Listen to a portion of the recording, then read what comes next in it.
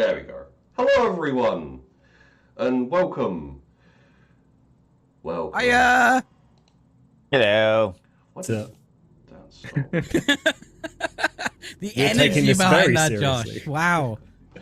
Woo. So, no one look at the live page, so you don't see what the horrific amateurishness of the overlay and the setup. I'm and looking. everything. I'm looking at it. It is literally just splat. There you go. So, I can't see it. I'm going there now. I'm going there now. I'm waiting for like 300 ads. Oh, you're not on Twitch anymore. That'll be why. Yeah, that's the one. Fucking That's the one. YouTube. I'm such a dumbass. Yep, everyone's over the tubes of you. Yeah. Oh yeah, there it is. That's an overlay technically. I was like, you know what would be really cool? It is like I'll just get rid of all the windows. We'll still have the overlay, and then as I was getting rid of it all, because Askren sends me over the PDF so I can like turn bits on and off. I was like, oh, there's that little corner bit that I haven't got rid of yet. I'll just throw the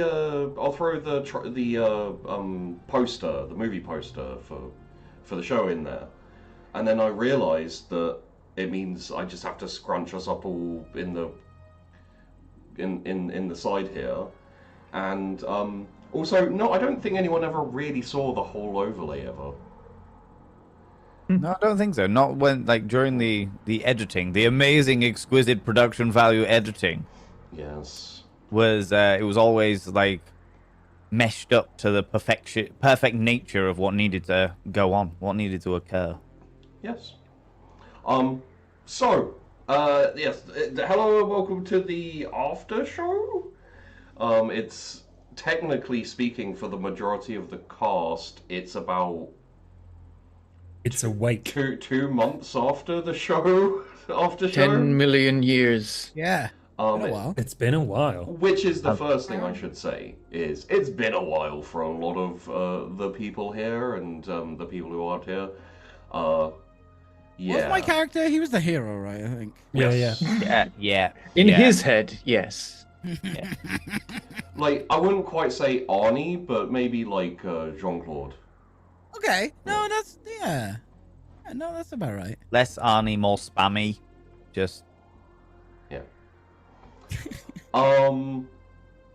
So essentially for this, we are going to do our best to remember what the hell happened.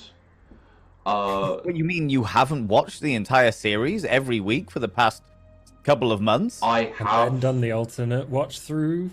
I haven't done the alternate watch throughs, but Would you like my selection of watch orders? I can send you a. Have you got the one where they cut out the filler? Have we got a list? I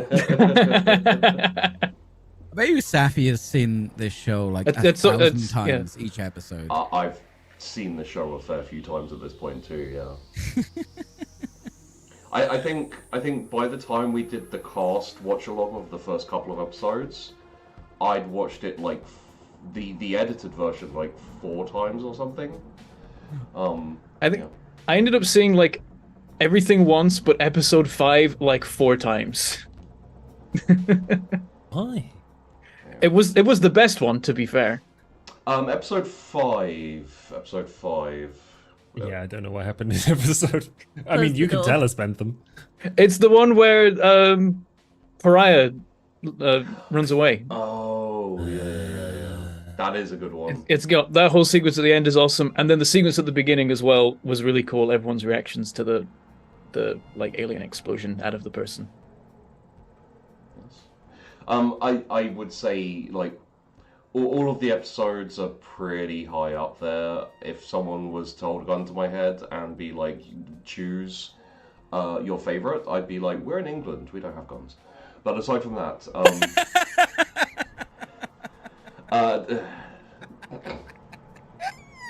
aside from that, I would say I probably. just realized this is an old British yeah, cast it's here. all British. These are the Brits. These are Well, the Brits of the cast.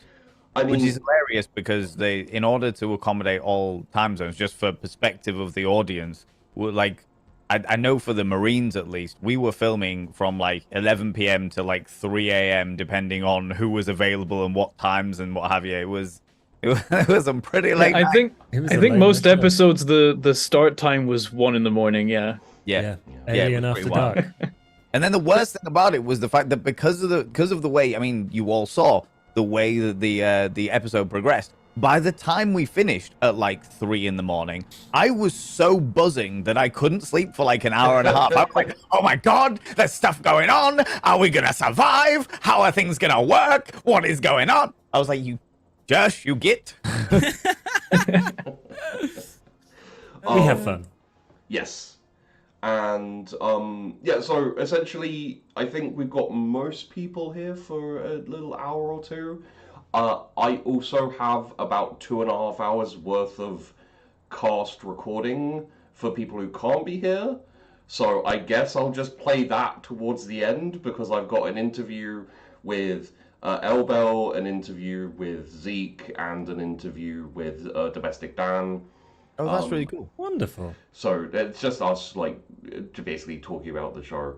Also, as a warning, I don't know if it's happening on this, on the live stream, but on the videos, like my mic is really weird. It's kind of like boomy and like it's mega bassy, echoey. Yeah. A little bit echoey. We can fix that. On the edited videos. Yeah. Oh, that's because I had to change your mic because everyone's audio levels was all over. Oh, and no, also no. I mean, on the recorded videos I did, it's this mic in my new place. Okay. I don't know why, but He's just moved, so there's not many stuff on his walls at the moment. Yeah. It was like Shibi mentions audio quality and Safi just panics instantly. Oh yeah, no, please not don't do this to me. Finished Not editing again. it. I It's thought I was done. out of it finally. You're good. But yeah, essentially, my audio was always crappy in my last place, and apparently it's still having issues here. I'm not really. Mike sounds good, dude. Well, yeah, but in the recording, it does. It's yeah. We'll figure it out. Just have a go.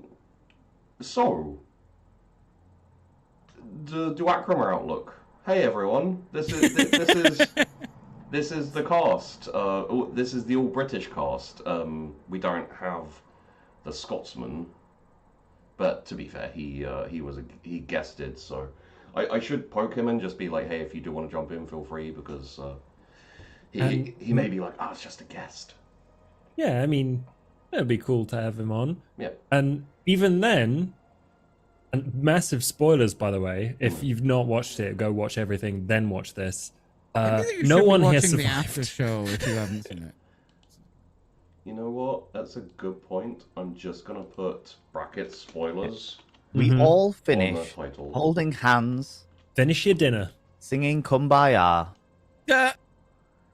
We beat the aliens and we all lived happily ever after. Yeah, Did. yeah, we beat the aliens. Classic Turns out- alien story. The aliens were just hangry. We bought them a pizza. They were fine. All those orphans we saved right at the end. Right, yeah. Orphans.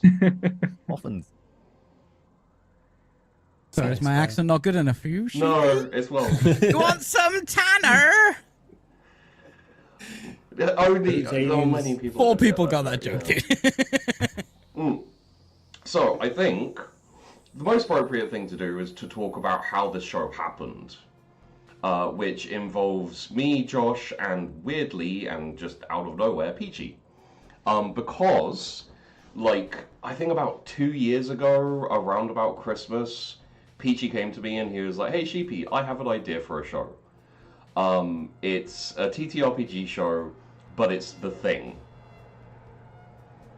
And I was like, "Ooh, that sounds really cool!" Like, and we like went back and forth, and we kind of brainstormed it. It didn't really go anywhere solid, but we had a lot of fun like brainstorming it. And one of the ideas that we had was a double cast, one of whom would have been in the present, and one of whom would have been, or like at the past, and one of whom would be in the future. And it was like a rescue team and how everything happened.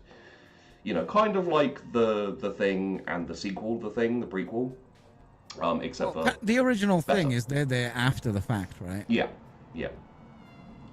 Well, there's the Norwegian team or something. And then I have been saying to Josh for quite a while that I want him to GM for me because I love his style, I love his vibe, and I'm like, GM Call of Cthulhu for me, please, or so, something along those lines.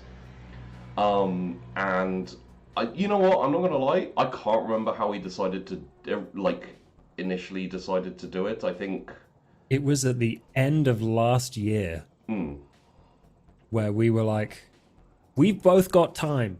Yeah. We both have time at the same time. Let's... And I man, we could go through Discord chats, but I was pretty certain that I was like, I want to do something weird. And like... So you came to me. So I came to you. Sheepy's very open to weird. Yeah. Yeah. And I was like, I think maybe I mentioned two casts. That might have been all you, but basically you pitched Alien to me, and I was like, yes, I love the Alien system. I want to give that a go. Yeah. And that kind of naturally rolled into the two casts thing because eventually it was one of those things where we were shouting at each other the same thing at the same time. We were like, and you can be doing Alien, and I can be doing Aliens. Aliens. And yeah, I think it was one. I think we got together in a Zoom call or like a Discord call, and it was just one afternoon where we were like, okay, so I want Josh to do Alien, he wants to do Alien, let's figure something out. And it just ended up, after a couple of hours, with us just, shouting at each other and being like, oh, and this, and this, and all of this. And there were a few, like, semi-solid iterations of it, whereby we had a few different ideas.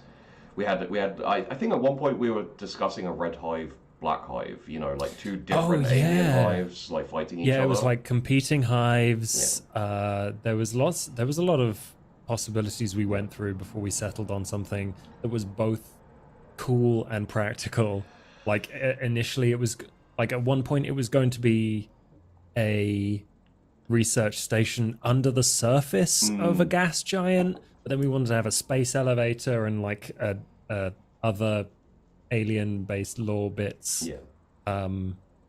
And it was it just came about quite naturally because we really vibed quite nicely on agreeing that it was really important to just lean in to the alien tropey stuff. Yeah.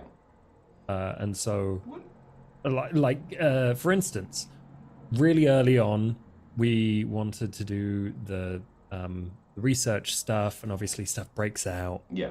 I decided I wanted a Newt character.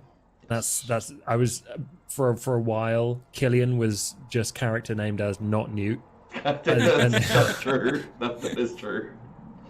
So yeah, it was one of those perfect storm scenarios. We had a Microsoft document thing, a Google Doc thing where we just both put in all of our ideas, and it's like, Sheepy, look at this, you're going to have to do something about this. Yeah. Which, when we got our cast, one of the tropes we decided to avoid was synths and androids. How did that go? Yeah, it went great. The first thing Bentham said was like, I really want to do a synth. But I said that I could do something else if you've got like a no synth rule, because I was like, they might have a no synth rule. It's a complicated thing to put in there, so I'll say that if it's okay, I'll be a synth, but I've got other options. And Josh was like, yeah, okay. I was like, oh, they've got no Josh. synth rule. It was a really compelling character pitch, though. This is the thing.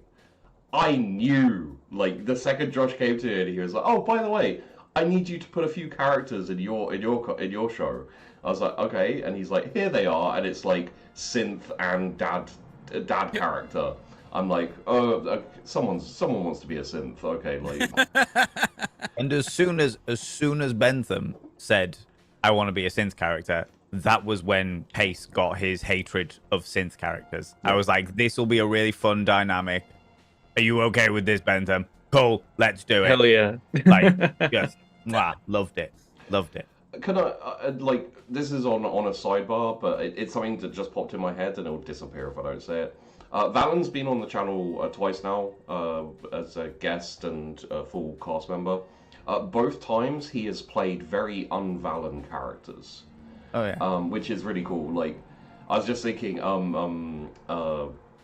business suit. What's his face? Played Rasputin. didn't Yeah, I? business suit Rasputin was very very corporate and yeah, and then the one that Peachy Pod. ran, good old Pod. oh yeah, oh sorry, 3 times. Yeah, I'm Oh off yeah, on yeah. that. Pod was well, Pod was just a scared little child, so you know. Bod was so messed up and still a child. Yeah. It would. You know what? I will say, like, it was really fun playing. I realize we're going way off track now, but Oh, yeah. like I've always loved playing characters that are completely opposite to the way that I am because it challenges me as a role player, and I love that. But it was fun playing. Like, every character I've ever played before has always been intricate, either hugely traumatized or some kind of villainous dynamic and intricate and complicated and what have you. And it was so beautiful to play a character that was just a gobshite. There was nothing more to him. Just, you are a bit of a dick. Let's go. I was like, okay, great. This works. Yeah. Technophobe, Foghorn Leghorn.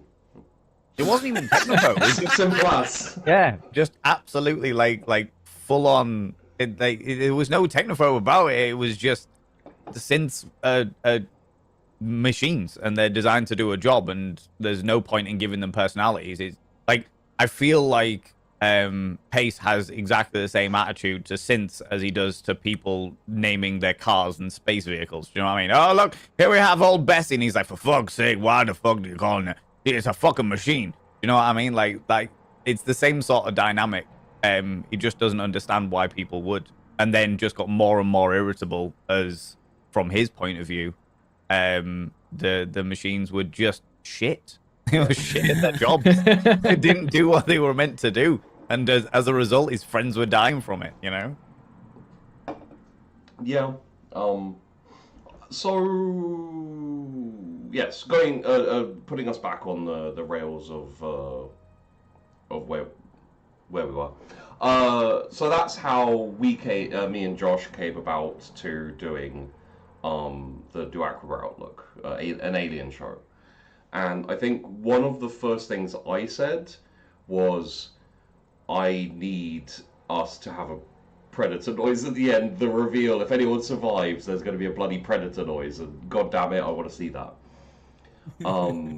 Which was funny because after the finale premiered on YouTube, I jumped into the voice chat, and a few, as it always happens, some people came in to talk about the show, and everyone was, oh, that was great, and a couple of people were like, yeah, it's really cool, and it's such a shame that Pariah is so screwed, and possibly Landon as well.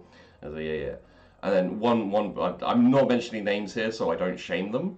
But one of the people there was like, yeah, I wasn't expecting to hear a predator noise, and everyone else went, wait, we thought they were just aliens. That was a predator click, and it's like, yes, you could, like It was definitely a predator click. Yes.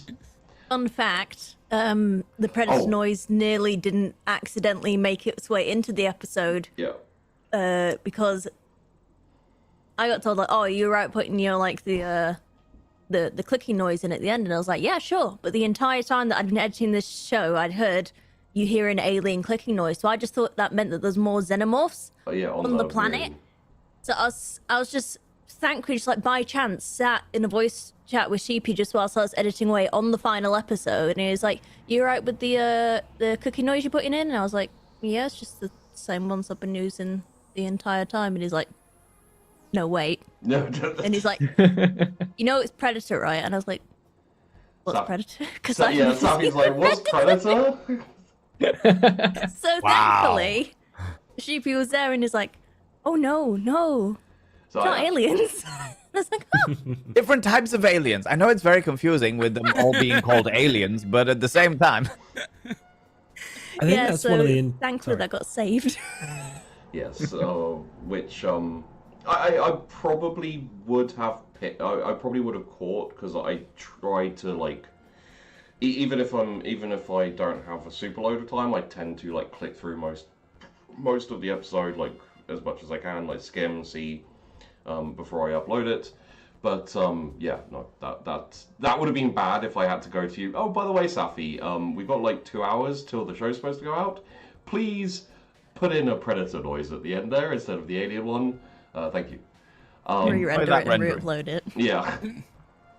But yes, that was something that I very much wanted because I love I played the Alien vs Predator games, like all of them, and I even watched both of the films. Which Oh, I'm sorry. well, I watched the first one and I was like, well, that's not good, but I had fun. Have you seen Prey yet? I haven't heard anyone say anything. I've seen Prey. It's really good. I heard it's good. Yeah, it's fun. Sheepy Feel doesn't like think she's- it's good, but Sheepy doesn't think any movie is good. That's don't true. you That- two yeah. start. so That's always how this goes. I say So- a film is good. He's like, that's not true. I do like lots of things. I'm just roasting him.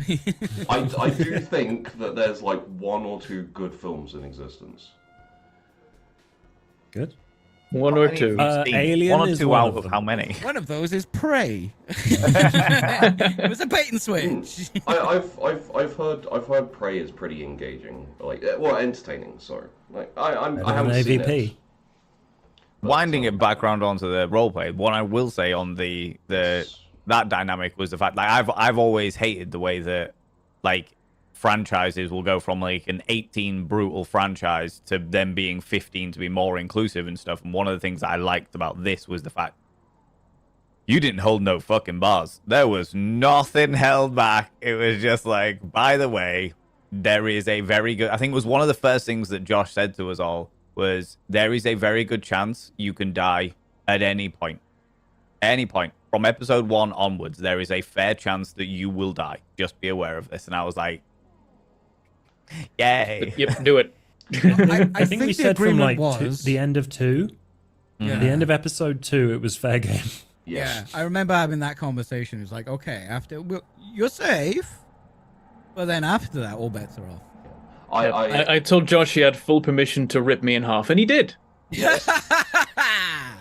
I You had just rolled really well.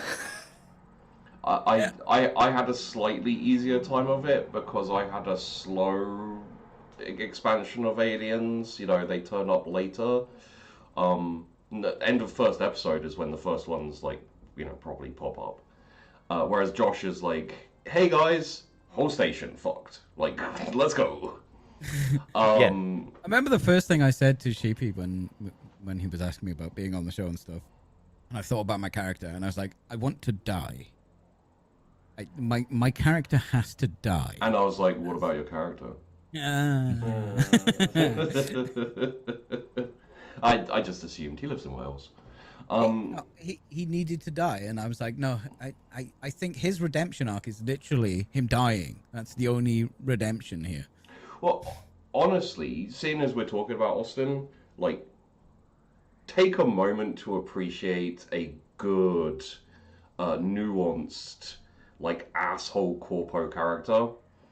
Did the heel, Yeah. and that's hard. I don't know about nuance. Well, no.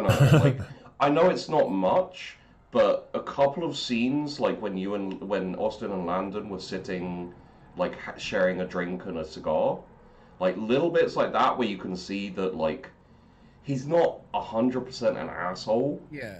He's also just a dude doing a job. It's just that he's committed to his job, and he, like, you're not going to defend it, but also you can see that that's not all he is. Yeah, you need to. It doesn't have to be justified to you. It has to be justified to the character, right? I knew when I was making this character, I'm like, I want to be evil, right? I want to be the bad guy. So first episode, I need to come in as that asshole. Yeah. We've all worked for that asshole, right? And I need to come in hard and fast with that. And then because I wanted him to die, I needed to like just make him more just like, oh, I understand why he's like that. Yeah, he's an asshole, but I understand why he's like that, and soften him up a bit, and then at the end, full asshole again. So you get the double switch. Yeah. Which I think I pulled it off because I remember in the middle of recording some of the episodes, I'm like, okay, he's a bit too nice here. I've hit the sweet spot. I can just hold this for a while and misdirect until the end when I go, ha ha ha ha ha. And my favorite moment. it.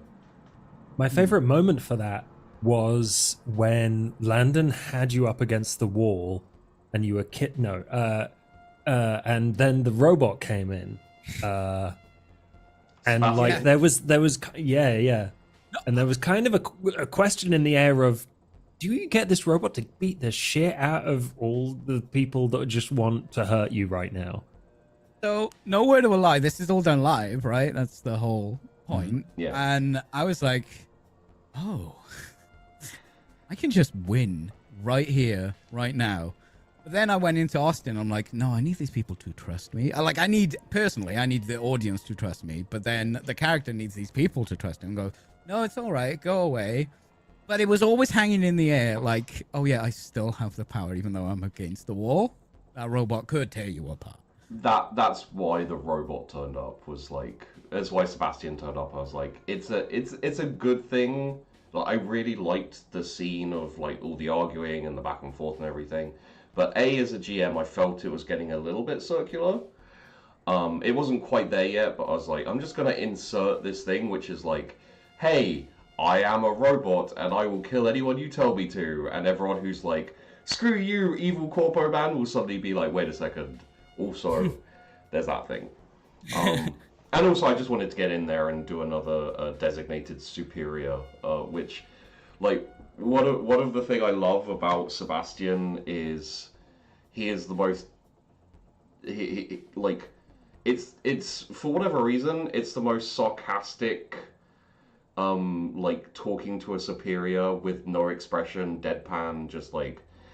But every time he calls Landon designated superior, it just feels so sarcastic to me, where it's like, yeah, you're my designated superior. But that was pronouncing his name wrong. That was, you know. Oh no. That was Sheepy being sleep deprived. Then he carried on doing it. But yeah. it was only but the whole way through it was never on purpose. But weirdly, it only happened when, as far as I'm aware, it only happened when I was robot for some reason. So it just seemed like the robot was getting his name wrong. But it was actually Sheepy randomly. Yeah, for the first couple episodes, I was like, wait, is it Langdon? Yeah.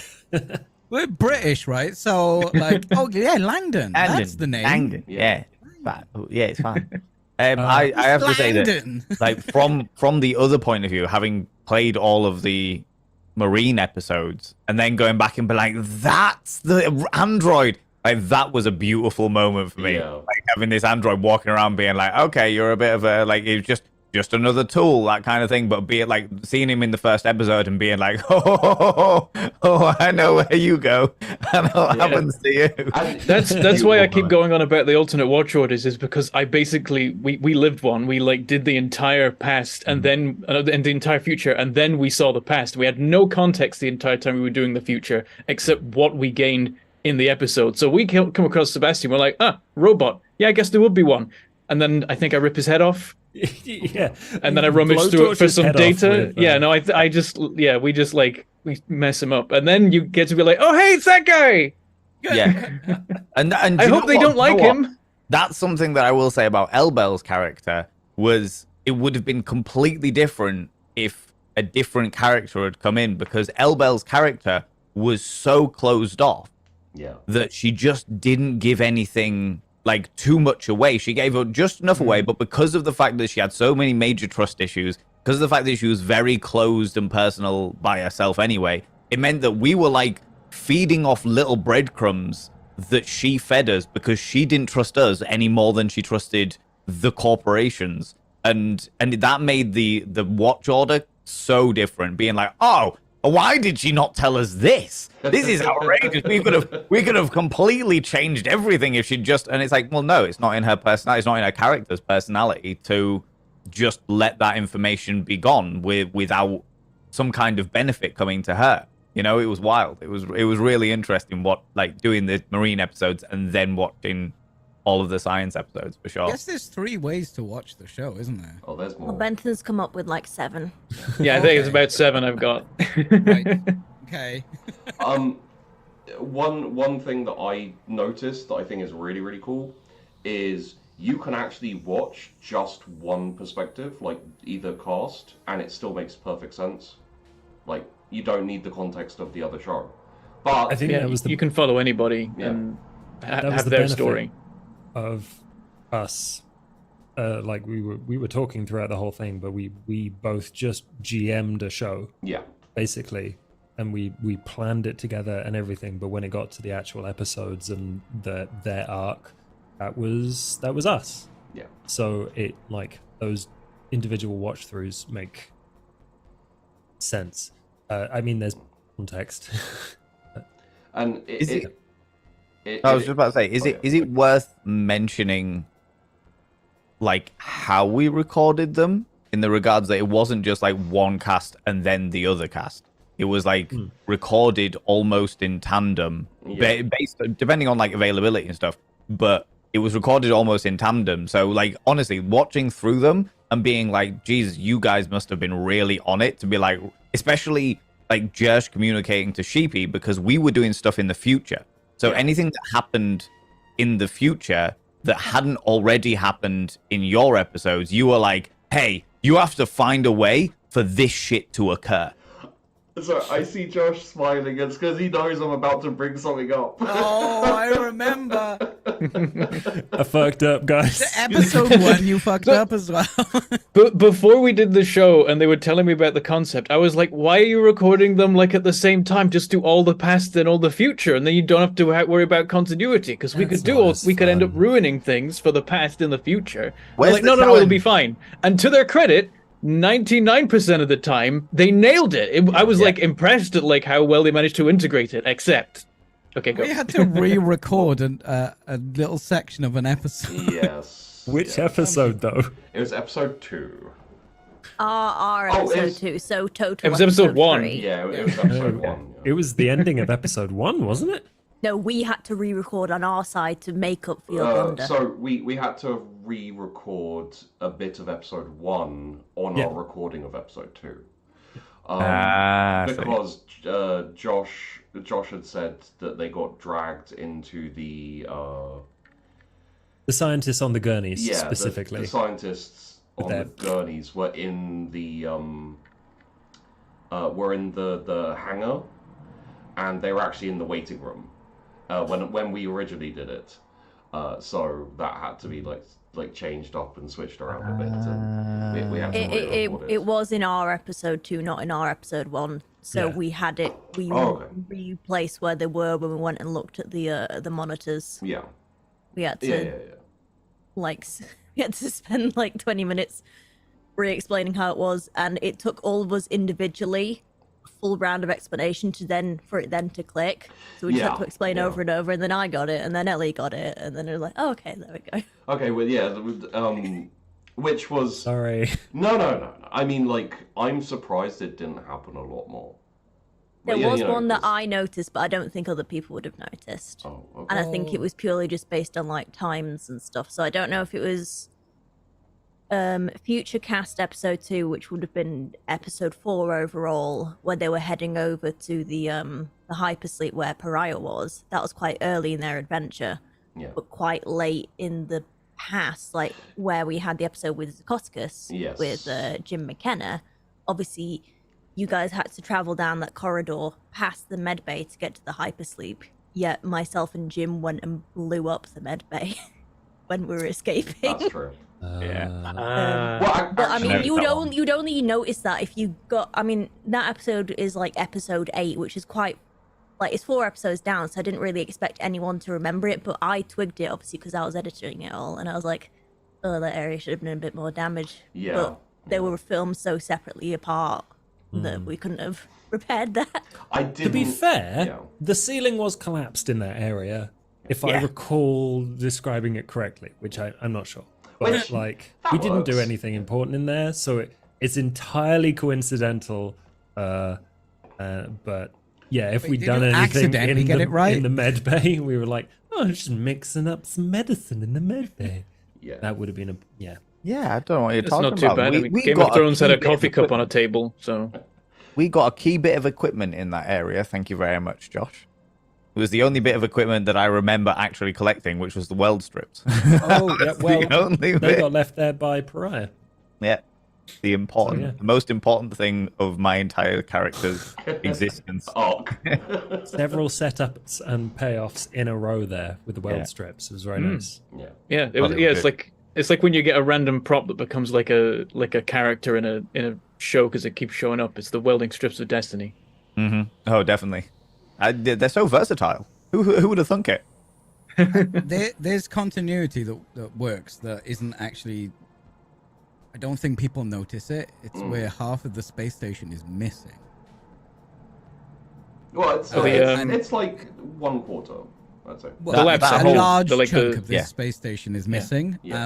And it's not like pointed out and stuff like that. And you only know it's gone from the last episode. My character is just like, ha ha! Oh no! Because there is actually a section, though. I don't know whether it hit. I don't think it hit the actual final edits, but I remember doing it in the actual roleplay where I asked Josh, like out of character, could we see out of the ship as we were flying in? It's like, no, you are actually in an enclosed space in the hangar area when you fly in, so you don't know what the ship looks like. Because I was looking like I wanted to know whether I saw the space station at the top of the elevator, Yeah. because like it's only like our episode like 5. Oh no, like our episode 4, which is like episode 7, 8, episode 8, something like that. Where like my character realizes that there's more people on the station, and it's not just this little section here, and it's like, oh shit, this is awful. But it's like that whole thing, because it was when I watched the episode where Peachy's just there going, bye, see you later, I'm taking this away with me, bye. And I was like, oh shit, the whole restricted area has just gone? We were trying desperately to get there and it wasn't even there at all. Just like, oh my god. It was fun designing that restricted area. Yeah. Because I made the maps that you see in the thing, and I'm Yes. like, oh well, this all needs to make like I'm trying to make maps that it's for a TTRPG. Like they don't make sense, but to my brain it had to make sense. And also I did like a draft. And I'm like, oh there you go. And he's like, more corridors, and I'm like, oh shit. So I had to make all these corridors awkward to get around. Yeah. I don't know how awkward the Marines found it to get around, but I'm Very like, awkward. why is that corridor? We went doing through a that? wall at least once. Yeah, there was definitely a convenient moment where Killian was like, we can just go behind these pipes and through this grate. And I was like, all right, let's do it. Yeah, because I think we were trying to get to the generators from the hangar, and we're like, oh yeah, just go through here. And oh, that's a wall. Yeah. Yeah. There was definitely The a point pipes as that well. join up with the water, that was like pure. It was me working on the map, Sheepy giving input, and then Josh saying stuff about what he wanted, and it ended up being an homage to, which alien is it where Thingy nearly died when they were filming underwater? Oh, 4. 4. Yeah, it ended up being an homage to that by complete accident. By there needs to be water. Oh, but we need to get through it, but they need to be joined up somehow. It's like, okay, there we go. And then the scenes where we're swimming for the water, I'm like, this is Alien 4. What I'm amazed about was that the Marines didn't go upstairs in the first bit before the corridor. That Nope. none of them went up to the happy cubicles or the bedroom. And part of me's like, maybe the stairwell was like blocked off or destroyed or covered in alien Nope, goo. we, but just we didn't get any never really life went there. signs. It- We like it was because a we did life a science scan. thing. Yeah, we did. Everyone like a in the scan. hat block was dead when you got there. Everyone? I mean, I'm there was just finding barely this any- out now. Don't you? Could you have to say- I was about to say we got some life signs in the lab area. That's the only information. We didn't know how many. They were all just grouped together. And then We one didn't of them know had whether to they were sleep. human or not. We were just like, all of them are there. All right, we'll go there. Yeah, we saw one in hypersleep, a few in labs, so we went to hypersleep first, and the other team went to labs, and they never returned. And then we found them, and they were on the wall. Good times. Like, hey, yeah, that's alien. Just hanging out. I guess that makes sense. Yeah, because there was an awful lot of carnage that we missed, because especially after I sent them seeing all up those- there to be safe. Yeah, yeah. I put all the synthetic fish was in the keeping them barrel. Okay, listen, we didn't fully appreciate how dangerous these things were, okay? Some of you didn't appreciate how dangerous these things are. I genuinely love the way as well that Austin was just like, we've got protocols to make sure all of this stuff is completely safe, while bypassing variety of different protocols all the time himself. He was just like, yeah, no, fuck it. It doesn't matter. We don't need quarantine. Fuck this. We don't need these things. We don't need these things. And then he's like, no, these are ironclad protocols that obviously would always work. Yeah, but, you know, some of those other protocols cost money. And We also, had only just broken profit in, like, episode 2 or 3 was the first time in 10 years that space station has broken profit, okay? he also upped the danger level of the android synth, and then set it on the denizens, and was like, Landon begged for that. yeah. Yeah, but I think at the time he didn't know it couldn't see aliens. Yeah. Well, I told him. That He that told was him under duress. that was one of my favorite parts. Is like they kept saying like, go and, you know, if you see an alien, like deal with it, and it kept saying like there are no other life forms on this station, like over and over again, and they weren't like, wait a second, how does it know that? Because there's no way to tell. And it's been programmed to, that is what is true. So it's just like, you know. Yeah, because we Classified found that out information. once Brooks and Pace had disassembled him. Yeah. Just absolute, and that was one of my favorite bits of playing Pace, was when he just pulled out his blowtorch, because it's a machine. Why would he treat it any different? Yeah. And it was like, that was a very pinnacle moment for Pace, just being like, no, yeah, just done. All right, there you go. There's his head. It's And- a Kinder Surprise. Yeah, it was fucking, and it was just like Bentham got Brooks got told to plug into it, and that was when it was like, there are only human beings on this station, or it had been specifically been programmed to ignore other life forms, and it was just like, that's when it became suddenly incestuous. Yeah. It was just like, oh shit, like this is an inside job. One of my favorite bits is when the Sebastian comes into the medical bit after like the chest burst scene bit has happened and everyone's arguing, and kind of like looks around and like, there has been an unfortunate accident in the medical thing, and it's just like, no, it was killed by an alien. It's like, no, unfortunate accident, couldn't be avoided. Oh yeah, he came into that room and there's an alien right there.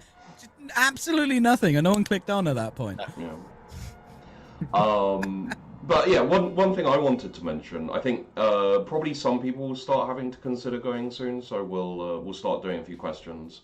One thing I wanted to touch on was something that I don't know, like, who clocked it and who didn't. I know, speaking to some of the people who've watched the whole show, like been following it week to week, I don't think anyone clocked it. I think maybe a couple did, but when we start the show, which I would also want to talk about because it's the bookend, but when we start the show, Pariah is out of ruins, and she's with xenoarchaeologists excavating alien ruins. And when we finish the show, there's the Predator click. And like, my intention was always to give that little bit of a clue. Like, it's not obvious, it's not even technically a clue, but it's like, oh look, ruins. What ruins are they? You never find out, but they're essentially supposed to be like Predator ruins, you know, like, yeah. And that's where the aliens probably came from. I do also love the fact that it starts and ends with Pariah. Yes. The whole season starts the and ends with bookend, Pariah. yeah. Yeah. Like, Wow. She is our Ripley. Yep. She's not a nice person. No, I was gonna say. Coming from Austin's. What do you think, Sappy? Well, You got thoughts on Pariah? depends at what point in the timeline you ask about it. Oh, that's a very good point. Yeah, I remember I am trying to good make- that Sunshine didn't get to see the regret that Pariah had, because she did have an awful lot of regret, but she was. Yeah, she totally would have forgiven her. Well, I don't know. The Sunshine at the beginning of the series might well have done. Daffy, I mean, the through the wall. You did this with the editing and stuff, but I remember you doing it live. But the scream through the wall, Raya. Ow! Ouch! Ouch! So good. And then we heard it again. We heard it in our time, like echoing in Pariah's brain. So yeah, so when we did that episode and Safi did the Briar, bang bang bang, I asked Safi to get me the audio, and so either me or her could send it to Josh, so he had it to use for Pariah in his episodes, and Josh was like, "It's not even my birthday yet." So I just kept looking at Elbel and like, do I press the button now? It's like a Pavlovian response. do I hit it? Could we? I need to go refill my drink and take a fiver. So could we also feel free to talk about whatever you want, especially while I'm gone. But I would like to mention the bizarre three things. The bizarre Sunshine copium, the pace cut, and the dedication to the cause that is both the pace cut and the Bentham milk splurge. Oh, the fucking Brooks milk splurge is one of my favorite things of the entire series. So I'll be gone for about 5 minutes. It's a way of referring to it. You have three things to talk on. I'll be right back. Let's talk about the pace cut first, because that's fucking hilarious, Okay. and nobody has any idea what that means. No, they've got no clue. So, there is a video, and I believe at some stage there was a rumor of releasing it to the Patreons. There was a rumor of that happening. Oh yeah, I don't know if that happened or not. Well, maybe it'll happen after this goes out. And well, it's out now, but after it settles into the wonderful channel. Effectively, I am very much an in-your-face role player, and I role play there and then because I didn't know what was going to be cut, what was going to be put into it. I didn't know how the layout was going to be of the main thing because we all did it over Zoom and stuff. So I had no idea what was going to be on show, and I didn't want to just be sat there while I was meant to be like power cutting through, like blowtorching through a door. So every single time that Pace like blow torches through a door, and I think there's like 3 or 4 like situations. 4, I think. I was there just like, And he genuinely held that position going on about 15 minutes. And like followed the Fine. shape of a door cut as well. Like you would see the progress as the About minutes an hour would go of by. footage of Pace cutting through a door. And yeah, that's what I'm saying. So I was like, we need to, like, when I found out the way the edit worked meant that, like, whenever Pace was cutting doors, Valon wasn't on screen. I'm like, we need the Pace door cut. And it wasn't an intentional thing. It's just like how the edit ended up going. Yeah. Was like whoever was in the scene was what was on the screen. Yeah, And it makes sense. I sort of wanted to avoid, more like the standard TTRPG layouts, like, oh, you're not there, but you sat there watching like this. Because to me, I find it really difficult to separate, like, who's in that moment and who's just, like, sat back watching. So it made it easier to have the people who were in the scene on the screen and the people who weren't. It's just unfortunately they never stayed with you for very long whilst you were cutting these no, I was busy. They had out. other things to do. I was obviously doing some very loud work. I think there's like a couple of times where I get bored of doing it and I like a cigar or something like that off the blowtorch. I'm just like I was so, Snapping his fucking socks off, and he's not even on screen. it was so ridiculous. Release the pace cut. But as a result, there is a video out there of me in one of the, I think it was the Marines original layout before Safi did all the editing to make it fit with what was going on, where it's like literally all the way around and there's just different views of pace doing the cut, but There's to about a 7 dance paces track. on screen. Yeah. At different points cutting through doors. Yeah, but that one's only like a minute, and I still want to make like the real one where we take like the full duration of every door cut, and I think there are 4. Well, there's 3 cuts and a weld, and it's the same basic idea. Yeah. So I'm like, I want to just put those in order and just make a video that's just like 2 hours of old man pace cutting doors. No, I was talking about the milk thing.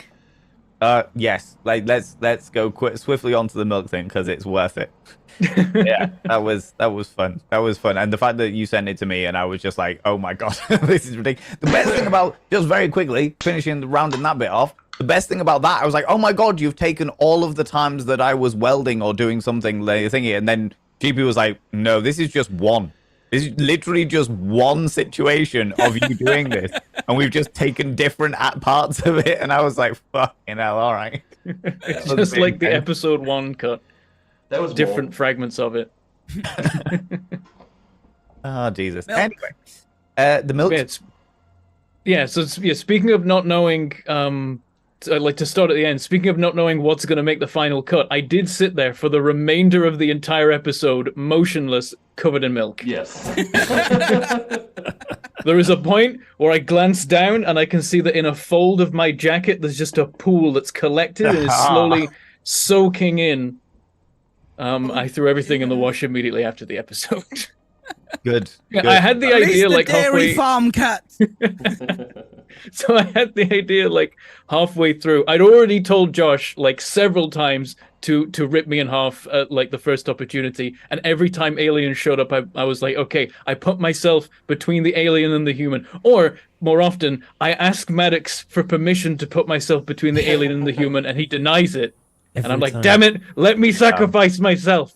Gosh, I have bought Okay, I'm so the much medic. milk. I have to stay alive so that I can heal people. Not that I did much of that. But yeah, I had the idea like. I'd get messages from you, Bentham, like, I have a thing ready. I told him. If I die, or I get hurt, I have a thing. I have a thing for that. But just tell me when. Just let me know. Ready to go, boss.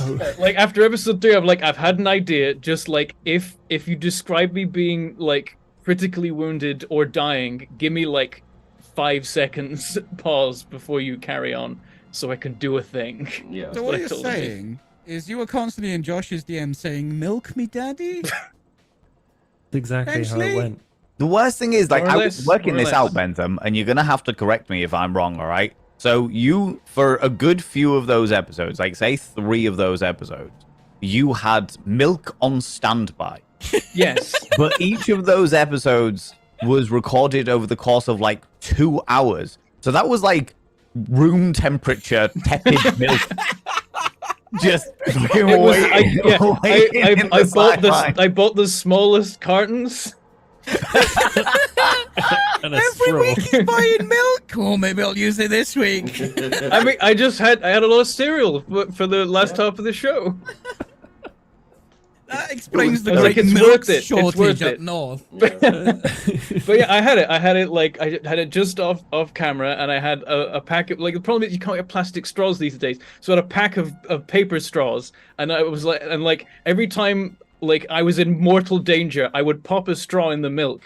Then when the danger passed, I'm ready. It's it was showtime. like, I don't want to waste time faffing around with what my camera's messed up. I don't want to like waste time faffing around with the straw and ruining the tension of the moment. So I'm like, okay, every time like an alien shows up, I unscrew the cap, and then if like I'm directly in front of the alien, I put the straw in, and then when the danger passes, I'm like, damn it, take the straw out. That's a waste.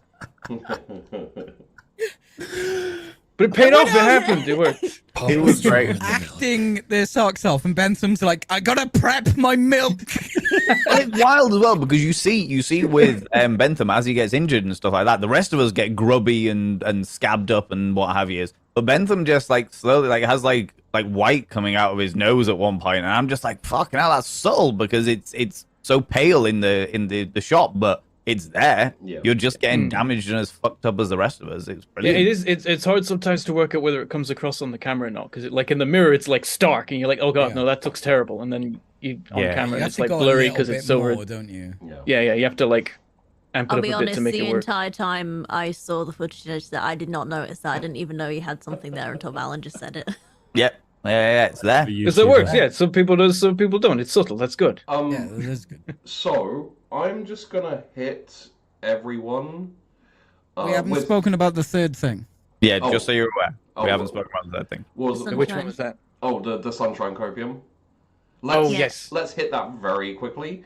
Safi, were you aware, as you were doing the scenes, that you were going to end up as like no, she's still alive. Like all we saw was her face to face with an alien, as it zoomed in, and then we cut, and then the other characters hear a scream like she's probably still alive, and then later on it's like there's a puddle of blood and possible viscera and etc. But she's probably still alive. Like It could be anything. that could be anyone.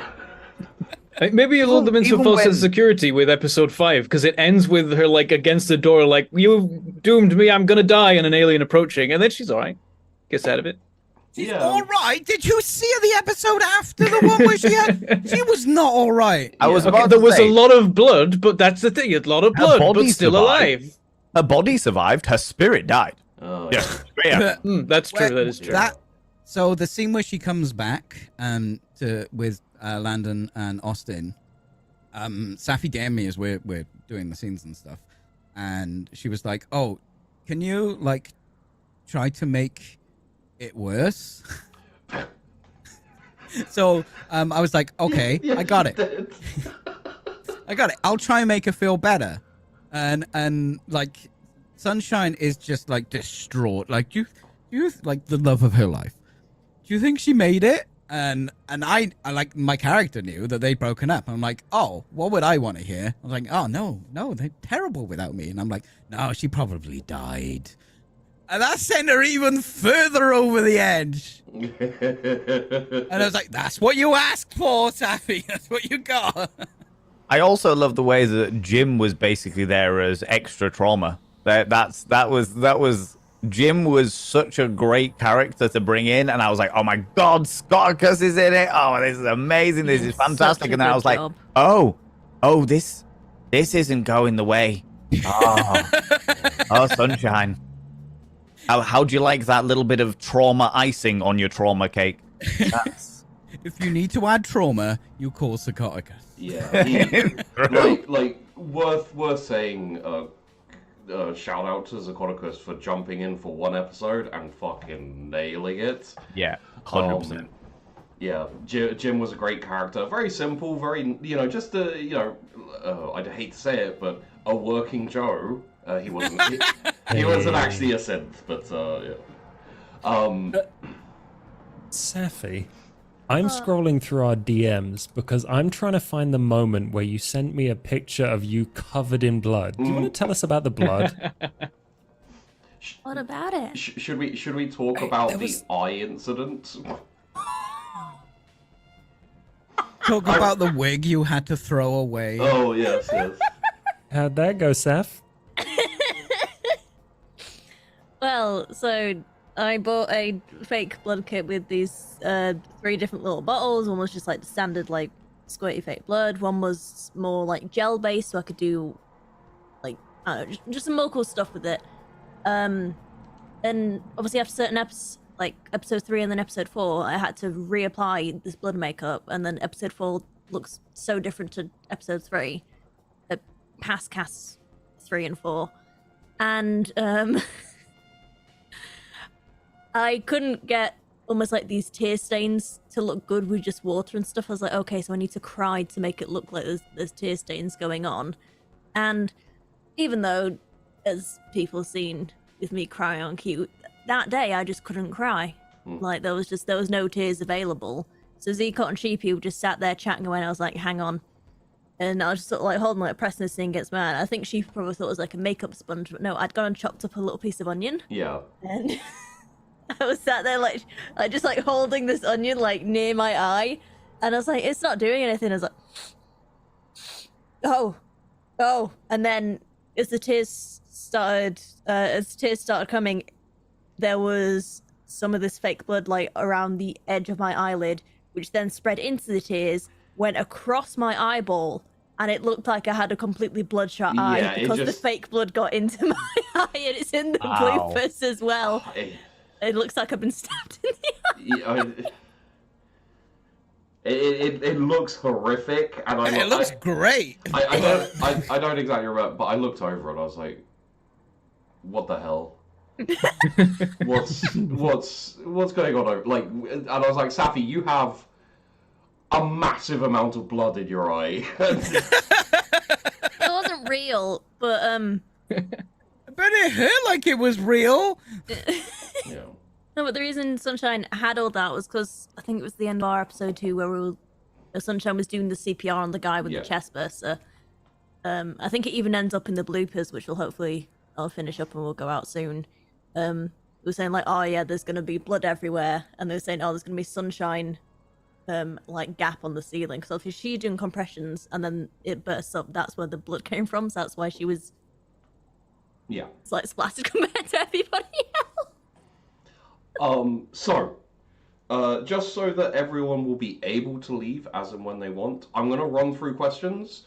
Okay. And I'm going to do it now just because I want to do it early, because, I babble, and some of these people here also babble. So some of these questions could take a little time. And there's quite a few of them. Pace first? Okay. Yeah. So this is from Damned Man, one of our patrons. Valen brackets Pace. How hard was it finding the balance between a hatred of androids and being a professional grunt? And how hard was it for you to try and kill Killian? It was unnervingly easy, if I'm completely honest with you. It was... Pace is probably the first character I've ever played who was just bare bones basic. Like, I wanted to play a bit of an arsehole. He follows his orders. He just does what he's told, and he's all brawn, no brains, and that's like his entire thing. There's a point, I think, one of his intelligent ideas, because he's not like an educated engineer. He's a jack of all trades. You just put him in a situation, and he'll find a way to do it. But there's a point in like one of the episodes where which got cut from the main thing, but one of his suggestions is to nail an alien to a wall to make your own door. Like that's his thing, you know. It's just like, right, what have we got available? Well, this is metal bending acids. Let's just nail one of them to the wall. It'll be fine. Like that was his whole thing. But it was quite hard on a personal level to just be so vitriolic, especially towards KPP. Not so much towards Bentham, because Bentham just accepted it as Brooks, because he was just like, yeah, cool, fair enough. This is just part of him being an arsehole of a human. But KPP, like on the character sheets, you've got to write like an ally and an enemy. And Pace's ally is Maddox, because they've served together for so long. And Pace's enemy is KPP, not Brooks, because Pace doesn't see Brooks as a person. Yeah. So they can't be an enemy. They're just a tool that's shit. So, so it was always KPP being like, why are you sticking up for this spanner? Why? Like, I don't understand. It just makes no sense. You fucking hoity-toity people with too much wood up their ass or whatever. It was just that kind of person, you know? But yeah, it was relatively easy to play because there's no thought behind him. Like the other characters I played, there's always like intricacies, whereas Pace was, piece of piss. He was just like, all right, but I'm going to go over here and do these things. All right, no worries. Well, get this fucking tin can out of the way and I'll be fine. Simple as. It's easy. Gesundheit? There was a small little thing, which was just like a me thing when it came to almost like editing the layouts of where you would go. Because like when you were talking, then about like who is your enemy, who is your friend, who is your rival, kind of thing. So on the top we had Zeke and KP, and on the bottom there was Valen and Bentham, and that was done for a particular reason, mainly because of rank. So Zeke and KP, they outranked both of them, so they were on the higher tier, and the lower ranks were Valen and Bentham. Val and Bentham are also opposite each other because they butted heads the most. Zeke and KP butted heads the most as well. But also, if you looked, was it? Yeah, I then swapped it later on when Pace left, and then it was in a different way for when you had Ellie in the 4-shape format. So that way it was Ellie, KP always at each other, and then Bentham and Zeke, they were allies in that point because they were almost like the last two left, like focusing on the mission. So they were like in arms, whereas the other two were against each other. They just went into the friend info thing. Yeah, that's awesome. Yeah. I like that. Nice little. Part of editing that went into this show is just phenomenal. Yes. Talk about that after we go through all the questions. So here's one that everyone. This is a question for everyone, so let's throw it out to everyone. What did the other crew do that surprised you the most? Which is preface here. I've done these questions with a few of the other cast who aren't able to make it today. It's been a while, so just keep in mind that the cast probably won't remember everything. It's been a good couple of months since we recorded the show, so. So what was the question? It was what surprised us the most? What did the other crew do that surprised you the Oh, most? okay. Yeah, when we're watching their perspective, like what took us by surprise. Pace dying took me by surprise. Yeah. Yeah. Like I was like, oh. Is that something you do? Oh, sorry, this is from Fredato as well. The pace dying thing was interesting, just on a slightly side note, for two different reasons. One, because Jersh had specifically asked us all if there was a perfect way we could die, how would it be? But I didn't expect Pace to die because Pace had like so many things that were going in his favor. Like he has like a special trait which just ignores damage, just straight up. And there's like 2 or 3 times in the actual series where he gets batted away and like should be breaking ribs and all kinds of stuff, and he's just like, oh fucking hell, that hurt, and just gets back up and what have you. So I was surprised to find him die, but it was find him dying. But that was down to the way that the dice rolled. It was purely, Jersh was telling me, it was like you roll the dice and it was like, cool, this is what happens, and you don't have a choice over it because the system is brutal. And it's like, cool, all right. That's actually how does this look? All right, this is how I envision it. Cool. Yeah. And that was great. Yeah. Now, Combined with the about fact it, that he was like surprised me pulled out of his safe position by the Killian situation as well. Yeah. Oh, yeah, it really spiraled very, very quickly for Pace. But also, after Pace had died, I obviously put on the blackout screen and then spent the next, 40 minutes making my eye look like it had been bitten through. And then came back onto screen, and they were like, oh my god. And I was like, well, I didn't know whether you were going to find my body or not, so I figured I'd just do this, you know? No, that was brilliant. I used that for the thumbnail. Yeah, I saw. I made the thumbnail, and he's got blood all over him. I didn't even know he was going to die. Yeah, it was so fun. Brilliant, though. But what actually, now I think about it, what surprised me is how much you guys rolled. Like, That's what I was in gonna our say. cast. Oh, sorry, Safi, go on. No, I was saying I had the same point. Carry Oh, on. okay. Like ours, we just kind of just went with it, and now and again there'd be a roll. Like she would go, oh, this should probably be a roll now, and then just put one in. Josh was like, do you die right now? No? Okay, let's carry on with the story. Yeah. To be fair, that's probably what surprised me most about your cast is how much you didn't roll, because we were so used to rolling for everything. It was like, do you do this? You're attempting to think. Can you do it? That's the question. Not entirely I sure. can't think. You Difficult to die. It was, and to be fair, it was just like, oh, you managed to succeed, but you gained stress. Well the amount done. of stress You're like, you the guys system have. is so brutal. Yeah, I'll be honest. Oh, sorry, go on, Chibi. I should say, there were multiple times after the episode was over and everyone had gone off their own ways where I was like, oh, by the way, you guys should probably take some stress. I forgot to give you any this episode too. We were doing it quite narrative. Yeah, though. yeah. Like, we were adding our own stress. And Um, I'd already envisioned how I wanted to die as well, so... Yeah, I mean, it was the same thing for me, like the difference between two casts, because I got to see the full thing start to finish for both of them, how much the other cast role compares to ours, and I guess just the different approach. Because it was very easy for me to see the end product with our cast because I was in it. And I was like, okay, episode 1 out of the way. Let's go over to episode 2. Like, go the other cast episode 1 was sitting there and being like, oh my goodness. Like, okay, so it's little roles I gotta put in. That's a lot of stress screens I gotta put in.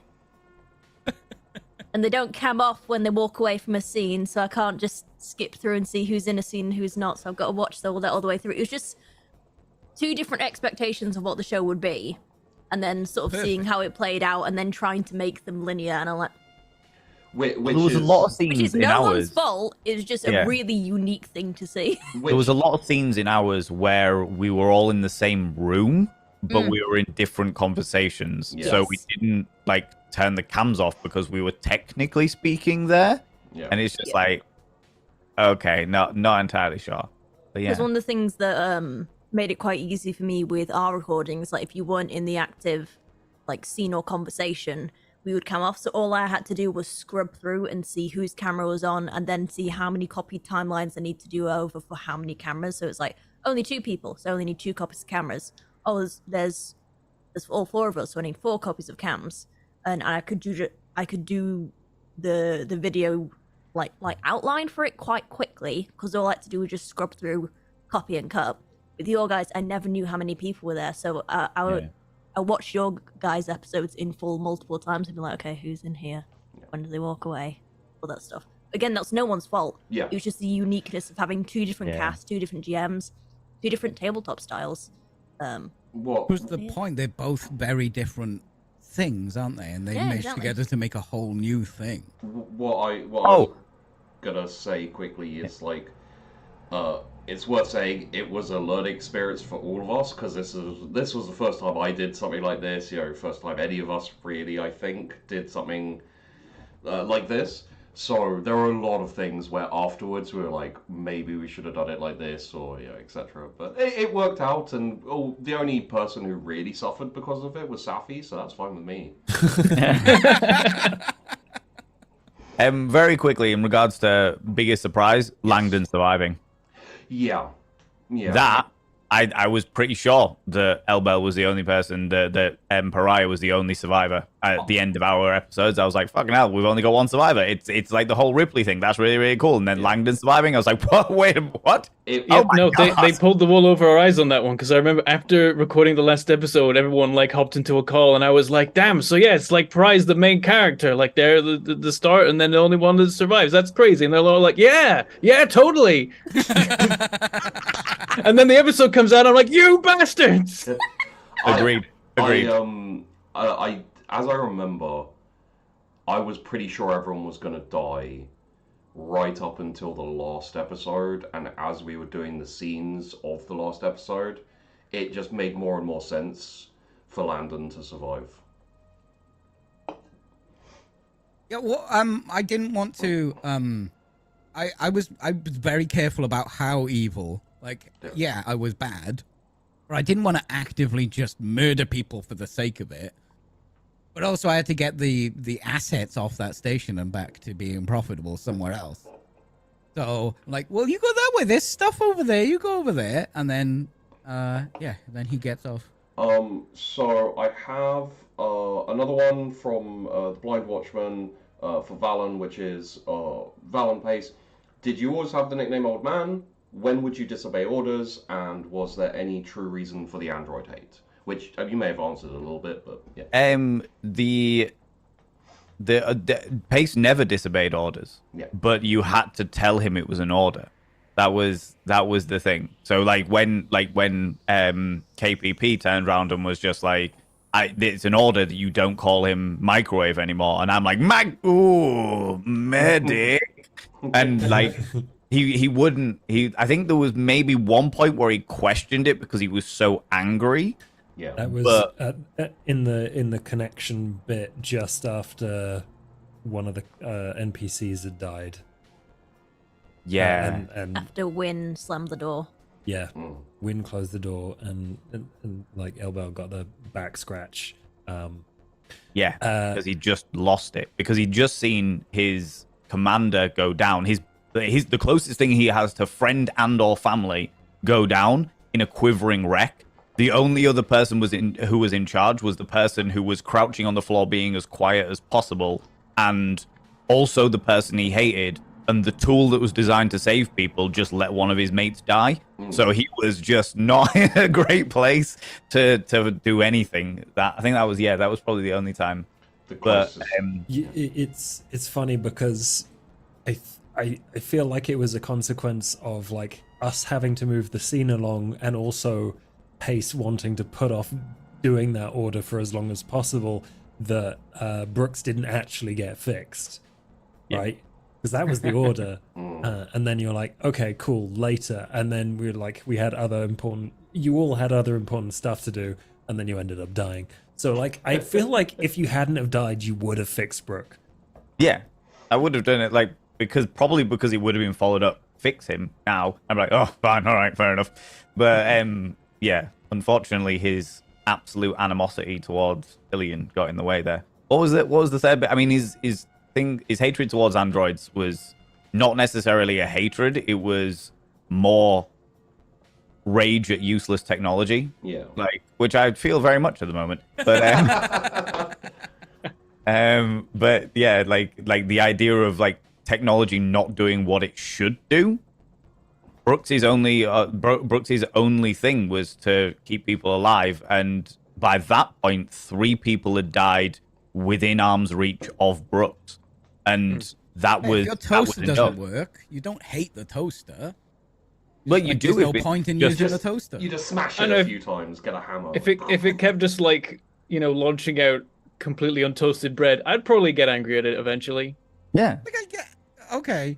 I mean, we're two different people. I've not gotten angry at a toaster before.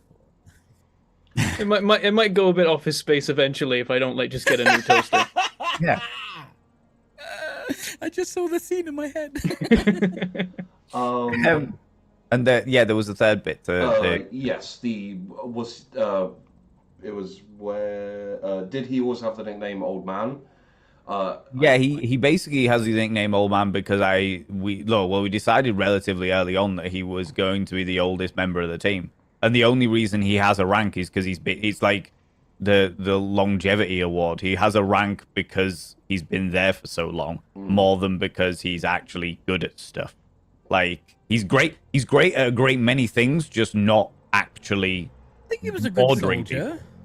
Yeah, he's a soldier. He's very much a typical soldier. He's got I think we agreed that he was like in his early to mid 50s, so he was older than all of the other characters, and he was called Old Man because he just survived that much shit. The core was his life. The core was his family. The core was everything to him, and he was the old man for the core.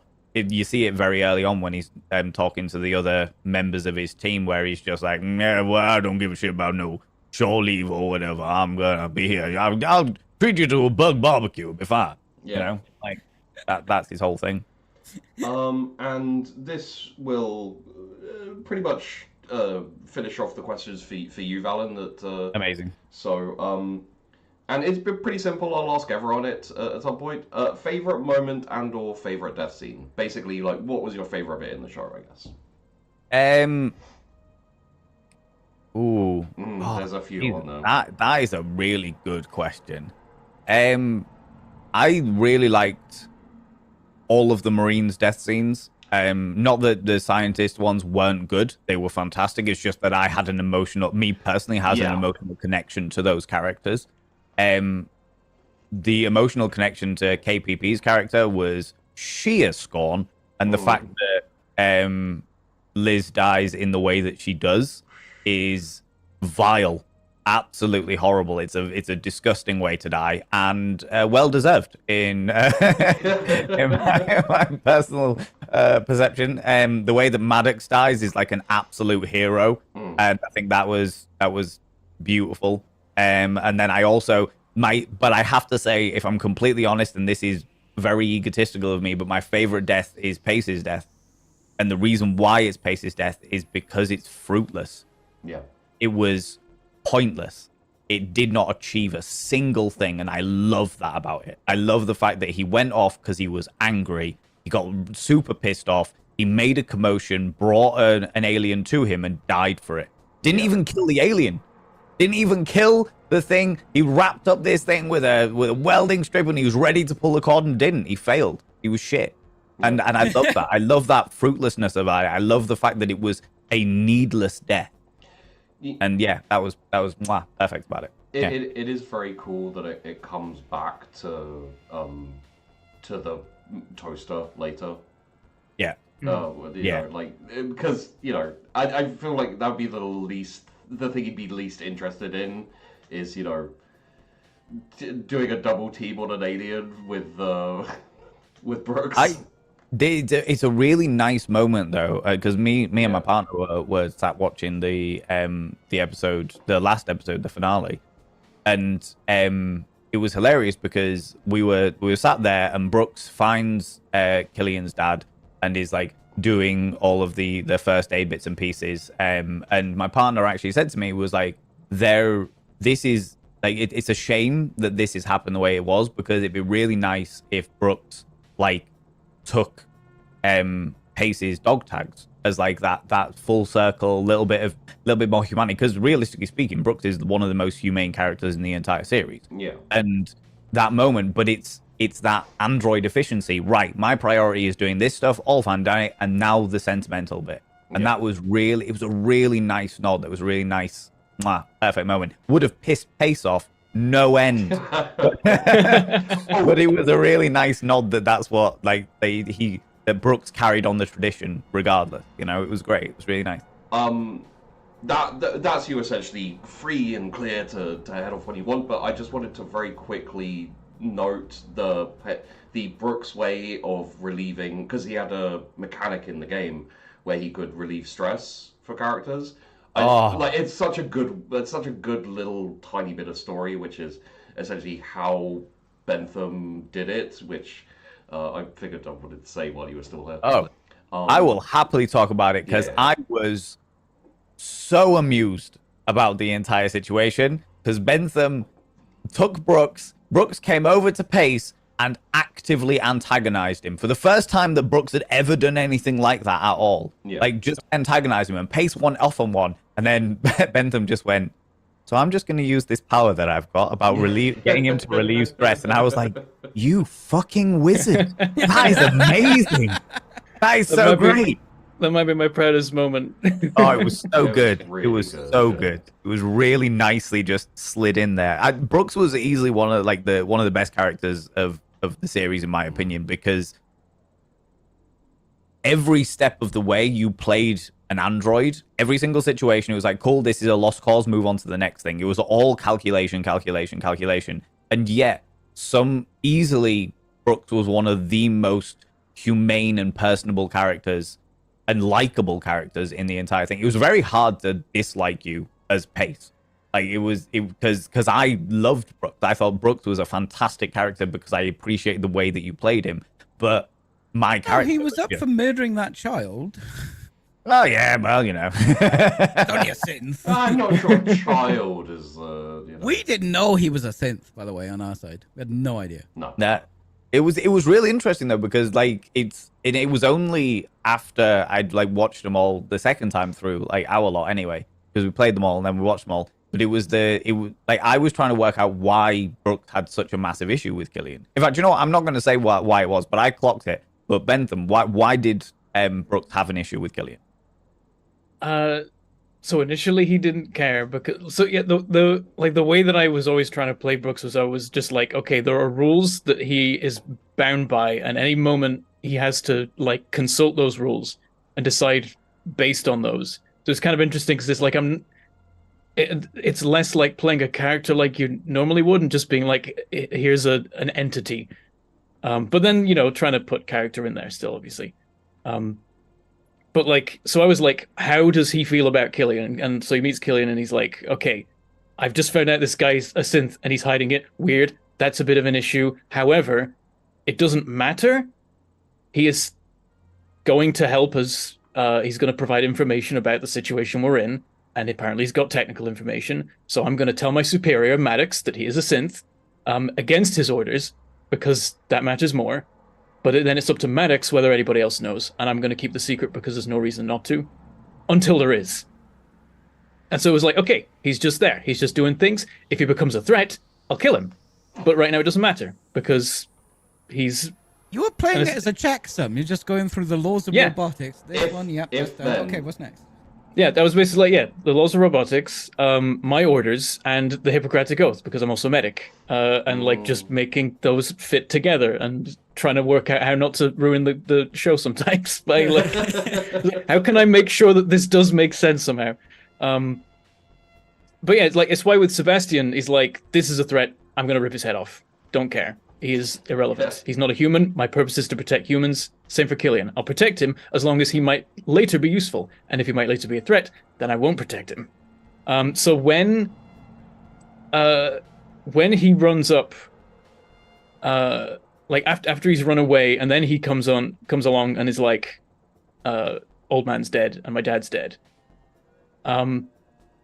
Brooks is like, that means that he was with humans, and a threat approached in the form of an alien, and he left them, which means he's not obeying his rules, and that means he's defective, and he could do that again. And from that moment on, Brooks was like, okay, the moment that I'm going to stay with Killian as much as possible because I don't trust him away from me, and if at any point he stops being useful, I'm going to destroy him. And so that's why, like, beginning of the last episode, I'm like, lead the way, and I follow, and I say that I've got, like, my hand on the pistol, and I'm like, I am behind him, and I'm holding a gun, ready to quickly dispatch him if something happens. And then I ask him for details about the exact circumstances with Old Man and his dad and the alien to try and get a better clarification of, like, did he explicitly break the rules? Yeah. Because if it's egregious enough, I just need to dispatch him now. And that's and Josh is like, why do you want to kill the kid? And I'm like, he is a defective machine, and I am a perfectly operational machine. Yeah, it was that moment, that point where you, I can't remember where it was Liz that Brooks was talking to, and it was just like, if you get the opportunity, leave Killian here because he is defective and he defies the laws of robotics. And I was like, that's it. That is the moment. It's just like logical. You are a threat to humans because you are prepared to leave humans to protect yourself. Yeah. And that is against all of the laws of robotics. And I was just like, that was such, beautiful. Yeah. And Josh did sprinkle in as well some stuff about, like, he said that Killian is an A2 model. Like, I think either, like, Killian says something about, like, being refurbished, and then his dad says he's an A2. And, like, that is the Ash model. So the fun thing about it is, because it's a TTRPG, you know, it's all in the mind's eye. But the reality is, that guy looked like Ash, but, like, you know, tweaked a bit. So, like, you know, if you were an Alien fan, you would be like, oh, shit, oh, no, that's going to go really wrong. But we never knew because we didn't know what he looked like. And so, like, that gets revealed. Oh, you're muted. You're muted. It's been so long since we've had a Josh mute on the channel. Lovely. Wait, Alan, do you need to go? Yeah, I was about to say. Yeah, I've got it. Thanks for hanging out. But thanks everybody. Thank you for coming on. Appreciate it. Have a good one. Been awesome. Sorry, Valen. No, it's all right. I thought you were about to say something delightfully profound, and I loved it. I love you. That's it. I love me too. My friends, thank you so much. I appreciate you. I'll catch up with the VOD and stuff later. And thank you very much to all the people in chat that watched the show. And I hope you enjoyed it as much as we enjoyed playing in it. It was fucking amazing. It was really, really good. But yeah, see you all later. Have a good night.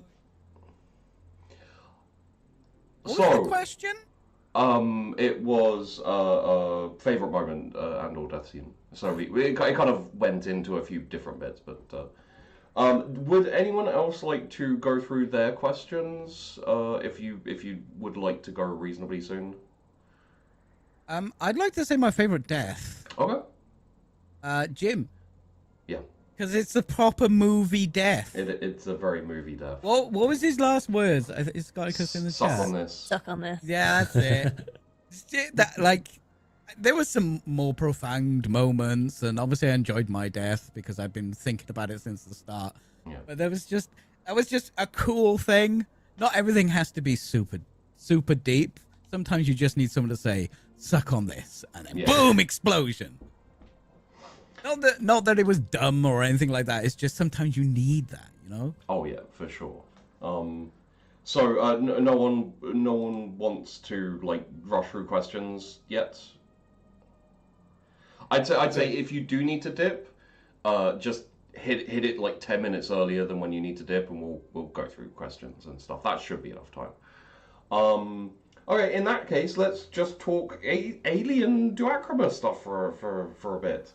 I have more thoughts about Killian, if you'd like to hear them. Yes. So Me too. I put Killian in there as kind of a modified version of a Newt style character, but Killian really became much more of one of my favorite NPCs once we got near the end, and once everyone had formed opinions. Like, I was so surprised that so many people were suspicious of Killian, because the whole way through he was just like, he wants to survive, he wants to help people, and he wants to find his dad, most importantly. And when you, Bentham, were talking about your rules, and I was thinking about how the Killian and his dad's story would end, and like to give a little bit of an explainer about some of the circumstances that caused this whole mess, and I wanted to tie them into that. I was thinking like, Killian never stopped being a machine, but he did become more complex. But one of his guiding rules was self-preservation, which is why it wasn't like a hard and fast rule for him in the same way that Brooke checked against his, but it was something that his dad taught him by shoving him in an airlock in a thing and then welding it closed. So I was like, this kid is probably the closest thing. Like, think of like David from the later Alien films. Like, he was on that level of sophistication. Okay. He wasn't quite human, but he was about as human as you could possibly get for that kind of robot, was how I envisioned him. And then he just kind of got tied up in a whole bunch of stuff. So I was really satisfied with how all of that went. That's all I wanted to say. There was so much. I gave you so many choices. I gave you so many points where it was like, I didn't realize you maybe want to kill him. So I'm like putting in bits where I'd like, You made them roll to open a door with a keypad. Of course they didn't trust you. No, what if they hadn't fucked it up? They would have been okay. So, yeah, the self-preservation thing was the key, basically. It's like Brooks was like, oh, he, like, in that moment with Pace, he cared more about defending himself than about sacrificing himself if necessary to defend other humans. Yep. And that was when, and so, like, and the funny thing is like, basically, the fact that he had this self-preservation instinct made him more human. But the problem is that Brooks is like, humans are very volatile, and it's like really dangerous to work with, and will happily kill other humans. But I have to protect humans, so I can judge them as much as I like, but I'm still going to do my job at the end of the day. But here is a robot acting like a human, gotta die. Definitely gotta die. But yeah, I like that. So like, basically, his laws were like the wrong way round for Brooke. Yeah, like, yeah. Brooke is like, And it's no, cool no, 'cause- that's not first. That's after this bit. Yeah, and it's cool because that's basically what happens with Ash in Alien, is that like he has the rules, but then like the company just like shoves in a rule on top of Before all of his other everything. rules Get back that the is like aliens. you have to get the aliens, all of the persons rescinded, and that like overwrites the entire thing. And then that's- later you see Bishop, and he's like, "Yeah, the A2s they had some issues," and I think the They were a implication is bit the issue. twitchy. Yeah, he says, but I think the implication was always that like you can make them like ignore the rules. If like I imagine that like the company was like, we have to be able to program like primary directives, and then like Yes. Ash happens, and they're like, you can't program primary directives. You can program like the fourth directive. That's exactly how I envisioned his dad hacking him. Like through that channel, he installed all of these much more complex and rich personality traits, essentially. Yep. Whereas, like before he got refurbished, he would have been exactly like Ash. That he probably would have done something horrible at a facility that Austin had dealt with previously, just as some no-name synth. Yep. And so I was definitely like, took yeah, some he's cues from the first movie, Ash. Yeah. because- yeah. I have a couple of questions, Josh questions. Just me. A, how annoyed were you when you found out that I put a West Country accent on on the dads? And B, how intentional was it to make Killian right at the end so like sinisterly threatening in this like vague kind of like, I think this thing's gonna kill everyone. Like because he went from so kind of wholesome and fairly childish, and then at the end I was just like, Josh is channeling like this murderous aura with Killian at the end. So to answer your first question, I was extremely annoyed because I watched the episode Yeah. with the West Country accent, and then at the end, like several times, you did a West Country accent, and then at the end, I'd forgotten, so I just did a normal accent. And then later, I rewatched it and was like, "Fuck! I could have done." He West was a Country terrorist. He accent was there." playing you all. Yeah. He was deep cover. Yep. It was fun watching episode 1, and then like she'd be like, "Or Mr. LaSalle," and I'm like, "That's Ben Harkness. I saw that guy die. He didn't sound like that." So that's another inconsistency. Well, To be like, fair, you the couldn't first time he headcanon spoke it to me, anyway. I thought he was Mexican. I know I'm bad at accents, but That's Alright. what my brain retained. okay. I wanted to put across that kind of like harmless country bumpkin kind of vibe because I knew that Josh was going to do something with him. And I just wanted people to like, because these weren't my characters. Josh basically messaged me and was like, "Here are some characters I'd like you to put in that I can have at the end." So I'm like, okay, cool. So I had Killian, I had Ben, and it was just like, So Ben was a Josh character? oh yeah, Because that was a large part of Austin's stuff. oh for sure. But I never actually used him after the first kind of Yeah, scene. but that was his driving force for Yeah. a lot of the show. Well, a good GM will sometimes, just be like, "Hey, I've got this thing. I'm gonna use it." Like, why does everyone get locked off from everywhere? Because the head engineer's gone crazy and is trying to lock everyone out of things. And I was like, "Cool, that lets me put barriers down and stop everyone from going places." Like a good GM does. But yeah, no, I was just curious about, especially the West Country accent thing, because, I felt so bad when I was like, oh god, it's... No, I just completely forgot Yes. by the end. No, that was it was funny. What was the second question? Oh yeah, I semi-intentionally the murderous attitude, Well, the vibe, not very so sim- much. Like I did end up playing up on everyone's suspicions at the end. Yeah. But like, no, Killian was a sweetheart the whole way through. yeah. Even though Brooks wanted to kill him the whole time. It was defective. He was not a functional robot. He was a danger. Definitely modified. Yep. No, that's unacceptable. I He mean, was Aftermarket. overridden. Has to he- die. It's interesting because technically speaking, Sebastian wasn't really like defective at all. He was just following, just following orders. Yeah. But that made him a threat to the Marines because he Yes. wasn't. So it's like, yep, rip his head off.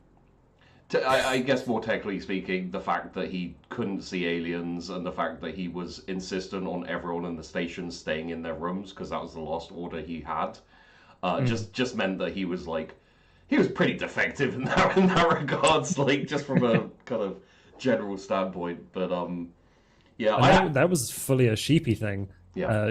Like the bit before you fought him was literally the bit where Sheepy told me the Sal has set the aggression to maximum. I Go don't for know it. if that's a thing. I was just like, what Yeah, would I'm cool with that. I say here? I was like, aggression sense. levels, sure.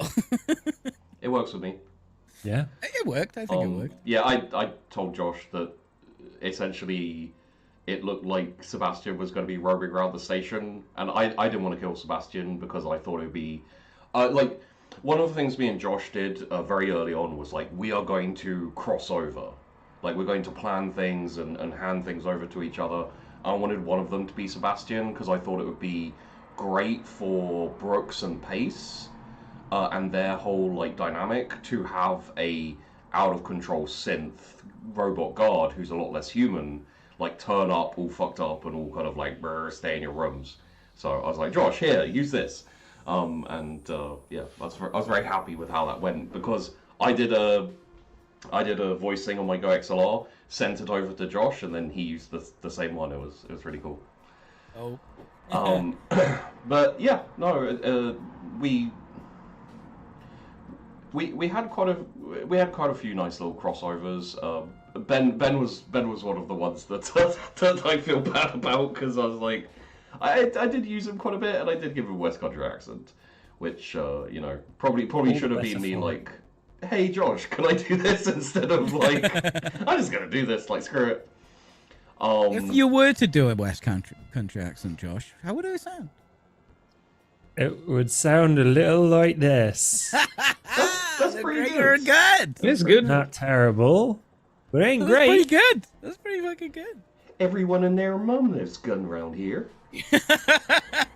Like you, Every year. farmers mums. Why is there only West Country like that one movie? Well, I mean, because it does have West Country accents in it. There'll never be the time where I think we were all doing the West Country accents for a little bit and just babbling, like before or after recording or something. Yeah. And I can't do the accent now, but I remember, like, Sheepy only caught it off the tail end of the babble, and he was like, "Wait, Safi, did you just say no luck catching them aliens then?" No luck catching them aliens then. It's game over, man.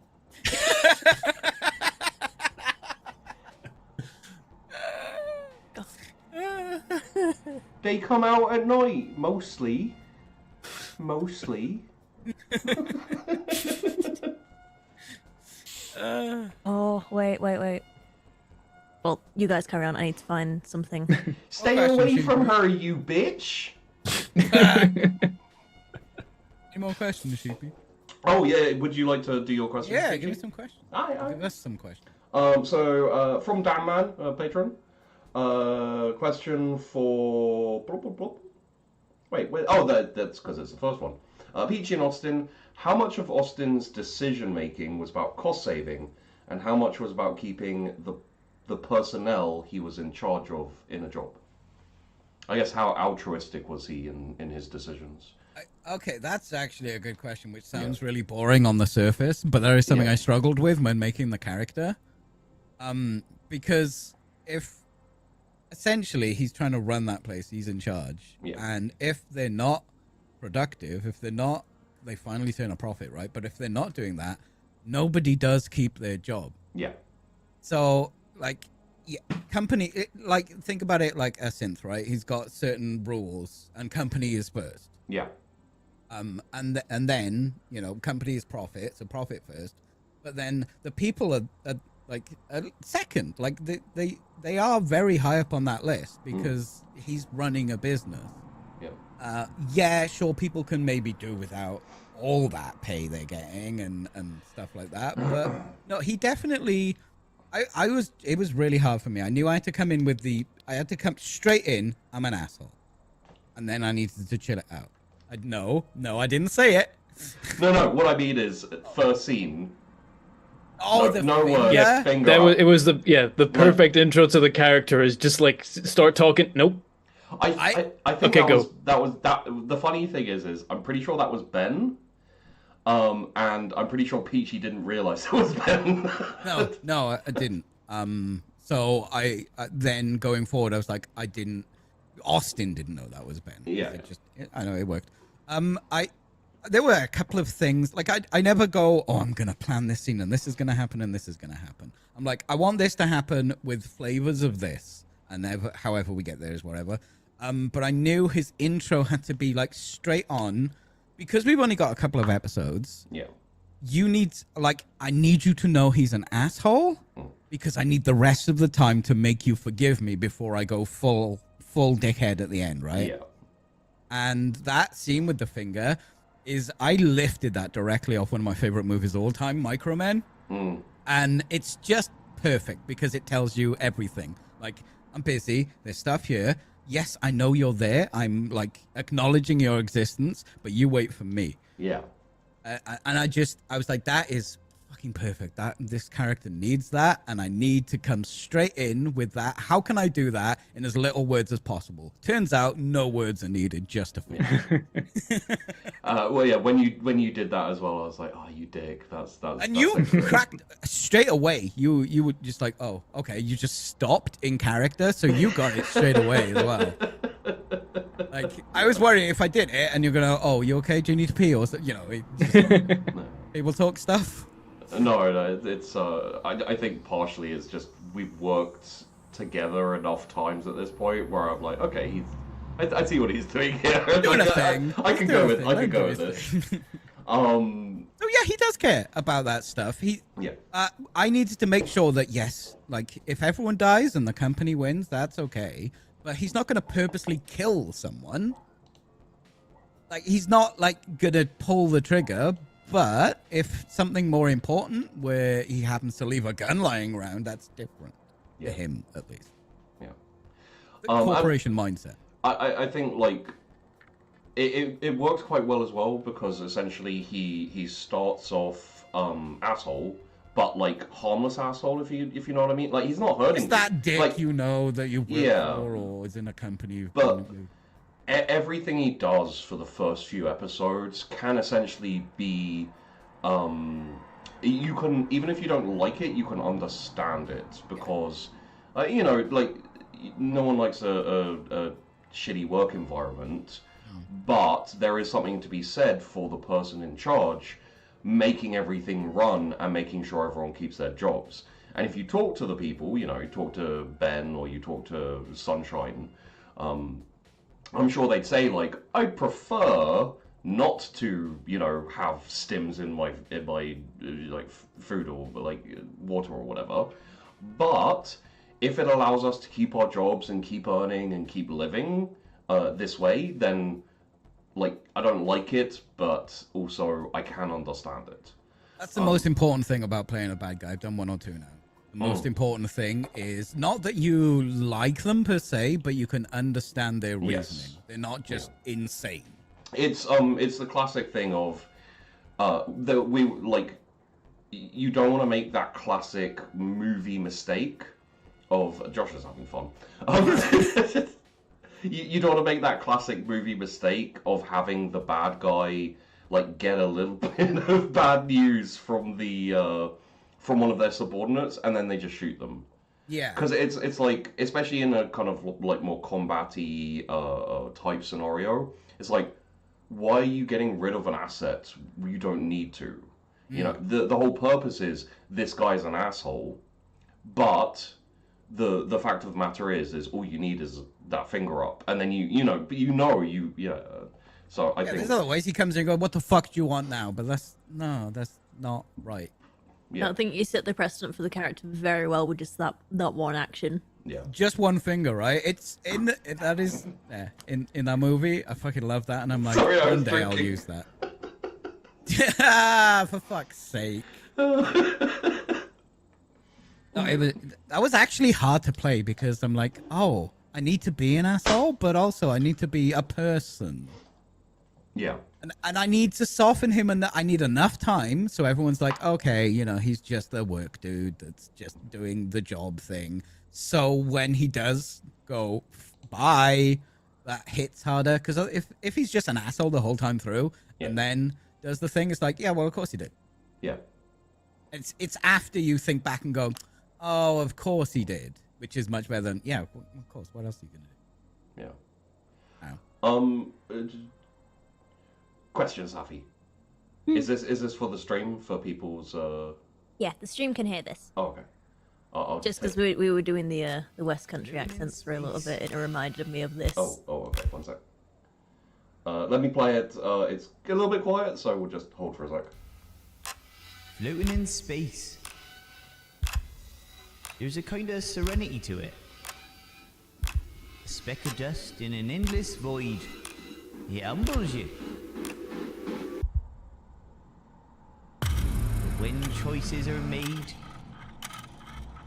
who will you save? Who will you sacrifice? And it leaves you wondering,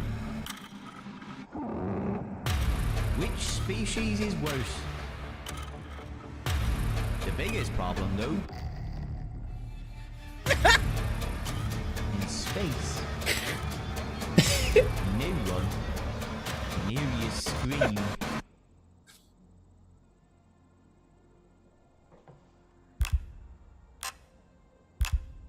The Cornetto Outlook. 69 360 420. Thank you. Can I put that up as a short on the Shorts channel? I think that would be a good nice one to just, you know. Yeah, so that's gonna be the intro for the bloopers. Oh, for the bloopers, yeah.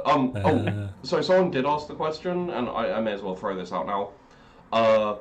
I think we have 3 sets of bloopers. I don't want to hold you to the. Okay. There's 3. There's gonna be 3 videos of bloopers. I think it's like episodes 1 through 4, and then 5 through 9, and then 10 through 12. Yeah. And that's how it will go. And yeah, so what you heard was so I had to gather. So for the show's trailer, I had to gather everyone's audio before the trailer. So I'd written this little intro piece and asked everyone to record it. And then some lines got lost in translation where half of them did it in their normal voices and half of them did it in their character voices. And I was having to go back to people. I was like, oh, could you just redo this? And I had to do it with Alan a couple of times. And then I think, oh yeah, it was when we'd all sat down to do the first watch party. Yeah. And we were talking about Ben and the West Country accent. And then that's where we were all giggling about it. And Valen started doing it and I messaged it. I was like, Can you do the trailer thing? The West Country voice, and he sent me that, and I was like, okay, that's going to be the sound for the trailer. Yeah. And also changing the ending from the Duacrima Outlook to the Cornetto Outlook. Yeah. But yeah, no, it's for the people who are asking, what we're going to do is the first bloopers will be on the YouTube, and I'll throw it up on the Patreon as well, but it'll be free for everyone to view. The second and third will be Patreon only, partially because I need to be better about encouraging people to become patrons, and partially because the Duacrima Outlook was quite expensive. So just, you know, that's like. I feel validated on this one, being like paywall. And also gonna try and put together like a few little short video things for the Patreon, which will basically be me going through the Premiere profiles and sort of like giving a quick overview of how I made an Alien episode, like the building process that went in behind it, and all the different things that I had to do. But that and the bloopers will be up sometime when I'm not in pain. Yes. Because few people heard about it, a few people didn't. The reason the final episode was delayed a couple weeks in coming out was, unfortunately, between the 11th and the 12th episode, I had an accident where I fell down the stairs and it left me unable to sit down for quite a while. So that's why there was a delay in getting the final episode out. A lot better than I was, still not quite there. So, yeah, it'll come out when I feel like it. Very reasonable I excuse. think Perhaps that's one of the best. justified. Yes. An accident where you can't walk. I think that's a good excuse. Yeah, you can't see like the ice pack which I have down my back right now to help me sit down. Ooh. Do we? I think we have another. Yes. Peachy. Another question for you, Bed. Were you tempted to let? This is from the Blind Watchman. Were you tempted to let Landon drown? Did you get the quarterly? And did you ever debate on actually destroying the lab? In character? Hmm? In character, no. I never debated getting to drown. For one thing, how the hell is Lizelle gonna get through this without security with him, right? Yeah.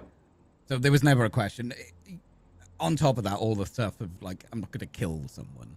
Yes, that is in action, but it's a bit more immediate there.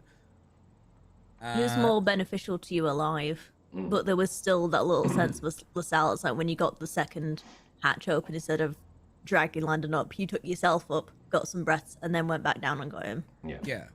It was like, I'll preserve myself first, and then I'll come get you.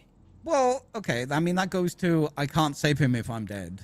Yeah. But no, the Landon, no. Like, Peachy was like, oh, is this something I could do? And I'm like, well, no, that's not very fun. It doesn't make sense with the character. Like, I did think about that stuff, but the character, no. There wouldn't have been a moment where he'd be like, oh, I'm just going to let him die. I think for you as well, probably same, like, thought process I probably had during the time, which was like,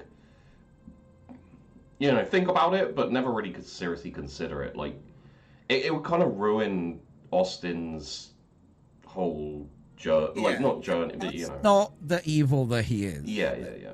That's yeah. I could see him doing a pariah, like in the same situation, like basically being like, it's either me. So that's funny. That in that scene, because I like to, when I'm playing a character, I like to think about things that probably aren't going to happen, but you know, how would my character deal with it? It makes me understand my character, so I can on the fly just act in. Yeah. Want of a better word. I don't think he would have closed the door on Sunshine. I don't think he would have.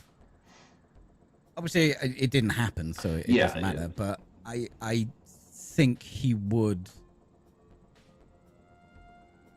make an attempt to save her. Yeah. Okay. Not, he wouldn't like just run out and just attack the aliens so she can get the safe. No way. Metal but chair. I think he would have let her through the door because there was a bit of time.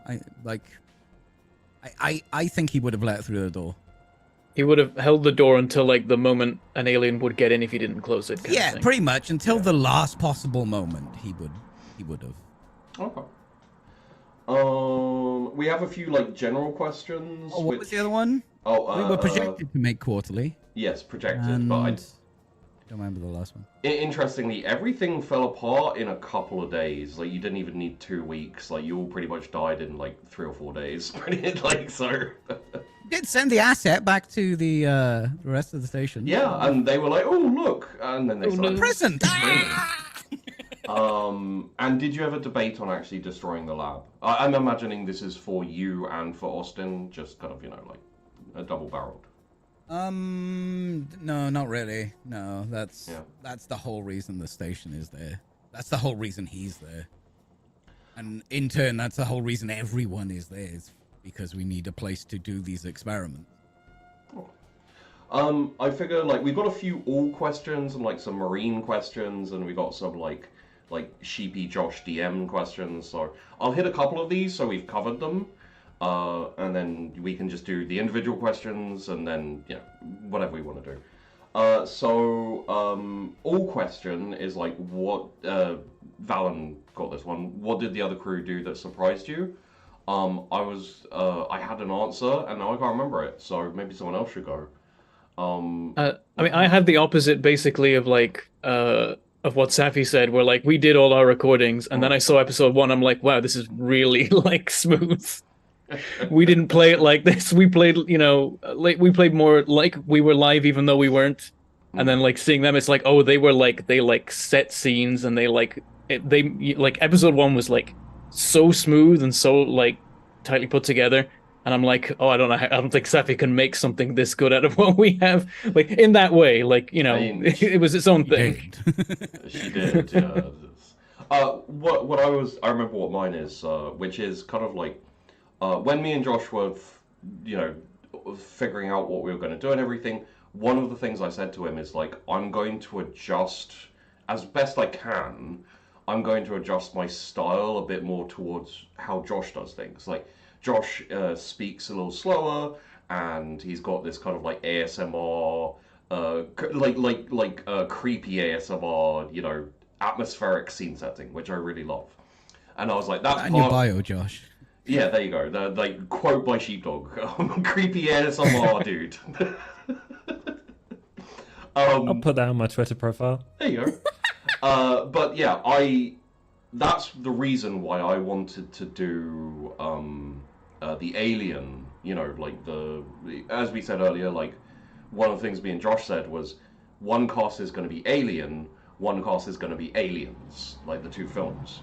And I wanted to do Alien because I'm not as good at like setting the scene atmospherically and that type of thing.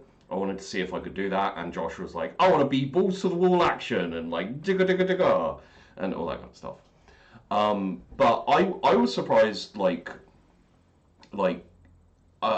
said I was gonna try and match Josh's style a little bit, and so it wasn't as harsh a cut between us as GMs in kind of like a vibes way. But I'm surprised that Josh also kind of like matched me a little bit and tried to do some of the things that I do, which is babble like an incoherent lunatic sometimes. But I practiced. Yeah. It's it was one of the things we talked about a lot, is how do we make this not feel janky? Yeah. And like you said, I also wanted to try and emulate some of the parts that I thought were really important about Sheepy's GMing, which is the speed of the burn, the narrative focus, and the just narrative delivery of like really important moments that you've built to get people to places, because we only had 6 episodes apiece. It was a long time for the viewers. It was like ba ba ba ba ba ba ba for the actual casts and the GMs. So we all needed to get where we were going real fast, and that's one of the things that I tried to set up and like emulate Sheepy a little bit more.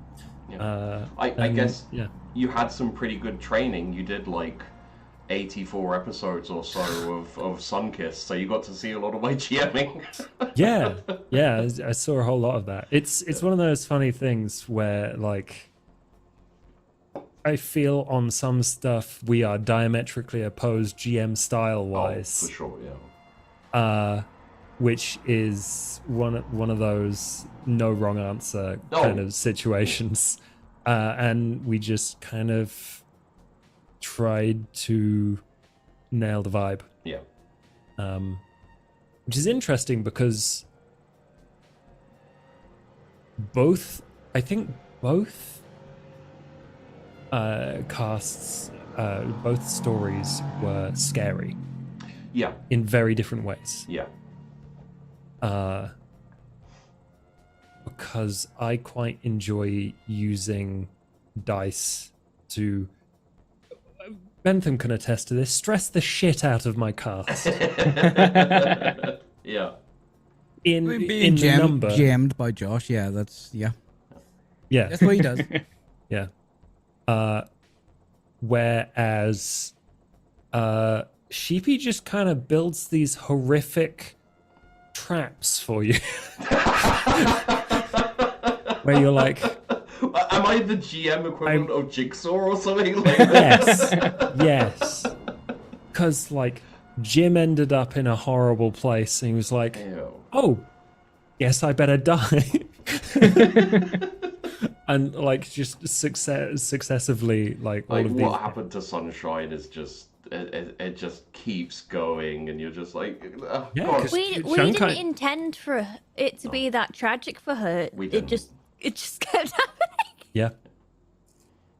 And well, I mean, she's not dead, so it's still Yeah, going yeah, on. she- yeah. Still yeah, tragic. yeah. Totally, yep. mhm. You know what? All those Sunshine copiums. It is now canon. Sunshine is still suffering. Even in death, she Are you- can't find peace. Are you happy now? She was a doctor who used healing crystals. She wasn't a doctor. Was legally. We made sure of it. Technically a doctor.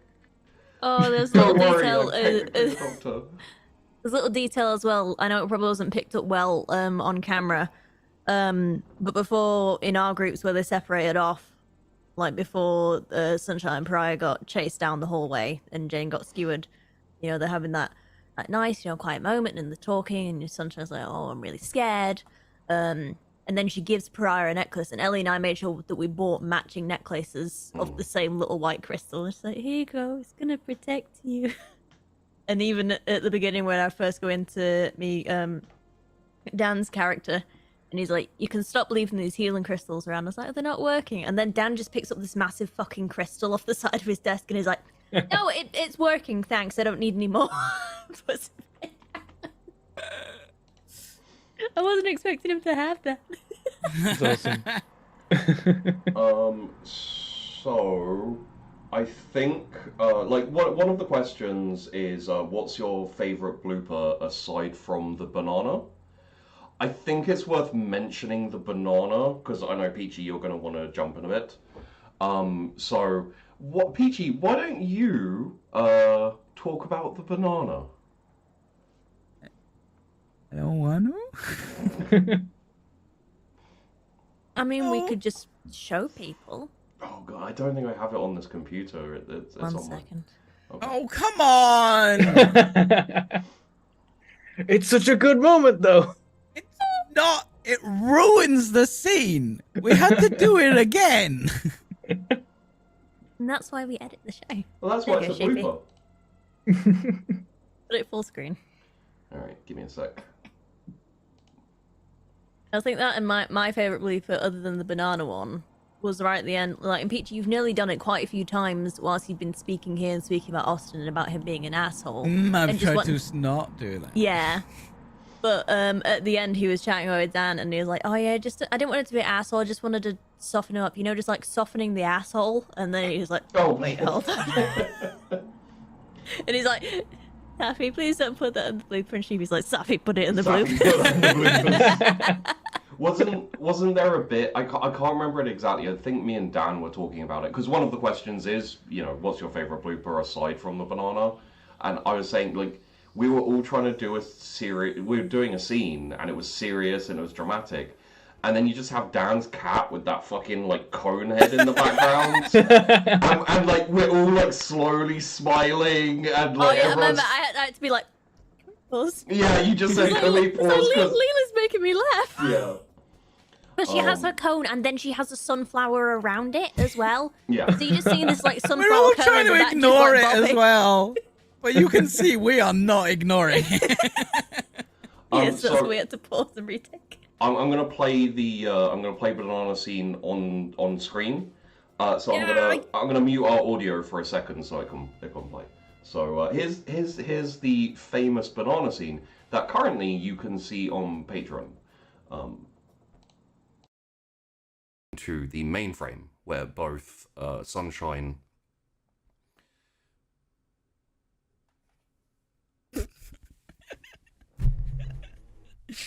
That might have been the wrong scene.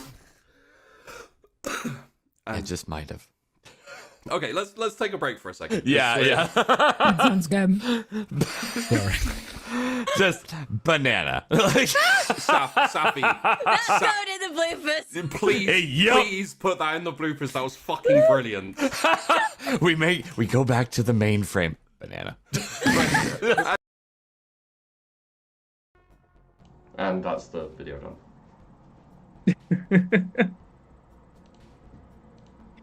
Oh, Never gets God. old. Never gets old.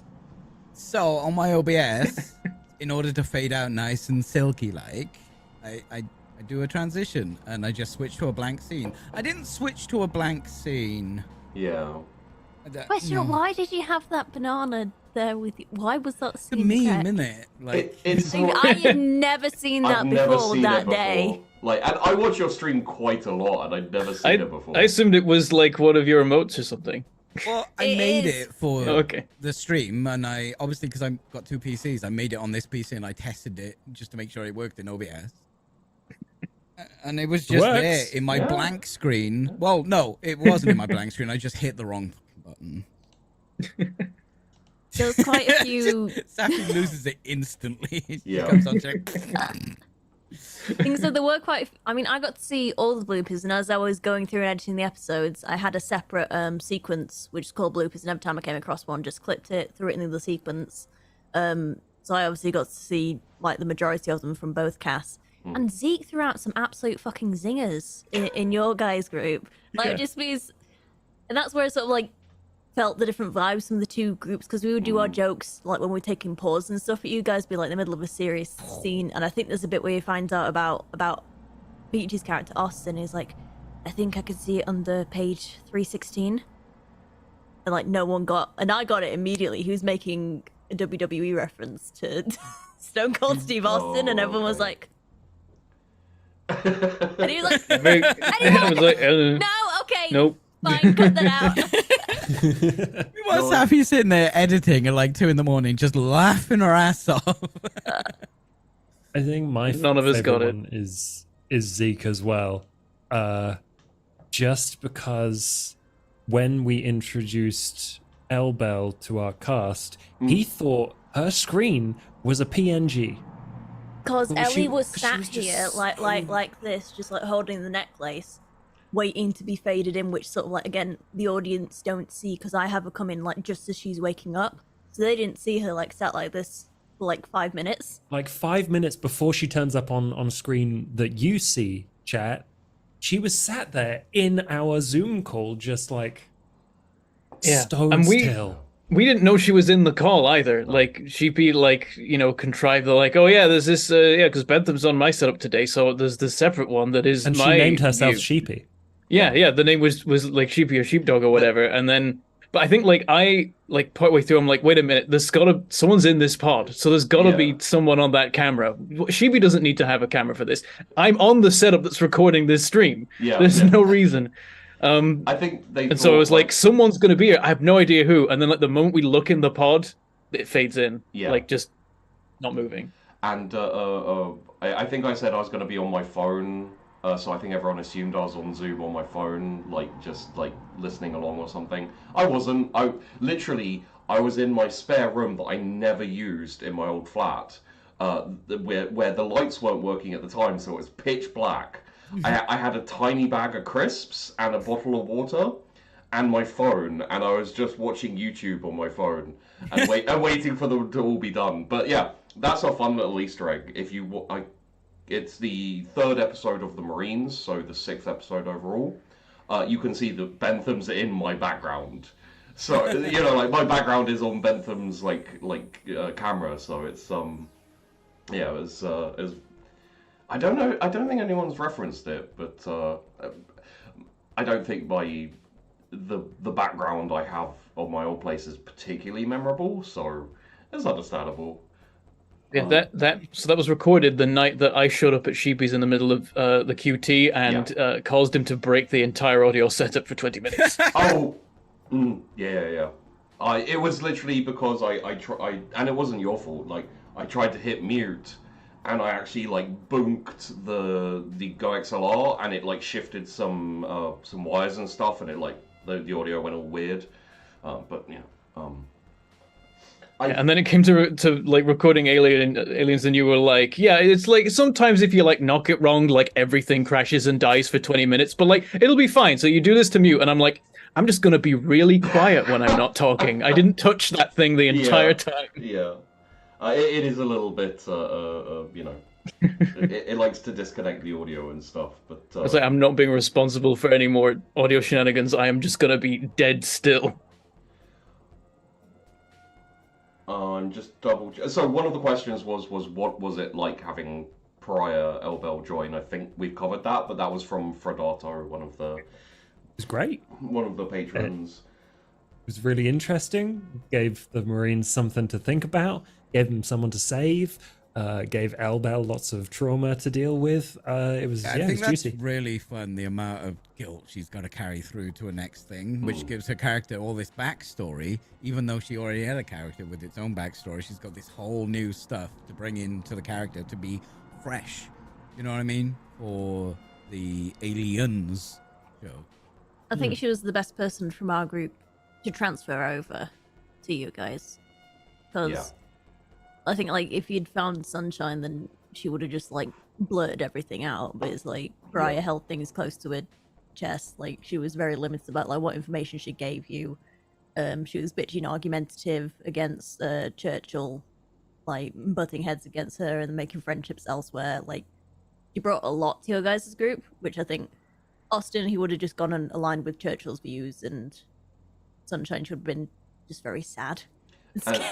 And Landon would have been very like cooperative with Marines, and he'd have been like, you know, very part. I think the only other viable one that could work would be Austin, just purely because it would add a different dynamic, like an ally for Churchill, and also it would add a very interesting kind of like, hang on a second, I'm in charge here because this is my station, you know, and it could have been, he could have played that proper heel, like the guy in Aliens 4. Oh wait, any corpo guy in Aliens films. Second Aliens. That's where I started from. I'm like, right, him, but obviously make it my own.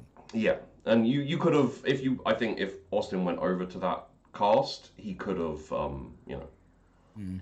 Yeah, I think honestly, Sunshine would have been my second choice because, like, what if it was the other way around? What if Sunshine got to the thing, and Pariah got left behind, and then also, you know, someone that actually needs saving for these basically way too late Marines, and then like them having to deal. Or I guess Sunshine having to grow in a situation that is so far beyond what she left, even would have been interesting. But would have been like absolutely useless though, because even like Pariah was able to like somewhat fire a service pistol, and you know just be able to like grin and bear it. I feel like Sunshine would have crumbled under like everything she'd already been. Like if it'd been the other way around, and yeah, I imagine she wouldn't have like slammed the door on Pariah. She would have done everything she could to try and save her to the point where it was literally impossible.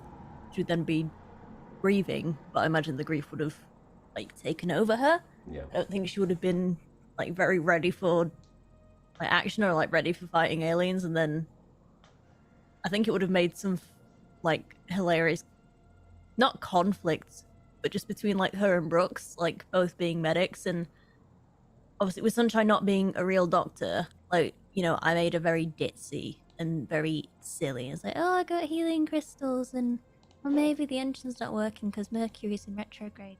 And just like very like... if you had pulled that stuff out in front of Brooks, he would have been like, excuse me. She's very You're defective, bang! She was very astrology girly, kind of things, but there were moments where there were some medical emergencies and people, oh, she can step up to the plate, but I did it purposely that when I did those things where she actually seemed quite competent, I made sure I was only getting about 80% of it right. It's only for like people who actually know, like to everyone else, like it sounds like, oh, you know, that sounds right, but to an actual medical person listen to what I was saying, only about 80% of it was right because she's still not quite there yet. So just what NPCs would think as well. They were like, "Oh, that sounds okay." Yeah. The concussion thing. What did you do with the concussion thing? Because I was like, "Oh my god!" I mean, and he's like, Go I feel, Make sure he you know, gets I some feel a bit rest, tired, sleep. and I was like, maybe you should have a sleep. No, I think the one you. Oh. I think the one you almost broke on, or like some of us almost broke on, was the tonsil. Like, Oh, the swab. I, You're supposed to be getting How, new ones. how often should I change the swab? Well, And everyone, yes. everyone just went like, Yeah, Landon's like everyone. But no, I swear you said something along the lines of like, oh, I just need to swab your tonsils, and now the other one, or something like that. Like you made reference to have multiple tonsils, and I remember that being an almost blooper where it was like touch or go. But yeah. yeah, she was doing that, and she's like, oh, I just need to swab your tonsils, and then she's like, oh wait, you don't have any. And So My favorite medical mishap was just your suggestion to slowly put the dislocated arm back into oh place. god, yeah. real slow and real gentle. I don't want to hurt you. But it, like that was the best one that was the best one because like it was on point for Sunshine's character as well. Like she would want to like not hurt, you know, be like, oh yeah, just, you know, do it gentle. Yes, I think it would have been really funny seeing her and Brooks interact with each other. Yeah, that would have been funny. But Yeah. I think, I mean, if Brooks would actually land a fucking medical roll for once. I Failed all of them. You didn't have any stress dice either, did you? Yeah. You I don't know. did on your other rolls, but all the medical rolls was like success, Yep. 0. And you're like, anytime I like tried to Comtech fix myself, I fumbled it as well. And it's like my two things is like fixing people and fixing machines. I think from a from that standpoint it'd be really good, but I think the problem would be is Sunshine would be so like giving all the like she'd just talk about everything, tell everyone everything that happened. I do very much like how Ellie played it, where she held stuff back, you know, the survival instinct, and like not really trusting everyone. Like I think Pariah was the best choice, and it meant that she, you know, got to the end. Like, yay! What I also loved about Pariah being the one that made it through was because she had that close, obviously, character connection with Sunshine.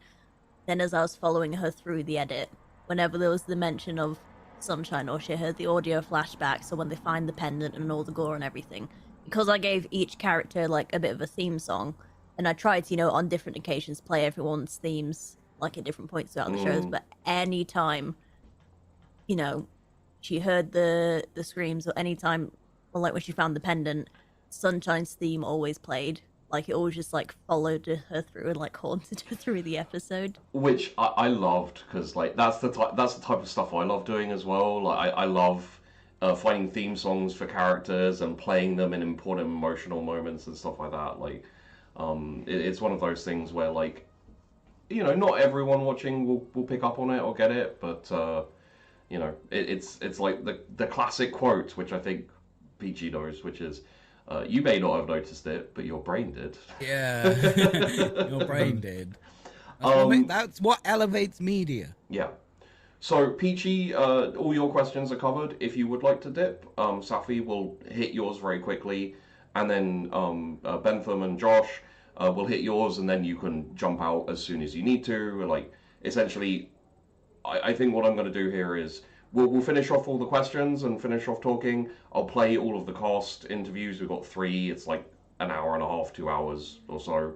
And then I would like, and I think we've discussed this, but I don't want to put you on the spot. Well, I'd love to do a individual, like, Patreon interview with Safi and Josh, just because, you know, like, editor and fellow GM. I think that could be very interesting for the patrons. But that's something we can organise in the future. Just wanted to mention it. Well, thanks for having me. I will, hope you enjoyed Duacrima. Watch it again right now, after this is finished. In the Pariah, After this right now. way through. Yeah, watch the Pariah cut. Only the Pariah episodes in order. Look, it's the pace cut or nothing. All right. Yeah. Well, yeah, the pace cut technically is. You can go. See you later, Peachy. Yeah, the pace cut is you watch 2, 4, 6, and 10, and that's all the episodes in which pace cuts a door.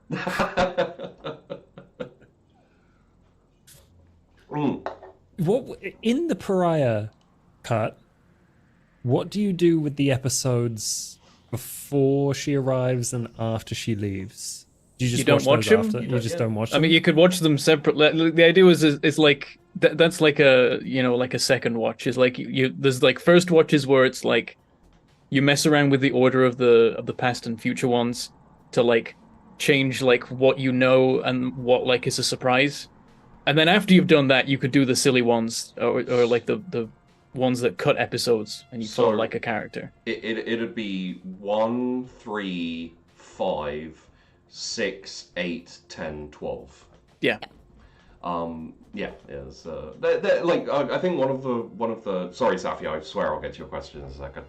One of the ones that Bentham posited that I liked was like you watch the first episode of the Marines, the entirety of the past cast, my cast, and then the rest of the Marines.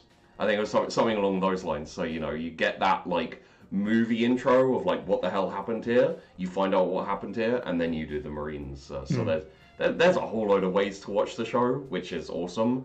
And my favorite is the fact that you can watch them individually and not need to watch the other perspective, and it still makes perfect sense as like a story, which is very cool.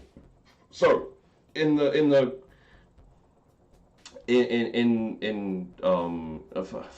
fucking brain. Should we do Safi's questions? Yes, thank you, Josh. To save Safi's back. Safi and Sunshine, this is from Damned Man, did Sunshine ever blame herself for the trust she placed in others? Yeah, I know, the questions are pretty good. I don't think so. I mean, she was very trusting. I mean, as we all saw, like, she was very, very naive as well. Like, she was very trusting of everyone around her. I think, like, maybe except Austin. But, I mean, it's like, at that point, no one trusted Austin after what he had done. I think she always expected the best out of people, and I guess it crushed her a bit when it wasn't reciprocated. Especially from Pariah, like, leaving her out there to die. But then it's like, she then, in that time afterwards, it was vindicated the other way when she met Jim. And, like, yeah, she'd seen Jim around the station, but she wasn't close with him. Like, they knew each other on first name basis, but most people knew each other on first name basis on that aspect. Oh, there's like 50 people there. So, like, she lost her faith and trust from someone really close, but then she regained it from someone like she almost didn't know. Like him saying, like, I won't leave you, but if I can't make it, I need you to run. Yeah. Yeah. So I'd say maybe the scene where she found out that she's not a real doctor, technically, and possibly after she rejoins them and she's just sitting there absolutely emotionally devastated. I don't think it was like destroyed, but I definitely think it was like suspended for a short period of time where she just like very upset that people weren't very trustworthy or dependent. Yeah, I think she was sort of like reflecting on everything she had just I guess been through in that past day, 2 days. I don't know how long it was between them separating and her meeting them on the other side of the hydro tubes. She's just putting all the bad things next to each other, and there she was seeing Austin and Landon, like sat in this office, like seemingly unscathed. Yeah. And Austin, the person she hated most, being like, "You alright, Sunshine?" She's like, "Am I alright?"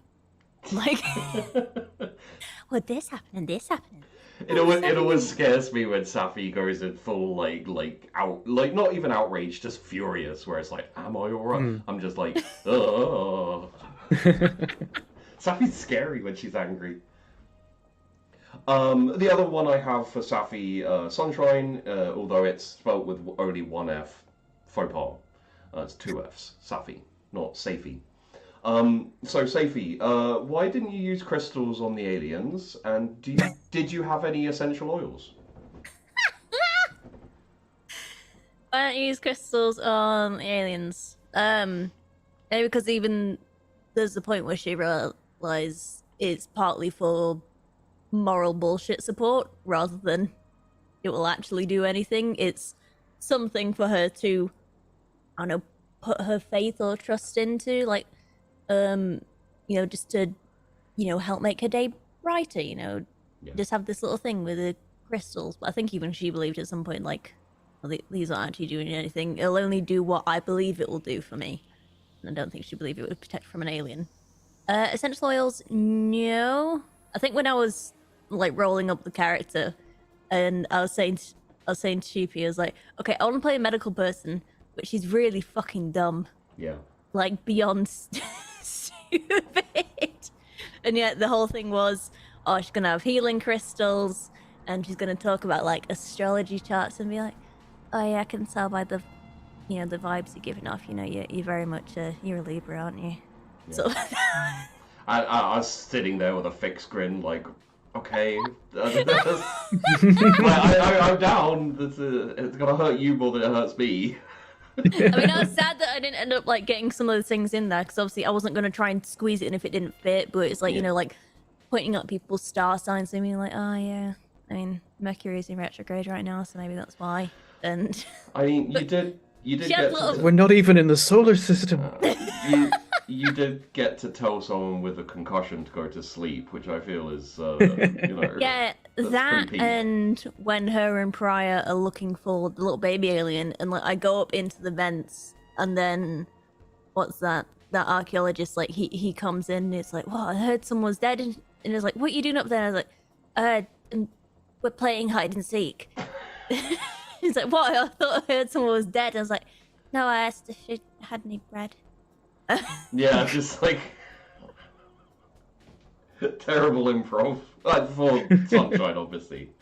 I'm just amazed I managed to keep a straight face when we were doing that. I think we've answered. That was from the Blind Watchman, by the way. That safety question. I think we've pretty much all contributed to answering. I think we'll go for like the final one, which is essentially, I think you have the same answer as me, which is favorite moment and or favorite death scene. Favorite moment, I think, was sort of like the separation point from our group, where the guys went to go down the hydro, and then sort of like the alien chase where Jane gets skewered and Sunshine has the door slammed in her face. I think that was my favorite moment. Favorite death has to be Jim McKenna. Yeah, love that one. My favorite moment is probably the downtime in between finding Jim and Jim's death. Like upstairs and just like sitting, and then being like, oh, look at these people, we have to crush them. And you just like brutalize them. Forgot about that. Yeah. It's there's something about that entire episode for me, like, and I'm only talking about my side of things, because I feel bad if I'm like, the best episode is my one. Fuck you, Josh. But I think that was my favorite one to edit that episode, just because of the pure back and forth. Yeah. Like every time I switched from one group to the other, I got to leave it on this really nice little cliffhanger. Yeah. So I really like doing that, and there was a lot of like I did lots of like music play in that one. Jim's theme was like really sad, and I may have overplayed it in that episode, but I really liked it, so I didn't care. I think you played it perfectly. That and the guys going through the hydro tube, I got to do like the whole water effect and like the warp and turning it blue. I like that one. Yeah. I would say for me, like, I'll answer mine now, and then when we do your questions, Betha, Josh, you can do yours. But I would say like favorite death has to be Jim's. Like, as weird as it is to have bring a guy on for one episode and kill him off in the same episode. It was just so good. Like, oh, and as a sidebar, I've had a couple of people ask me, like, I think we'll probably save the hybrid talk for me and Josh when we talk about the GM stuff in a different thing, because that's a whole conversation. I don't want to get into it. We ain't got time. Yeah. Yeah, I'm gonna dip out now. Okay. Thank you for Okay. having Thank me. you, Safi. And Hey. say so. Okay, well, soon. Who would like to go first? Josh? Yeah. I'm Okay. gonna go in about 20 minutes. Oh, okay. So we got time. Good. So Dan Man's question to Josh is: did you have to push Valen into trying to kill Killian?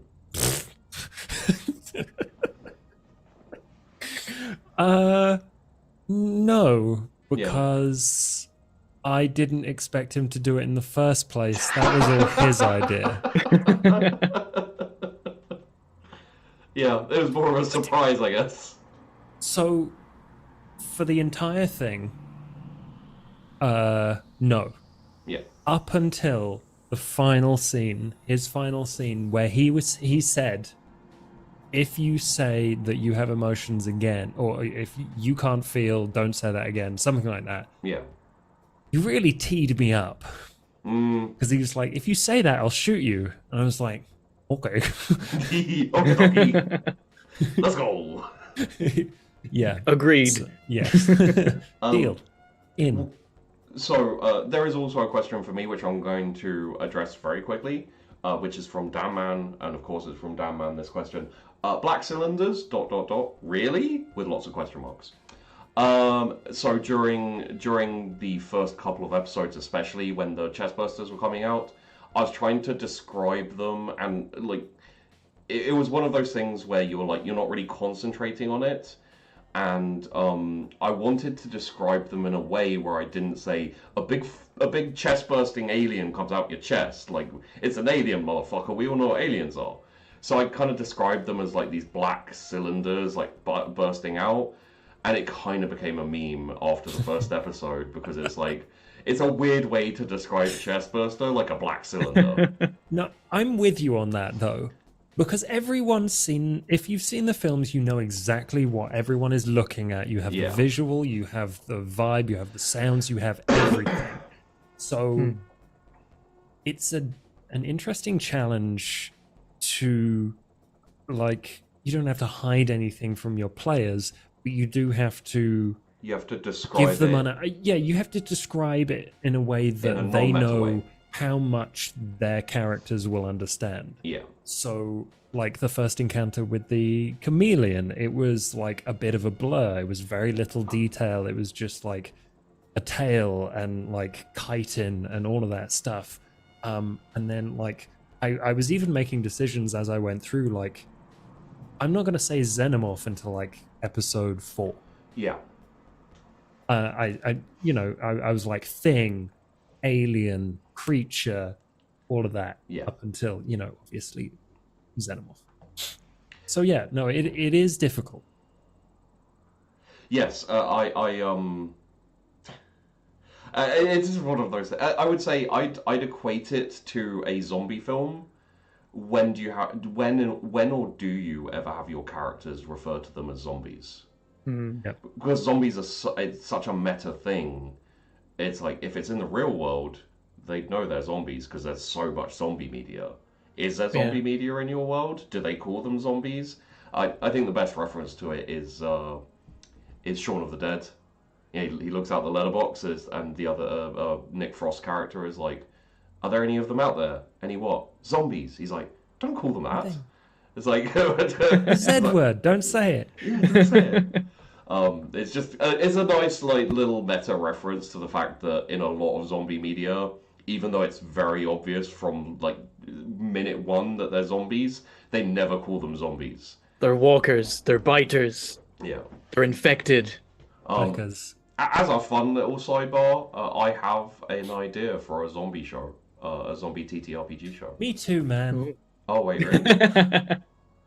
You take the future cast this time. Yeah. I'll do Dawn of the Dead. You do Day of No. I'll do Day of the Dead. You do Dawn of the Dead. Okay. Yeah, no, I like that. Sorted. Next year. Oh god, what? Like, we can't do that. Unless. Oh yes. So the Josh ones. Josh, Which character did you have the most fun as? Which one did you wish death for? Barrier to both. Oh yeah. I just got to be like a stick up the ass, high on his own stink kind of guy. Like, and we were saying it earlier. Like, we leaned into all the tropes. Like, everyone knew what kind of dickhead this guy was. Yeah. And I just kept proving it again and again and again. So I enjoyed doing that. And then, like, there was a tiny part of me that wished Bentham had failed his roll to find out that there was a xenomorph in his chest. But, like... Oh, God. Oh, God, that would have been... Because that would have been PvP. I was already on the edge. I'm like, I don't know if, like, when I add all these calculations together, I can say that I go with Maddox and not Farrier here. But I'm like, I think the alien in him, like, I have to go with Maddox. Yeah. Because it's somebody's gonna die. Yeah. No, that would have been a very different ending. But I loved how it went. So Farrier for both of them. As much as I love Killian is a wonderful character that I really enjoyed. I really enjoyed doing Farrier and killing Farrier. He was such an asshole. I'm gonna answer this question as well, just because I've also GM. But my favorite character, I didn't have that many. My favorite character to play was Sebastian, and the overall over everything, the character I most wished for their death was interestingly Churchill, just because I could see the death scene and I could see it being horrific, and like totally earned. You know, that was one where I was like, man.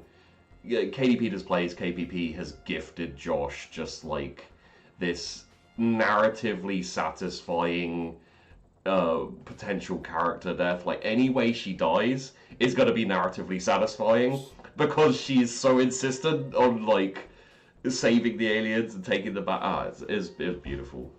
She was very insistent on surviving. Actually, Yeah. she survived some shit she probably shouldn't have, given her dice rolls. Well- Like that was all dice rolls that saved her. Like I was perfectly happy to. KP was in on it as well. Yeah. Just, like perfectly happy to die. I wonder if the character would have wished to have died earlier to something a bit easier, because goddamn, like. Yeah, that was grim.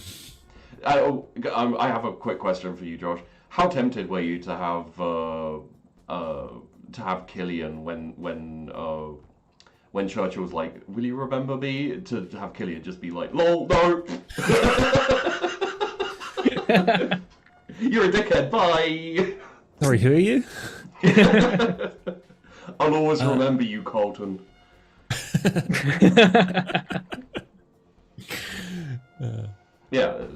Just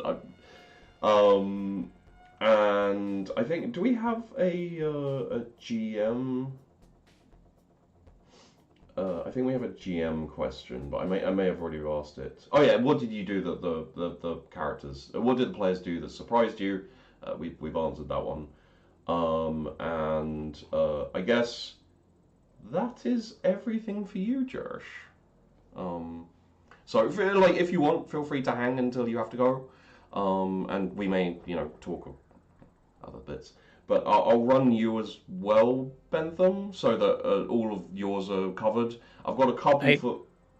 Oh, sorry. I've got a couple for me here as well, but essentially, once we're done with that, we can chat for a little bit if you guys want. If you do need to dip, you can dip. And I'll essentially, for all of those of you watching, we've got another couple of hours, guys. Literally, like, me, Ellie, Ezekiel, and Dan talked for a combined about 2 hours, maybe 2.5 hours. Like it was a lot. Is that all of you together, or you? No, individual. one-on-one? Yeah, one-on-ones.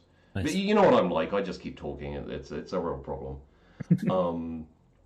So we'll hit Bentham's, and then we'll Bentham and Brooks. Knowing how much Pace hated him and all the other androids, would Brooks have ever denied him treatment, citing his rights to refuse treatment?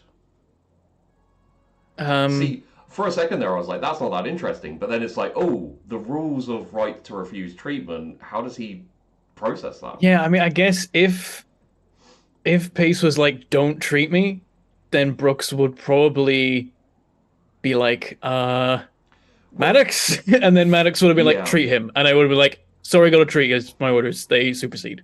Yeah, that's the thing is you've got like the I guess the orders, the orders, the programming, and the doctor, like all of the kind of oaths and stuff. I think in the end the priority I went with was basically like laws of robotics, my orders, Hippocratic oaths, doctor-patient confidentiality. Yeah, which because he immediately breached that and was like, Maddox, that guy's a synth. You don't tell anybody though. It'd be nice if you didn't, but you can if you want. It's up to you. Yeah. But right of refusal goes in there, like, towards, like, like below orders, definitely. Yeah. So like if Maddox is like, fix that guy, I'm like, I'm going to fix this guy whether he likes it or not. Okay. Very threatening. Do you have a favorite like moment or like death scene? Like, like everyone else has answered this, so. Yeah, well, I mean, favorite moment is hard well, because I feel like if I try and come up with a favorite moment, then like 5 minutes later I'll think of a different one. Yeah. So there's like a few. There, like one of my favorites just for like the whole picture is the start of episode 5, my favorite episode.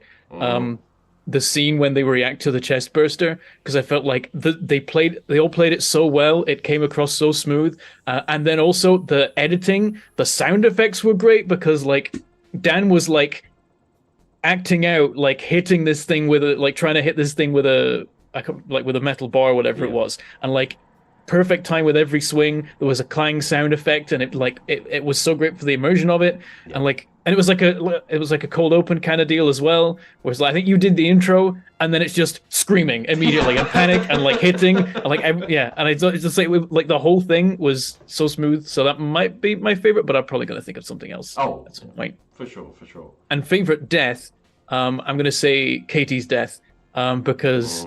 When it happened, she acted her heart out, and I feel really, really bad because, for the viewers, like she like acted the hell out of her death, like the horrible like noises of a human being like burned to death by acid, and some element of her audio setup, like the mic or like the processing or Zoom or something, was like, those aren't noises a human makes. We're gonna cut that all out. Yeah. And so she did this whole thing, and we're like, "I'm sorry, Katie, but it like we didn't hear that much. Like we could tell that it was amazing through the like aggressive cutting that some audio program was doing somewhere, and we were trying to like troubleshoot it. We couldn't do it, so we like had to like re-record it like 3 times, and the best cut was what got put in there. But I felt so bad because she like gave it like a 1,000,000%, and it just the audio was just like, nah, that's not speech. Yeah. I'm with you there. It was. Katie played my favorite kind of asshole character, and she just delivered all of that really wonderful moral ambiguity that I really enjoy, that I like doing as a player, and so I was quite excited to have that just given to me to play with on the other side as a GM. So like, yeah, like I say, I tried to kill her several times and give her a really good death, and she picked that one. It was incredible, and it fucking broke my heart. I seem to remember after the finale of your guys, I basically said, like, why the hell would you use a shotgun in that situation against an alien? Like, come on now. It was what she had. It was her weapon. It's valid. It's just funny as well. Shotgun of destiny. So there's a couple of questions for me, which I'll hit very quickly. If either of you do want to jump out, perfect chances right now. I should probably go. All right. I did want to say very quickly, Josh, just from the GM perspective, massive shout out and thank you to Safi for the editing, because, like, it was a learning process. 1,000%. both me and Josh, like, we did what we could, but you don't know how it's going to turn out, so you're like, you do the best and then hope that the editor can, like, stitch things. And, like, she made it work beautifully. Like, you have no idea the difference between, like, the recordings and The raw recordings some were rough. episodes and, yeah. So, Technical Yeah, I watched. difficulties. Yeah, I watched back all of the Marines episodes because I wanted to see like the edited form because it was completely different. Like it has the music and that gives it all like so much more tone and like everything's cut better. It's better than being there. Like you do the session and you're like, damn, I really want to see how this looks when Safi's had a go at it. yeah, and it's so good, and it's not something I'd want to do every time, but speaking as a GM and a show creator, content creator, blah blah blah, it's really cool to know that we could do this again. Like there's certain like certain settings, certain scenarios where I think it would be great to do. But it's like don't expect this every time, and don't expect this to be a common thing. Like, I still want to do the more casual, like, table talk, live shows and everything. I think there's a lot of good in there as well. It's like Josh said, like, towards the beginning, like, in terms of GM styles, there's no wrong answer as long as everyone at the table, that's what they want to do. And that's how they want to approach it. So, yeah. But yes, thank you, Josh. Really appreciate you jumping on. And we'll talk about a little GM interview, Perfect. All right, catch you later, everyone. Cheers, mate. And yes. I've got about 10, so I feel it's like 1 or 2 points I've got that, and then I'm happy. Oh yeah. Why don't you jump on yours? I can go grab a drink very quickly. Oh yeah, perfect. Sorry to leave you by yourself on the street. Good. Oh good. No, I got it. I got this. Okay. Don't take too long because I might run out of this to have got, and then it'll be awkward. I only need like a couple of minutes. Okay, so Bentham, go.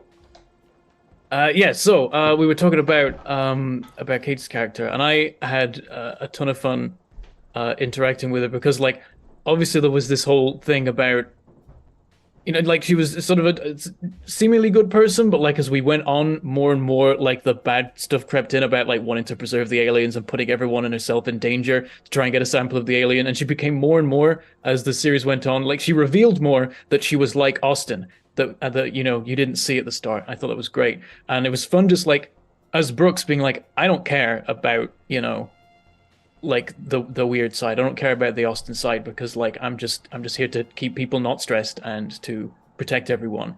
And part of that is being a friend because it helps to calm people down. So I have like the cool moment where like I talk with Churchill about like her quitting smoking and stuff like that.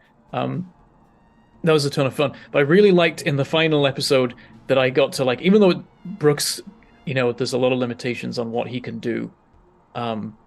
In terms of, opinions and emotions, like he can still express them. Like I gave Farrier a lot of side eye, so much. Like every time Farrier made some dumbass choice, I was like, Brooks doesn't stop what he's doing because there's no reason for him to stop, but he does give Farrier immense amounts of side eye because he's like, I do not approve of the decisions Farrier is making. I cannot go against them, but like they are, like, according to my programming, they are bad choices.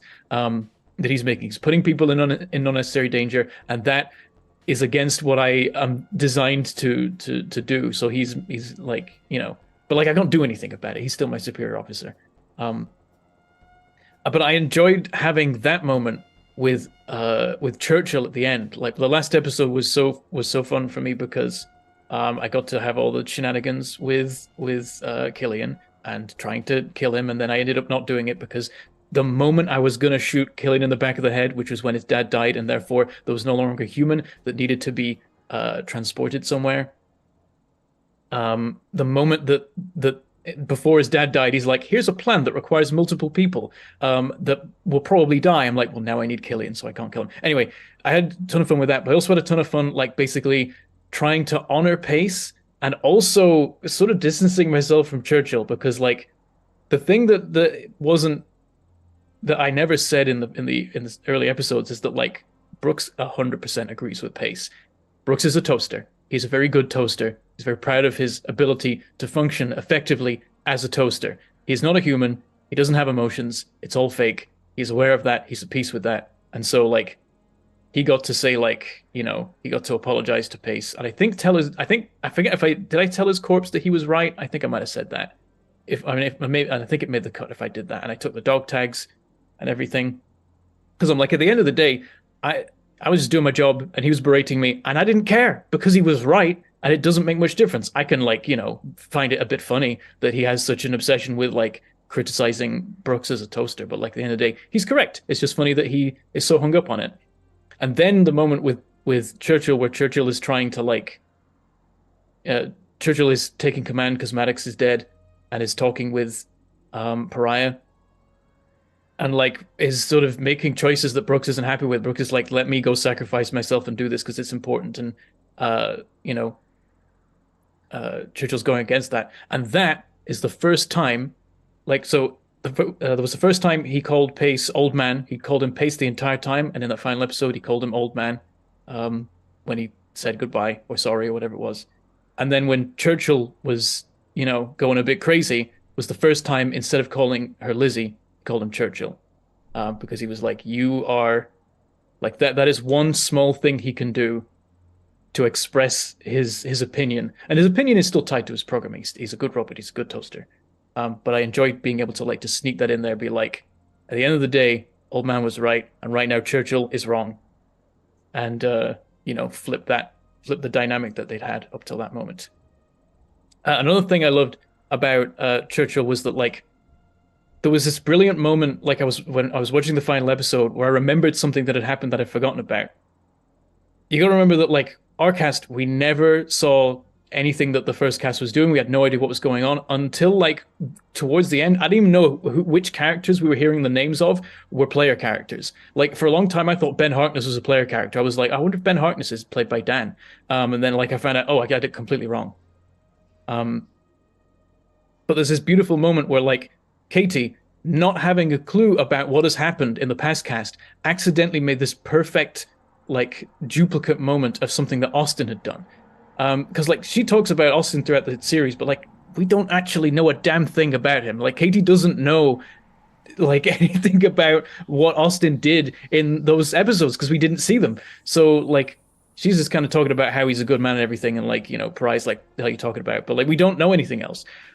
We don't know that there's this moment where a chestburster comes out and they're trying to kill it, and Austin goes, no, don't kill it, catch it.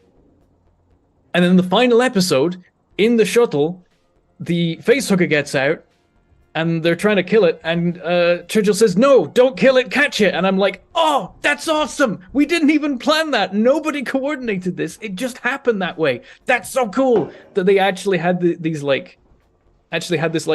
to a moment that she didn't know existed. I thought it was really cool. I've just been singing Katie's praises for a while. And then the last thing I was going to say is just a real fun fact about this, but I can't ever mention it outside of this particular setting because it's huge spoilers, is that I had never met Elbel before Duacrima.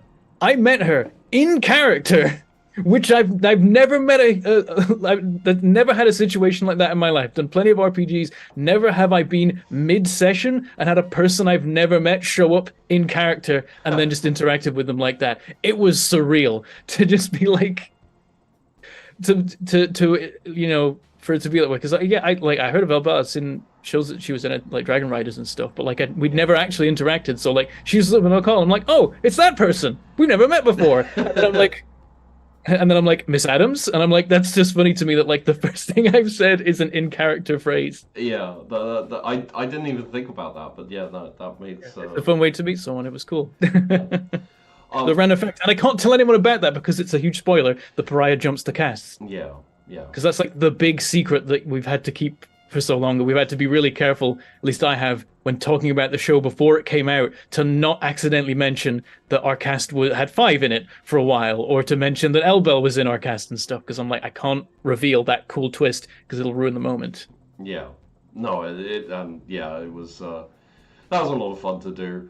As a sidebar, Hyla Geo asks, so what was your guys' favorite alien variant? I would say mine was probably the bat.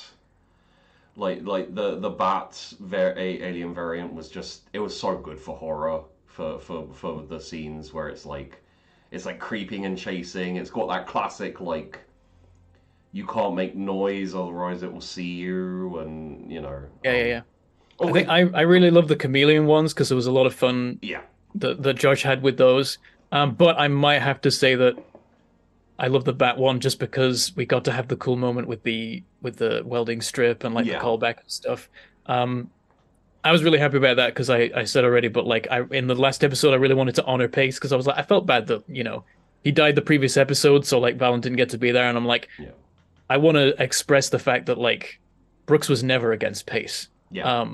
He was 100% right, and I was like I wanted to have him be as present in the episode as possible. So like getting to like see him, talk to him, get the dog tags and everything, and then to like have Brooks's death be as he yanks the strip, the welding strip that Pace put on there is like beautiful, perfect. Couldn't have asked for a better way to go. Oh yeah, 100%. I would say as well, like special shout out to the leech alien. That thing's fucking horrific. Hey, we didn't see one of those, I think. Did you guys? Yeah. It was the thing that gripped onto that the Sunshine saw in the vents after she like went down and met Jim. Oh yeah. And then it's the thing that came out and like glitched. It's the one that Jim blew up. It glooped onto him and So there's a couple of questions. Ben, if you want to drop at any point, feel free. I think I probably have to bounce. Okay. Thank you for coming on, and I'll chat to you. Doing an awesome show. I had tons of fun. I look forward to watching the rest of this, but I gotta head out. So absolutely. Bye. See you later. And then there was just Sheepdog, and he is big and beautiful. Hello. Let's just extend that a little bit there. There we are. Oh, looks perfect. Apologies. Like one thing I'll say to everyone. Oh God, I'm so big now. One thing that I'll say to everyone is like this is why Sheepy gets Askren and Peachy and people who are good at doing overlays to do overlays, because this is a horror show of an overlay. Just I want to acknowledge that, and massive shout out to Askren who did the overlay for Duacrima Outlook, Exploding Dice. Askren, you can go watch his. He live streams a lot. He does like art. And very often, if you're wanting to get hints about what's coming up for the Wandering Inn, if you watch his live streams, you'll get hints because he does do it on stream as well. So, essentially, I'm going to hit a couple of the questions that the patrons have done, and then I'm going to open it up to any of you guys in the chat currently. I'll answer your questions. Although I will say I'm not expecting a super load, because I do jump into the voice Discord a lot, and people generally jump in there and ask me questions. So, go check out the Discord if you ever want to ask me questions about shows and stuff, because I will sit in the voice for, an evening and just hang out and etc. But, so the questions we have, I've answered Dan Man's question for me, which is the Black Cylinders one. We've answered the Frodator one, which is what did the players do that surprised you? And then we have one from the Blind Watchman, which is which character did you have the most fun as? I did answer that. I didn't realize it was going to be like the Blind Watchman is like the above two, so the ones that Josh got asked. And which one did you wish death for? I guess I already answered that, so that's my answer. And would you do another show in the universe / with any of the characters who survived? And is there enough footage for a blooper episode? There's enough footage for 3 blooper episodes. One is going to be on the YouTube, free for everyone to see. And then the other 2 are going to be on Patreon, if you'd like to check those out. There's going to be some content on the Patreon, partially because I do need to, put some stuff on the Patreon and encourage people to go check out the Patreon. It's essentially like... I won't go into specific numbers and stuff, but already, because I pay the cast and because I commission like overlays and intros, outros, all that kind of thing. Like, shows are already reasonably expensive, more expensive than you expect. What I can tell you is like, the cast pay is $20 an episode. So each episode, if I'm GMing and you have 4 cast members, the episode is going to be $100 $80 per episode. So, it's reasonably expensive. It does, $20 doesn't sound like much, and I'd love to pay them more, but it stacks up a little bit. And essentially encourage people to go to Patreon. I'm intending also on having some monetization on YouTube where people will be able to smash a super message or whatever the hell, super chat I think it's called on YouTube. And I'll keep it pretty low so it can just be like a very simple, like, I don't know, any super chat, and I'll just basically be like, at the end of a live show, any super chats, I'll just answer the questions, so you can be like, $2, I enjoyed the show, why did this happen, or what do you think about this thing that happened in the episode, or the show, or whatever. I'll just answer them. And you can ask the cast as well, and etc. But essentially, that's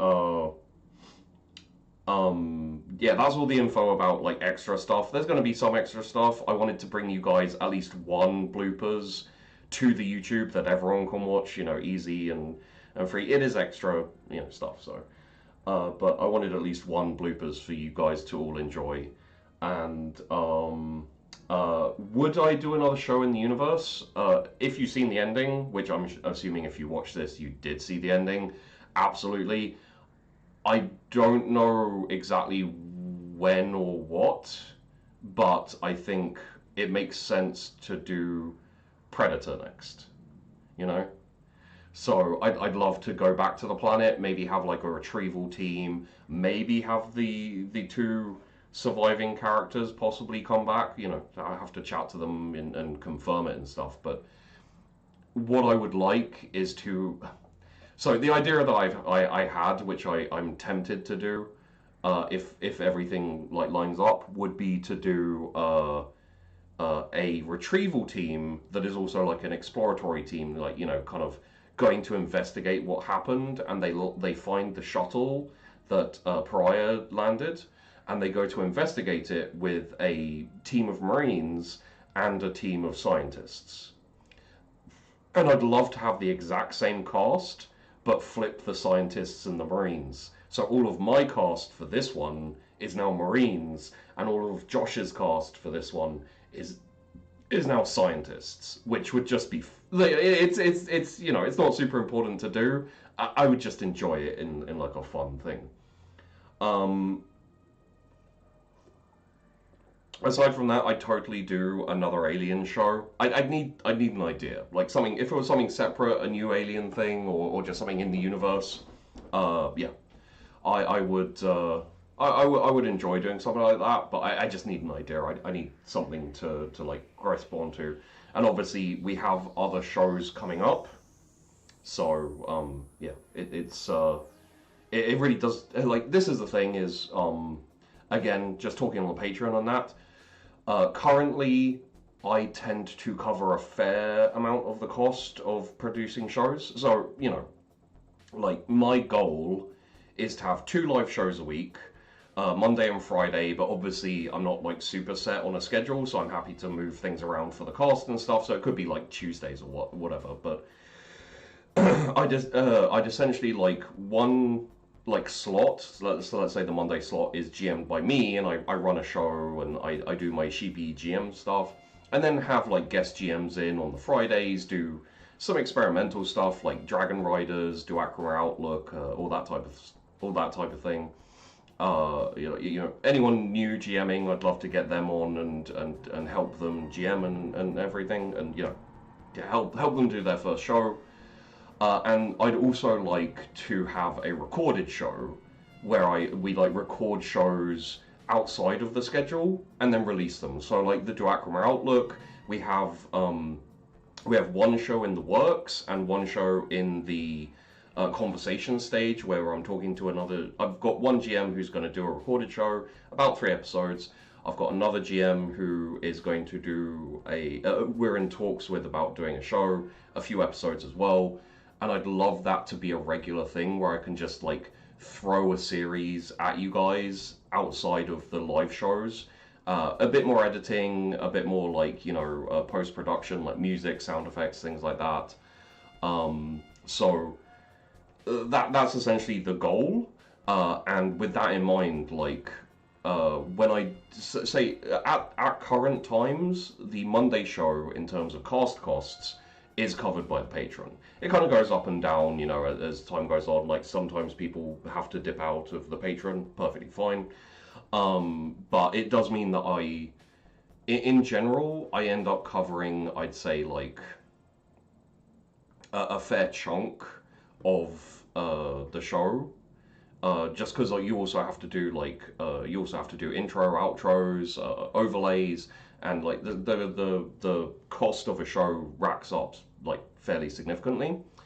And then past that, like if I do an additional show, like for example, Dragon Riders was a Friday show, so it was an additional show to Drifting and QT and stuff that was also running. So that is like 100%, coming from me because we aren't covered for 2 shows yet.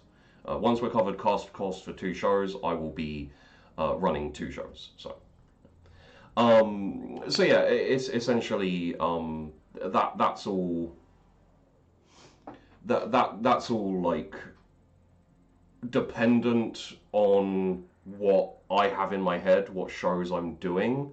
It can take a while for an idea to come to the channel and to be done, just purely because I have other stuff that I'm planning, and I have enough ideas and like cool shows for like 5 shows a week.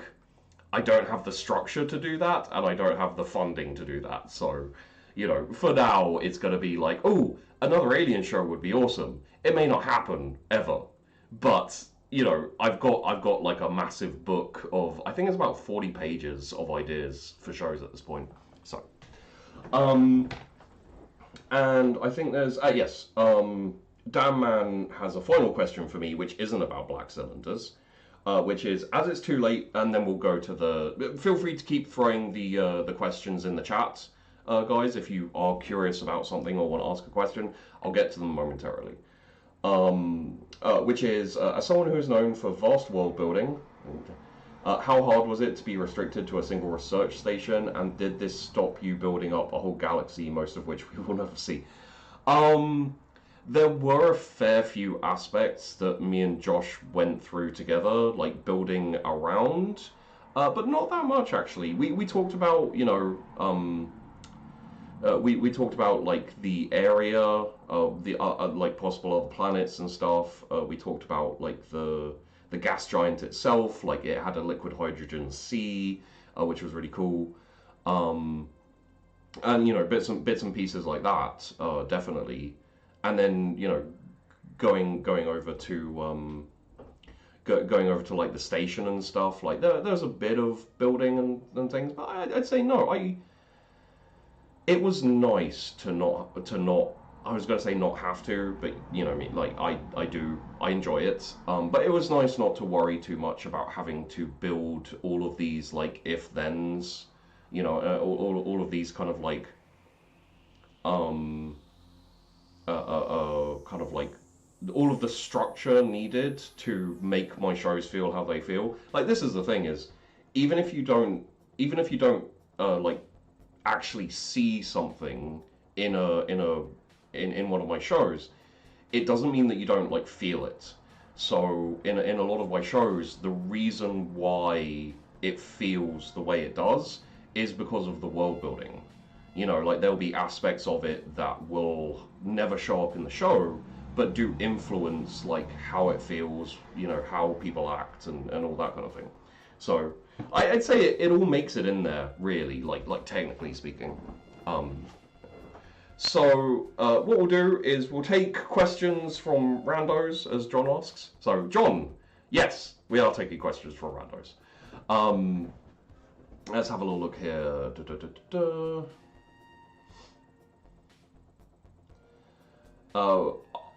Arc to Helsing, was the ending scripted? So it's an interesting question, because me and Josh have fairly different styles of GMing and of running a show and of doing a show. And I would say, if you want to get right down to it, like, yes, it is scripted, in the sense that we talk about it. Like, me and my cast would talk about things, and they were all partially GMing, in the sense that they would say what their character would do and what they want to do, and like how a scene they think would play out.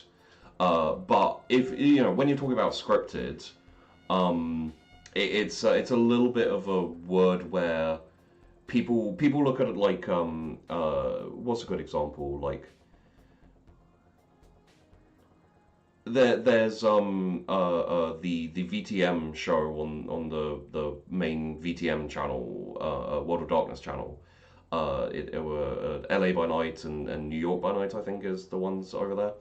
A lot of people, it seems to be that they feel like there is a directive, and I can feel it too. They feel like there's a directive from the people behind the scenes and the people involved, basically saying, you have to hit this note, you have to do this, you have to make sure your character says this or does this thing.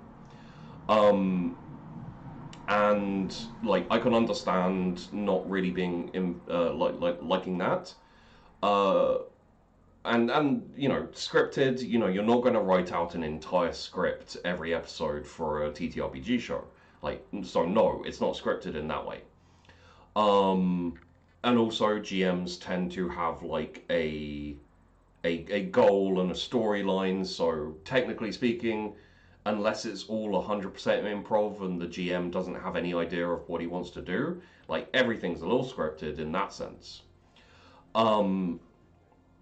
However, for my shows, the thing that I do is essentially, for a game, if I'm going to run a game for my friends in private, I would just be like, okay guys, let's go nuts. Let's just, I've got a story, it's here, but let's see where we go, and, let's just do whatever we want.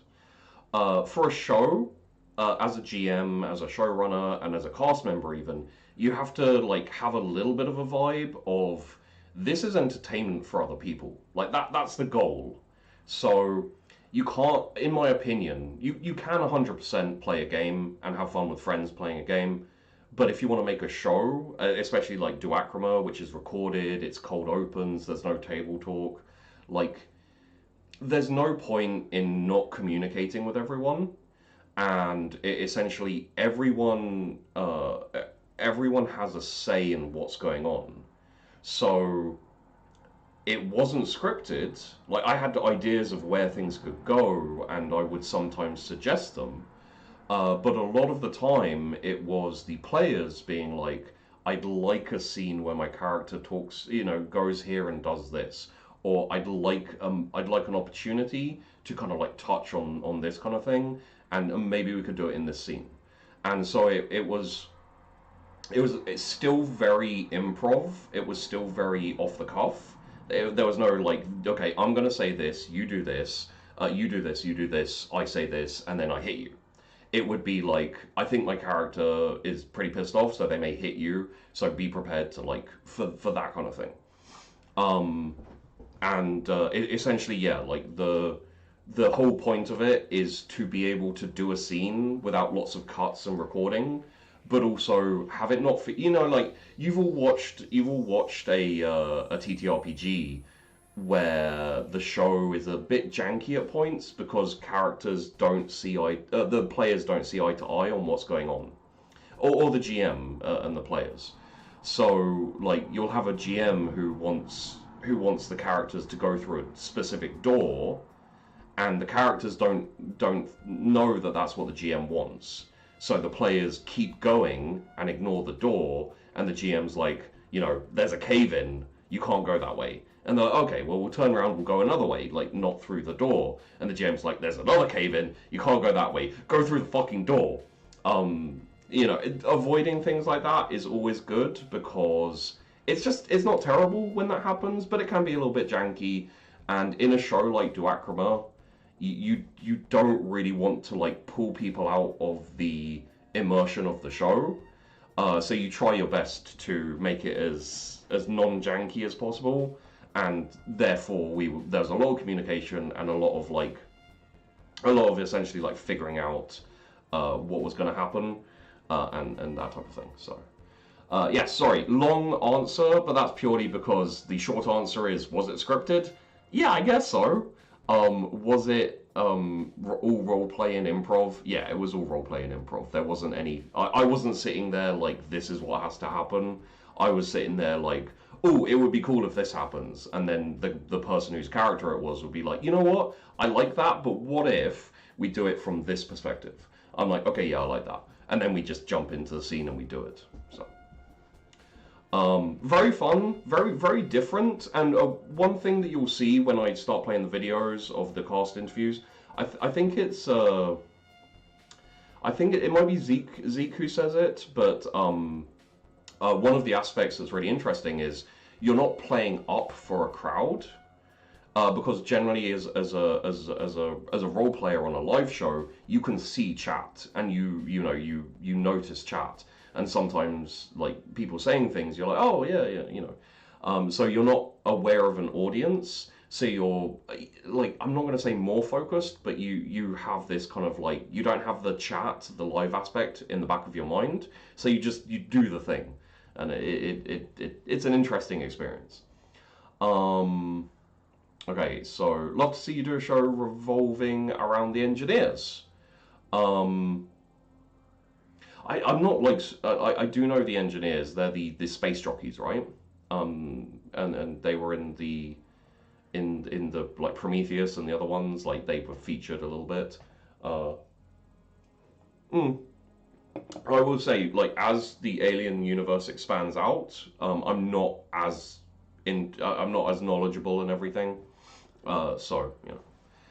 But hey, you know, again, as I said, very possible that I'd do another Alien show, and engineers could totally feature heavily.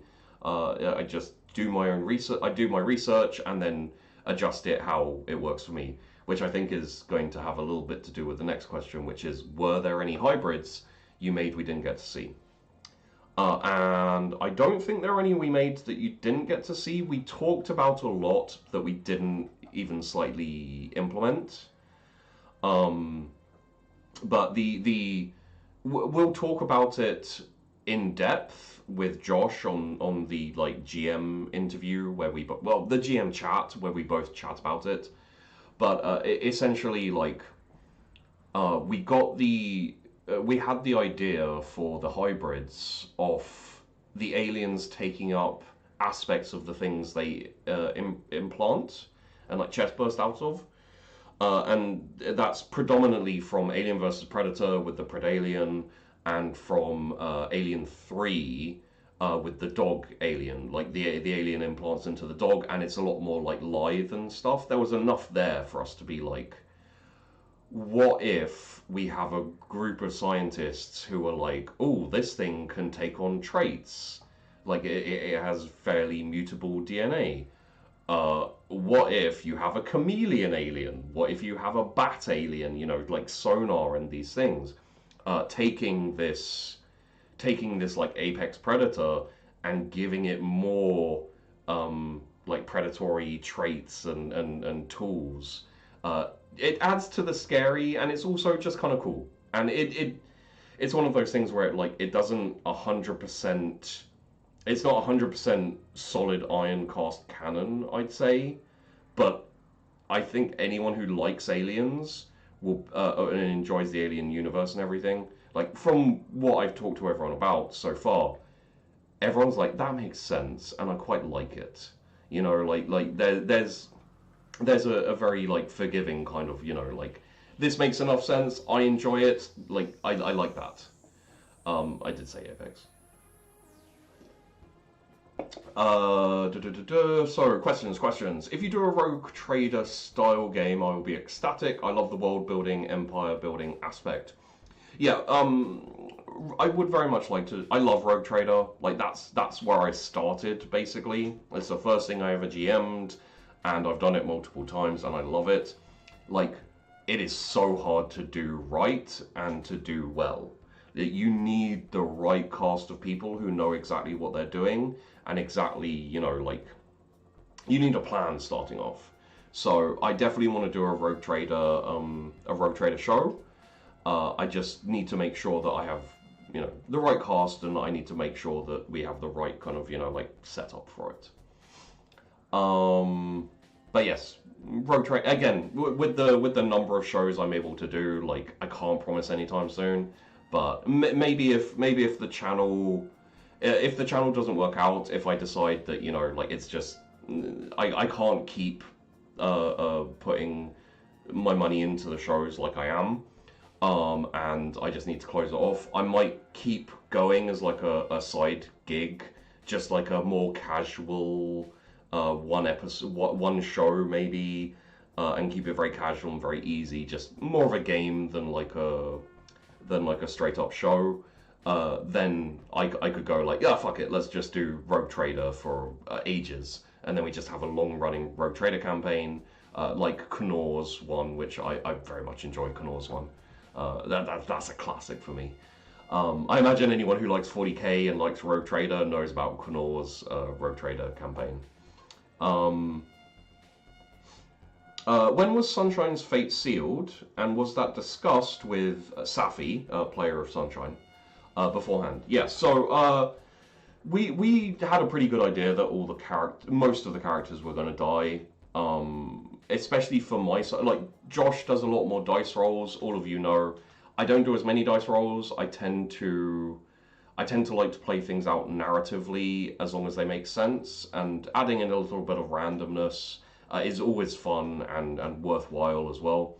But obviously, I don't do as many dice rolls. And for our side of things, especially, like, when it came to character death, it was very much down to the players. I generally tell them if they're starting to get into danger or if there's going to be a scene where they may die. And very, very often it was a case of like, this is my time. You know, so for Peachy, he knew how and where he wanted his character to die. And like, I was very down for getting him there. And they had a few like close calls where they may have been killed, but luckily they weren't. Debatable on that, I guess. But for Safi, for Sunshine, we got to that point, and we like Safi had the idea of her character dying and of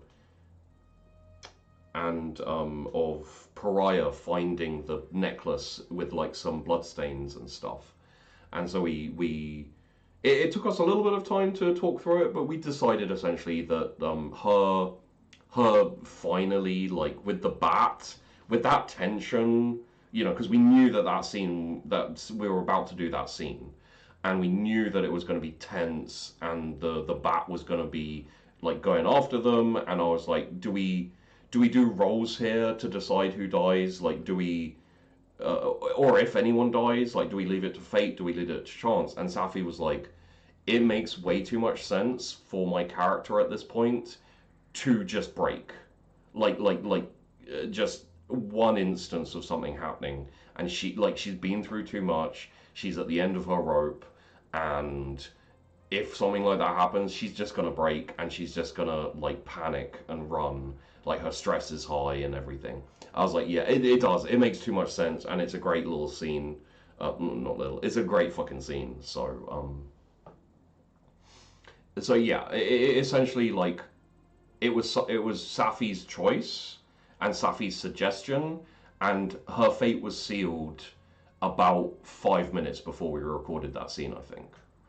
And fun fact for everyone, just a little tidbit of fun fact. The first sneeze in that episode where Peachy's character sneezed, that was actually Peachy sneezing. He didn't do it on purpose for the scene. He did it as a person, and then we didn't cut or anything.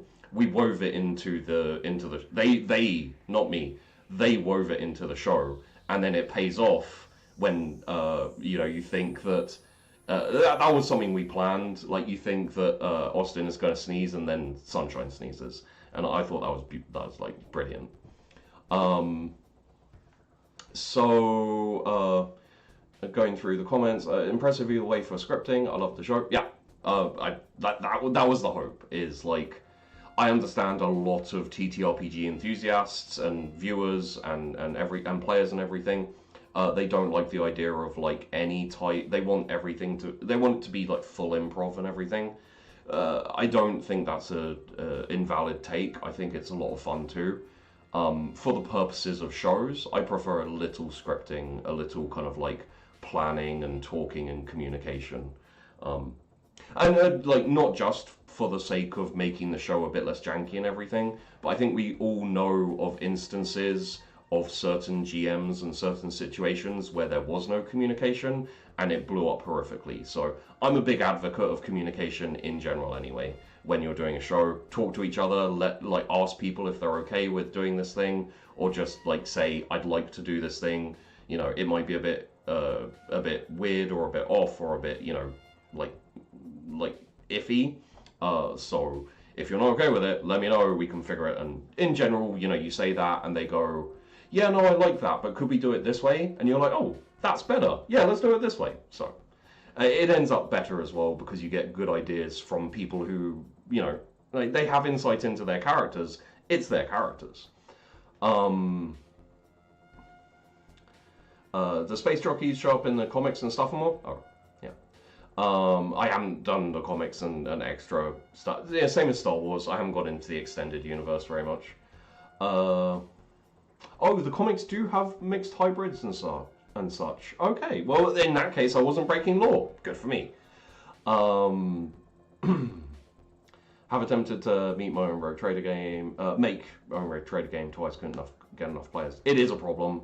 Like there is a small interest in like 40k TTRPGs, so you already have a limited pool to find people on, and then the problem with like 40k in general, the 40k games, is that it does tend towards playing the game as opposed to, because it's a tabletop, it's a tabletop war game, so a lot of the people, they approach the roleplay games as like tabletop war games as well, whereas I tend to prefer the roleplay and the narrative, the story, etc.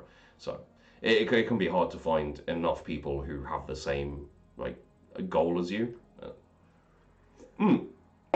Okay, so does anyone have any last final questions? If not, what I'm going to essentially, I wasn't sure how this was going to play out, this stream. I thought we may have the cast coming in one by one and basically being like, hey, I'd like to talk for a while. Everyone joined immediately and had an hour and a half, 2 hours to do stuff. So it ended up with essentially, I didn't need to play any of the videos. So what I'm going to do now is I have 3 videos. They last about,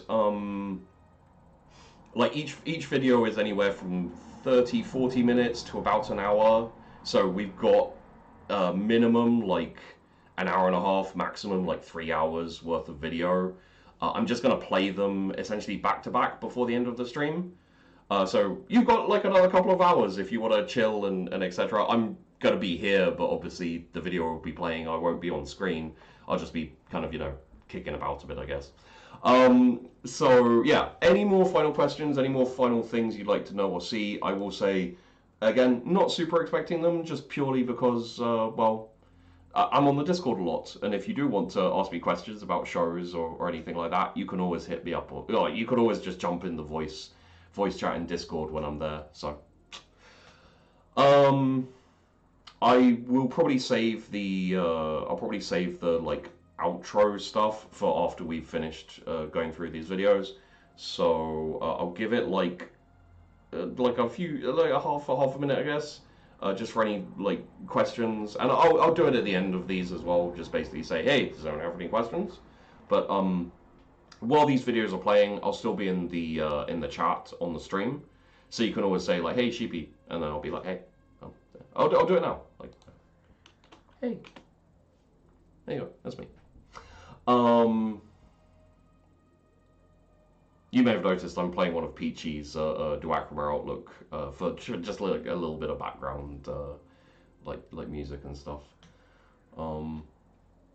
What I will say is we'll probably lose a few people at this point because obviously it's less of like a live thing and it's more of like hey, here's a few videos we recorded.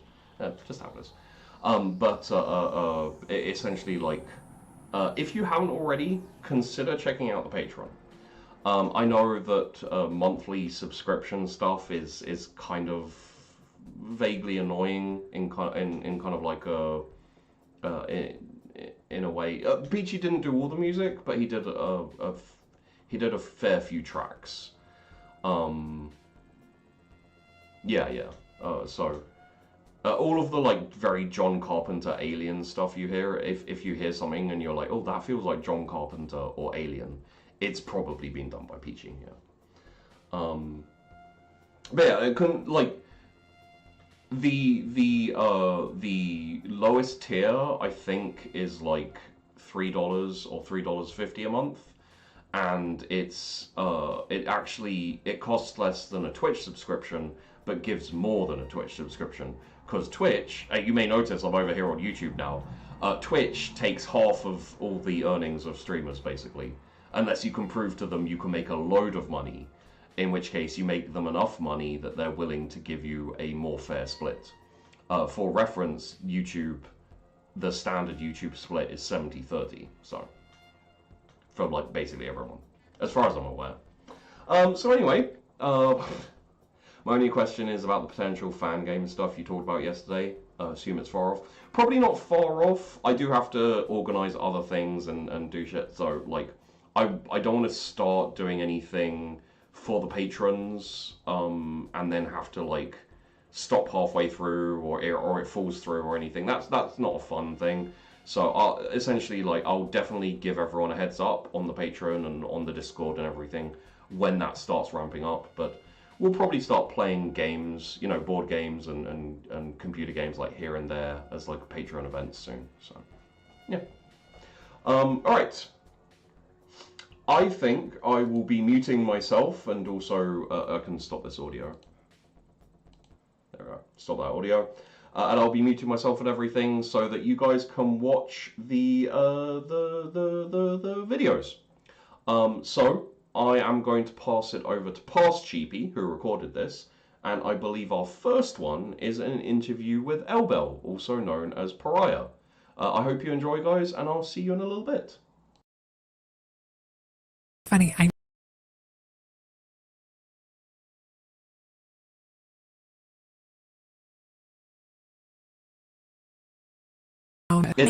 Okay, so I'll start off, and it'll be pretty chill, you know, like the whole stream is going to be pretty chill. All right. Hello, everyone. Wait one sec. My camera seems zoomed in.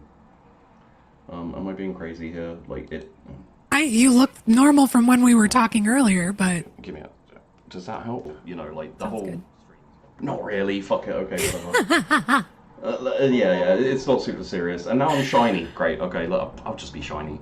All right. Hello, everyone. When you watch this, we're probably in the middle of the live stream, and Sheepy, hello, future Sheepy, has decided to play this because. Obviously, with such a large cast and such important and busy people, it's hard to get everyone here. However, some of them have agreed to record a little bit in piece so that they can tell you all about their character, their experience, and, you know, might end up being an expose. And, you know, I hated my time on Duacrima Outlook, and here's 10 reasons why. yeah, absolutely. So, Elbel, welcome, also known as Pariah. Yes. I think how we're going to start off is if you just want to talk gosh, to begin okay. with about like anything you'd like to mention, I will chime in with questions in a bit. Essentially, apologies to start all the pressure off Yeah, on you. just putting me on the spot. It's fine. But I want you to have the opportunity to basically talk about whatever you want to talk about without me being like, oh, and how did that make you feel? Okay. Pariah. It sounds great. Hi everybody. Welcome. I hope that you enjoyed our incredible show. The cast was amazing. GMs were amazing. It was an incredible experience. And I don't know what to say other than I, Ellie, am racked with so much guilt. And like didn't expect that guilt that like I'm DMing friends and being like, so Ellie feels horrible. I'm watching your episodes and I want to curl into a ball and die. You know, but RPing wise and being a part of the show wise, it was such an incredible experience and so much fun. And I feel like we told such a cool story. Yeah, very alien feeling. Very alien feeling and creepy. I still get the like chills up my spine when I'm like, ugh. And you got Don't to, like that. you were the only one who got to be on both casts. I did, which was a really cool experience. I like getting to experience the story from both sides in two very different GM styles and two very different atmospheres, right? Because one is a very like slow build panic where the other's like, we think we know what's going on. We're in, we're out. Oh, look at what happened. Yeah. Which I guess you had the closest thing that you could call the viewer experience. Mm-hmm. Because you got to see how things were and how things ended up. Yes. And it was wild to continue RPing, knowing where I left my cast that I started with to then move into another cast and just like be like, okay, so but what happened to them? Like, did they get through the water pipe? Did I like accidentally get Sunshine killed? Like, what happened? And I had to wait like everybody else. But we recorded this months ago. Yeah.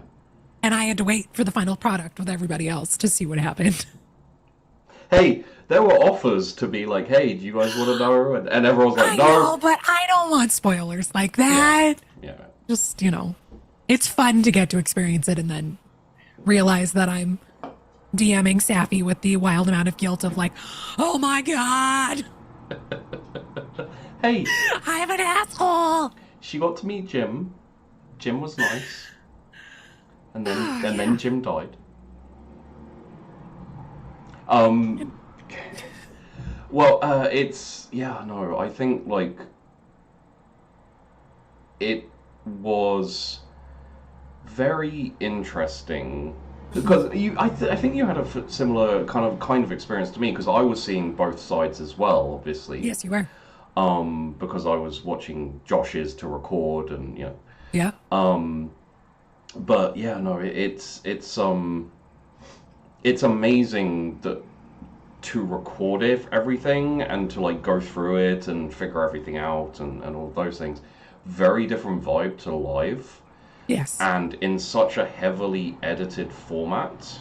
Yes. It's so weird to see it come to fruition because you're like, I remember this, but it looks so different, and it's got so much extra context with the music and with some of the effects and the scene transitions and like. And the roles. Can we just also talk about how cool visually seeing the roles happen as they popped up? Like that was like one of the first things I was like, oh man. Yeah. Sound effects so great. Everything was so immersive. And it really all came together and told such a really amazing story. And I wouldn't do it all the time. I do quite like the shorter format. Like an hour and a half, 2 hours generally. Yeah. Although I think the last episode is the last couple of it. Yeah, the last episode is a lot shorter. It's like 40 minutes. But, Yours or ours? mine. I think you said it like it isn't yours too. Just I know, just but you like weren't I there. wasn't in it, right? Because Pariah was not there. Yeah. It's like, okay, I'm still in this now episode, right? So it's yeah, it's all still ours, but So, going into things Sheepy wants to ask you, so that everyone. Okay. I know some of these answers, but okay. What does Sheepy want to know? how did you feel playing a bitch? I loved it. Yeah. I will 100% do it again.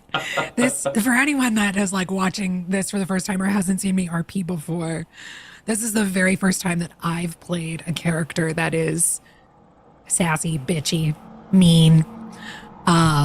Self-interested. I normally- Yeah, I tend to kind of find a line or pull something a lot more from myself to understand when I'm RPing, because it's not to say it's safe. I'm putting that in quotations, but like it's easier to pull from experiences that you have personally instead of like Pariah took me 40 minutes to get into, and then I was like in her brain for a while to get out. Like it wasn't a switch. It's like, okay, I gotta get in. And like actively chewing the bubble gum was the one thing that flipped my brain. Like I was like, she's gonna chew bubble gum, and I was like, okay, I can chew the gum, I can be a bitch. Like it was like that was what took me there. Yeah. And I'm really happy I made that decision for the character. But it did really help, and it was a lot of fun to push myself out of my comfort zones. And it was like, you know me as a GM by this point. I do very much enjoy when my cast like go for something new and push their limits a little bit. And I love trying to help with that and everything. A little very quick side tip for any GMs or anyone out there. If one of your players wants to try something that they're not like comfortable with, in the sense of like, you know, they're not familiar with, they're a bit worried about trying something new, have them interact with an NPC first before anything else. It's a lot easier, especially if you're like being an asshole. It's a lot easier to do it to an NPC that your GM is playing than it is to do it with the players. And it's easier to, not easier, but when you've had that conversation with your GM, like I didn't mind being a bitch to you. Yeah. Like I was like, I know that this is not what's expected, but like this is what we've talked about. So like you're expecting it, where the other players in the cast haven't met Pariah yet, so they don't know what to expect unless they've like we've had a session 0 and we've talked a little bit about it. But I do believe at the beginning of, I think it was the first episode, maybe the second, I just before we started recording, I did say to everyone, like, just so everyone knows, I want you to, no, just so Ellie is aware, I want everyone to say, Ellie, I'm okay with you being a bitch to me. And like everyone said it. I needed that. Ellie needed that. And I think I ended every single episode Being once like, I switched casts. Yeah. DMing Katie, being like, I'm so sorry Pariah was so mean to you. Because she found someone to pick on, and she found somebody she did not like. Yeah. And she went up. And I think also, in a way, because I'm friends with Katie, I felt safe being like, I'm gonna push, you're pushing back. Let's RP through this, because that's what's fun. Like that's what's fun about RPing, is really getting into those scenes and sinking your teeth into those characters. Yeah, definitely. Okay, so enjoyed being a bitch. Noted. Would do again, 100%. I think one of the core things, because this will be the most recent thing that everyone has seen. Yes. That finale, huh? Emotions. I have feelings. Right now in this moment, when we're recording, I have not seen the finale again. Yeah. I just have a very vivid feelings, emotions, remembrance of what that was to live through as RPing and as Ellie / Pariah. Yeah. Did you?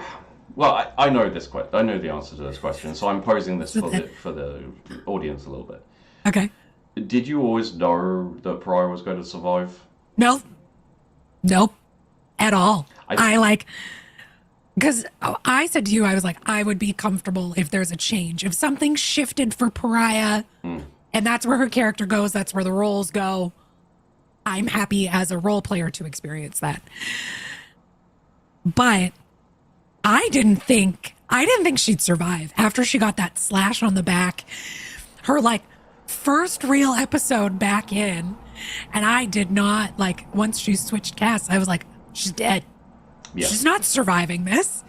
And so, and also, like, both ways make sense for the character, right? Like, for her to have made that sacrifice, or like however you want to look at it, that selfish decision to then switch casts and then not survive, it's like, well, good.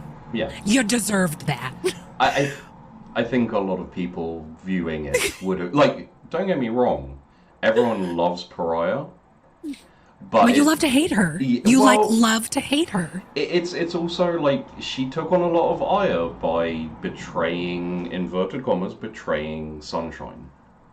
She did. Yeah. In Ellie's world of like, I believe that a Pariah did that, but I also know the character in my brain and in my soul, and like it was true just survival. It was like, I need to survive. Of course, we all as our peers make up these wild long backstories, and like in her backstory, betrayal is all she's ever known. Yeah. So for her to make that decision was easy because it was just all she's ever known. But like, as you see her kind of go along, the betrayal isn't easy to live with. Yeah. Yeah. And so for her to be the one that survived in the end, like, we ended that episode and I went, she's now stuck on a planet alone. Well, she thinks alone. I mean, yeah, she thinks alone. That's true. In that last moment, right? Like, she thinks alone. She thinks, I've done this to escape, and now I'm trapped living with the guilt. I'm trapped living with, I don't even know where I am, how to do this, like what? And maybe questioning that decision of whether she made the right choice of like, was survival in this instant better than what she went through? Yeah. Which possibly the other person on that place may be thinking the same thing, but we don't know. We haven't seen him since he stepped off the shuttle. And the conversation that would happen between those two characters post being on that planet. One of the things me and Dan have talked about is the possibility of a cameo in season 2 where he just runs out of the undergrowth with like a big beard. He's just like. Did you expect Dan's character to survive? Out of our cast, yeah. I feel like he was the most likely to survive, to be honest. I think so too, yeah. I think that Landon is very resourceful. I think that he like has had a history of like knowing how to survive and knowing what to do in those moments and like how to get through it. And I think that he's just basist had survival instinct, which is where I think Pariah was like, I like you and look up to you. Like when they were on the ship together and they're like pre us getting a glimpse on what happened, she liked him. Yeah. She was like, I trust you, I respect you, and all of that stuff. So yeah. Yeah, I wasn't sure anyone was going to survive, but when we got to that last episode, it just made sense that Landon would make it out and get onto the planet, or onto the moon. Yeah. Which now, when you think about it, maybe those ruins. Now that now that all of the episodes are out and we've had the final reveal, we haven't had it officially for either of us because the video is coming out soon. But at time of recording, at the time this is being seen by everyone, those ruins that you guys were investigating at the beginning of the episode, of the first episode ever, maybe they have a bit more meaning now. Yep. Yup. Oh no. And that I think it wasn't until the final episode, like your final episode, Josh's final episode. Yeah. I think a bit before that we were chatting and we were like starting to realize how it makes so much sense. Like obviously it wasn't it wasn't something that anyone was 100% on, but that was when we realized, holy shit, it would make a lot of sense actually, as much as a lot of people probably wouldn't want it, for Pariah to survive. I think we talked about this after. This was the conversation we had after the last episode. Right, yeah. When, like, the episode ended and we finished recording, and I think then you and I were DMing the next day, and it was like, oh, like, it makes storytelling-wise, the roles worked out. Like, that was all chance. Yeah. That was all, like, she could have easily not have been the last one. Like they both, her and Katie's character, name is ADHD braining. Churchill. Churchill, thank you. It could have been her and Churchill. Sorry, I don't want to interrupt your flow, but did you say Wilhard? No. Oh, okay. I thought you said Wilhard. I was like, what kind of name is that?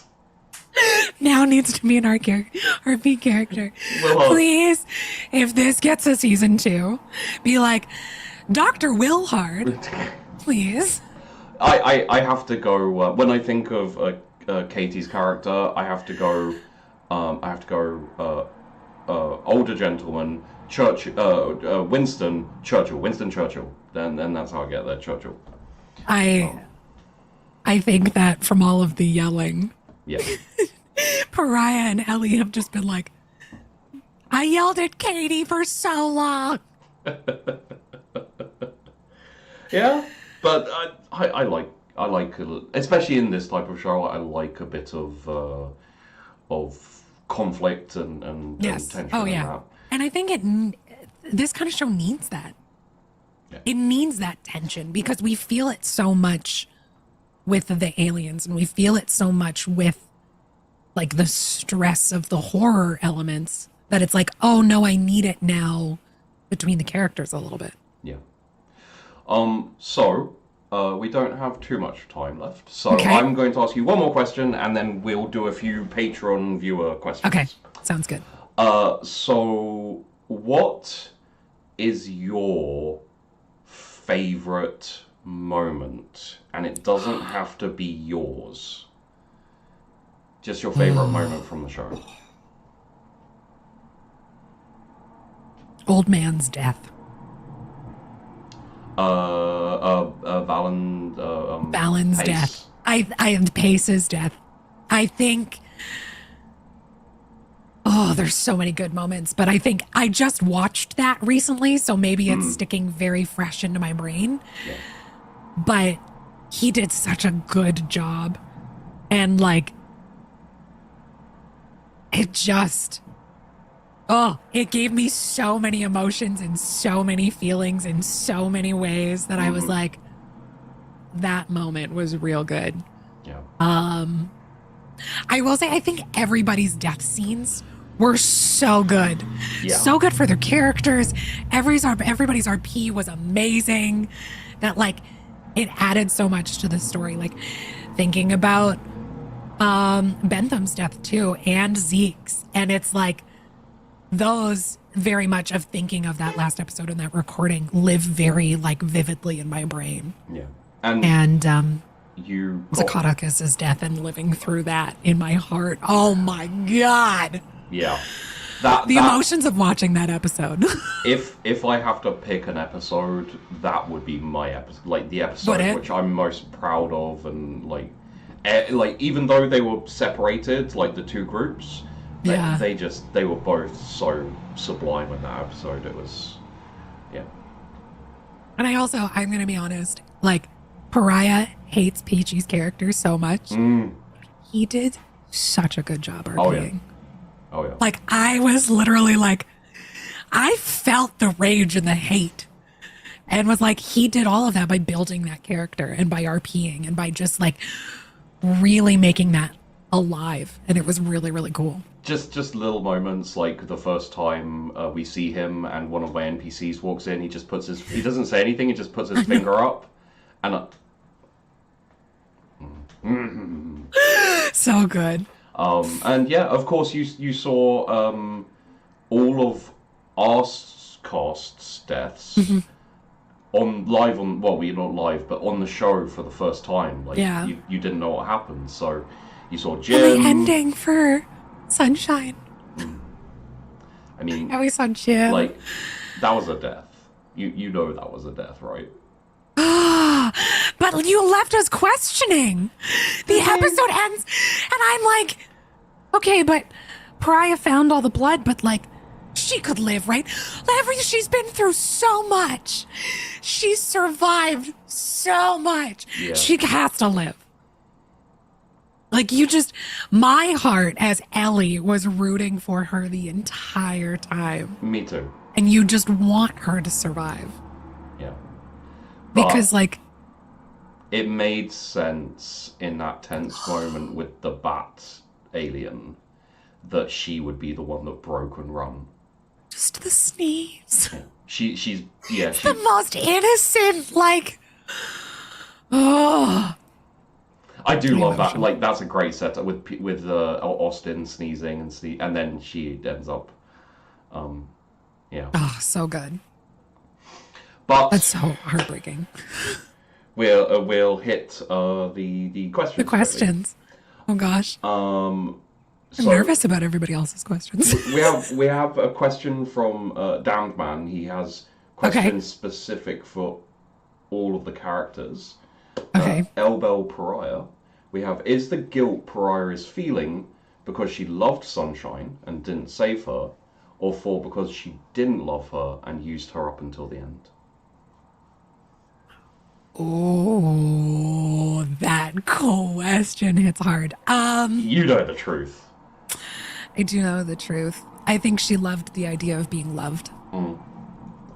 I think she loved the idea of being loved, but survival is what took over. I mean, yeah. So it wasn't about, it really wouldn't have mattered who it was. So. If I can, it wasn't about not caring. It's just that there wasn't any deep feeling there. And maybe it's not so much deep feeling. I think it's Pariah doesn't know how to love. I think it's that Pariah doesn't know what love is and she doesn't let it in. So it wouldn't have mattered whether it was Sunshine or somebody else that loved her, and they could have loved her completely. But for Pariah's self-preservation, she would not allow love in. I could imagine her doing something like sticking her hand in boiling water to save Sunshine. Yeah. She has that kind of vibe where she's like, she'll take some pain and she'll brave something that's doable, but in a situation where it's literally life or death, make a choice. It's like, yeah. And I think that's the basis of her character in my brain is like, yeah, it is just true, pure her survival. Like us coming up with Pariah as her name. I'm so happy about that. Okay, we took like 3 weeks. It took us 3 weeks because I was like, okay, well, what kind of, and I started building her backstory. And then you suggested Pariah, and I was like, done. Like, there's no question about that. And I think that it's a question of, did somebody else make her a pariah in the situation, or did she make herself a pariah? And you don't know that about her backstory. My guess, I know we did, like, this isn't... We know, you know. Well, I would say this isn't something that is, like, even canon, but this is just, like, my head canon for the character, is that when she was younger, she was treated like a pariah by and everyone. That's what, And when she became a pilot and she needed a call sign, she took it to own it. Yes. But at the same time, I would imagine there's a little part of her, like subconscious part of her, that did it because she felt she deserved it. 100%. And so, every time someone calls her pariah, it hurts her a little bit, and she's like, yeah, I just, But that's who I am. Yes. And I think it's more, yeah. And so, why be something she's not? Yeah. So at the end of sacrificing Sunshine and survival for herself, this is who I am. This is the decision I make, and I can't be anything different than who I am. Yeah. Next question we have is, this is from, why is it being like this? I have it in the Discord, and it's doing that thing where people's names are, Oh, it's because you're in streamer mode. Disable streamer mode. Yeah. I'm not streaming. There we go. This is from Frodato, this is going to be a question that everyone gets. Okay. What did the other crew do that surprised you the most? Oh. For me, which one, though? Because I could answer at both sides. I mean, if you want to go for two, you have that privilege because you were on both sides. I think what surprised me the most is for Josh's cast was going in and not expecting chaos. I think going in and thinking that they would be able to handle it, and this was a black and white, in and out thing. I think that, and it makes sense for the characters, it makes sense for all of that, but I think that was surprising to me to then see how quickly it fell apart. Yeah. But then also stayed together. It was it was this survival of that. And then for your cast,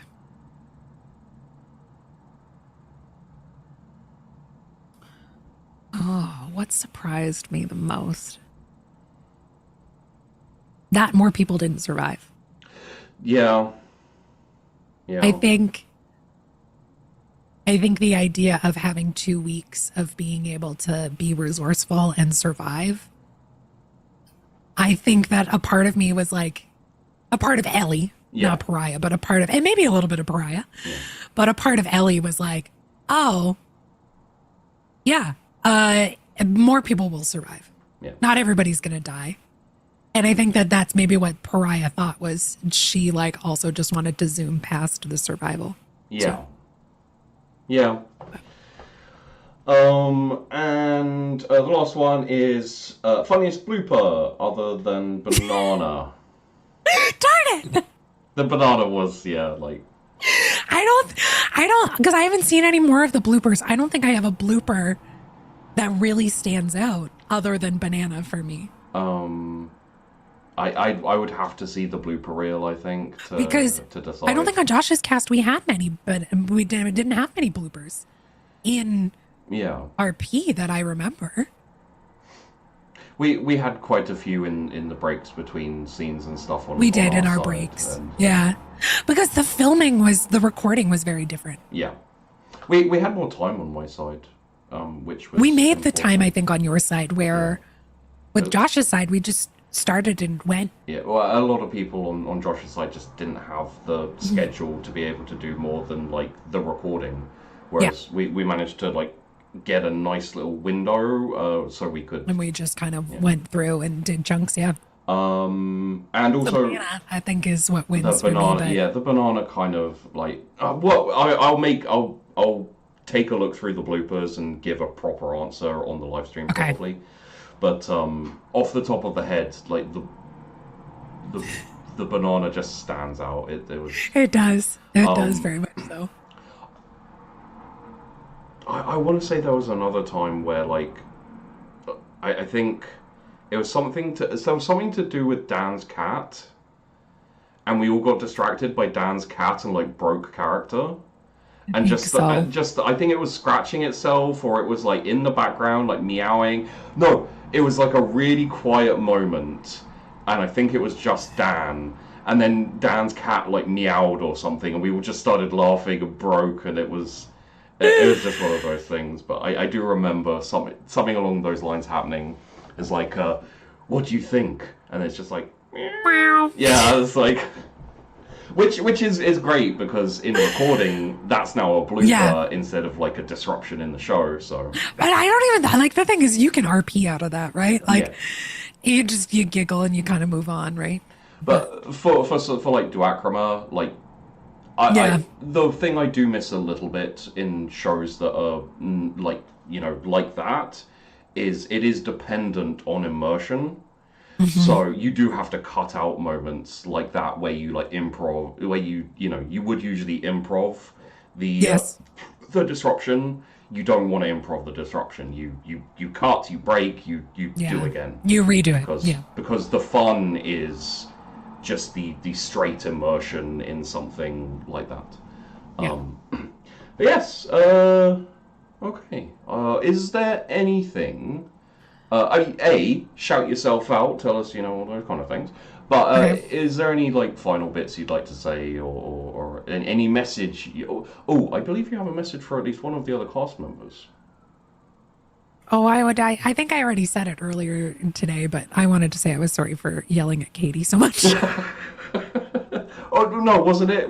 I'm super happy that your character died and I hated her. That was a gruesome death. Oh my god.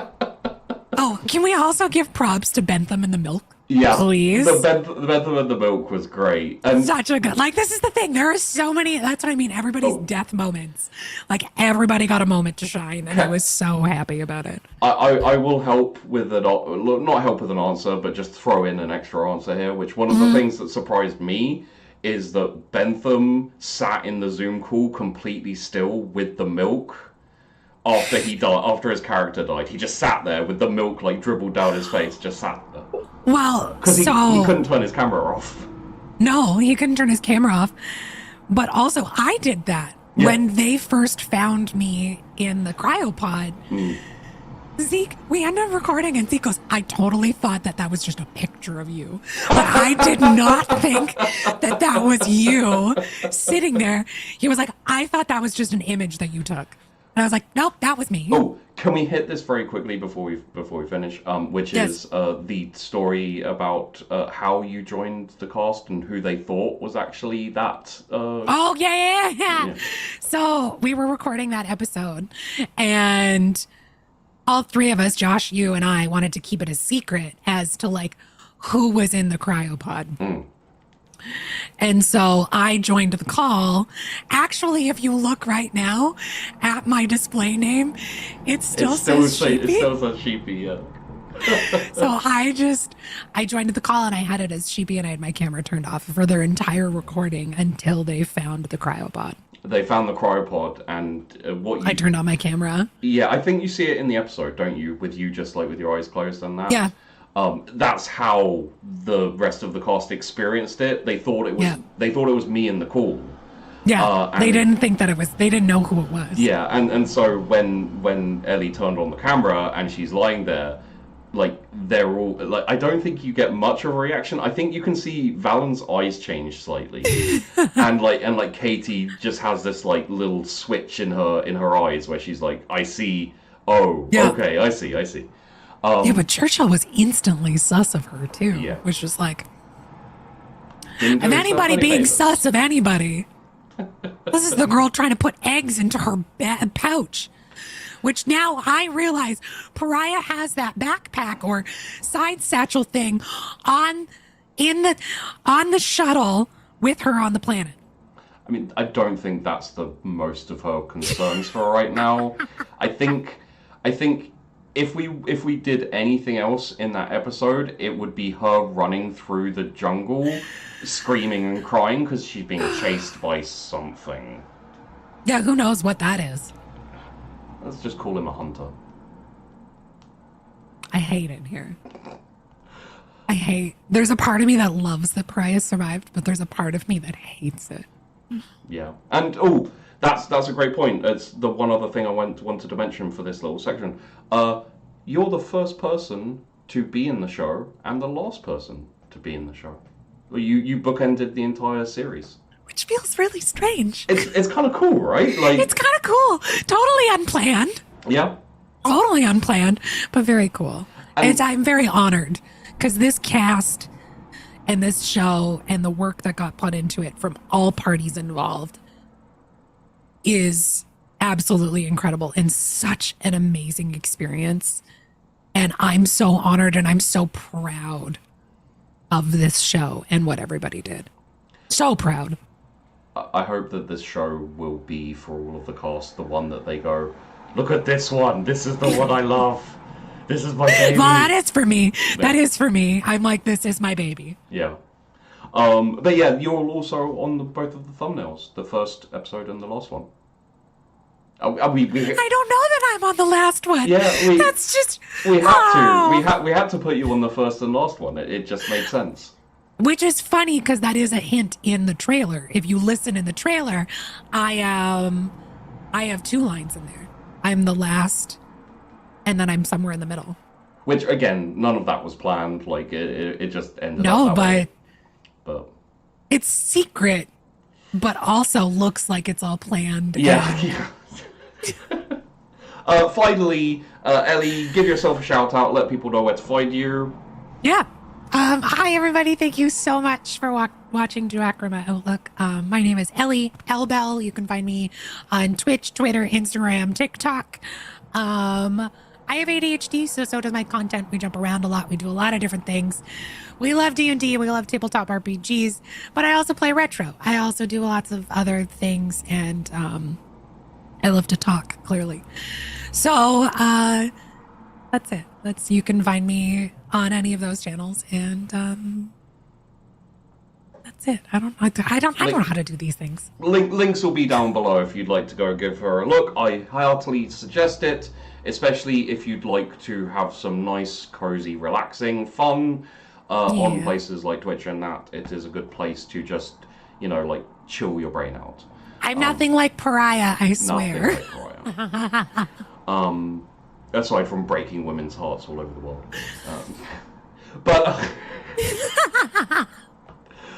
Yeah, I'm going to throw you all back over to present Sheepdog. This is past Sheepdog signing off. Thanks for watching. Present Sheepdog and cast. Hey. Okay. Yeah. Thank you very much, past Sheepdog. Hey guys, it's me again. It's the actual Sheepy, the one in real time. I am going to pull up the Zeke interview, ready to go. And yeah, I think we've hit all of the. I think we've got all the questions we're gonna get and everything. If you do have more questions, feel free to throw them in the chat as we go through. Feel free to throw them in the chat as we go through these. I'm pretty sure your questions did make it. Like we recorded Ellie's like a couple of days before. I think you had done your questions by the time we did the interviews with Zeke and Dan. So no 100% promises, but I'm pretty sure those questions made it to them. I hope. But yeah. So we're just gonna go straight into the next video. Because we've got another one to go through. Dan's is the longest and it's going to be the last. So, yeah. Here we go with the next one. I'm going to pass it over to Past Sheepy. Past Sheepy, please take it away. Thank you, future Sheepdog. I do that a little bit because I'm going to intro and outro the things. Mm-hmm. I am here with Sergeant Maddox, Ezekiel III. And yeah, it's thank you very much for coming on and doing this little recording. Unfortunately, you can't make it live, but we have managed to get you for this little bit just to talk about your character and anything else you'd like to talk about. So, the way I'm doing this is essentially, I'm gonna shut up for a while. I have a few questions for you, which I'll get to in a little bit, but for now, anything you'd like to talk about, feel free, and if needed, I can bring prompts in. Sure. Well, first of all, it was a real treat to be a part of this cool idea that I was approached with the two casts happening on at the same place but over a different span of time. I thought that was a neat idea. I've always loved the Alien universe, so it was an easy sell for me. And I always enjoy time spent with new castmates, new role players, new DMs, GMs, whatever.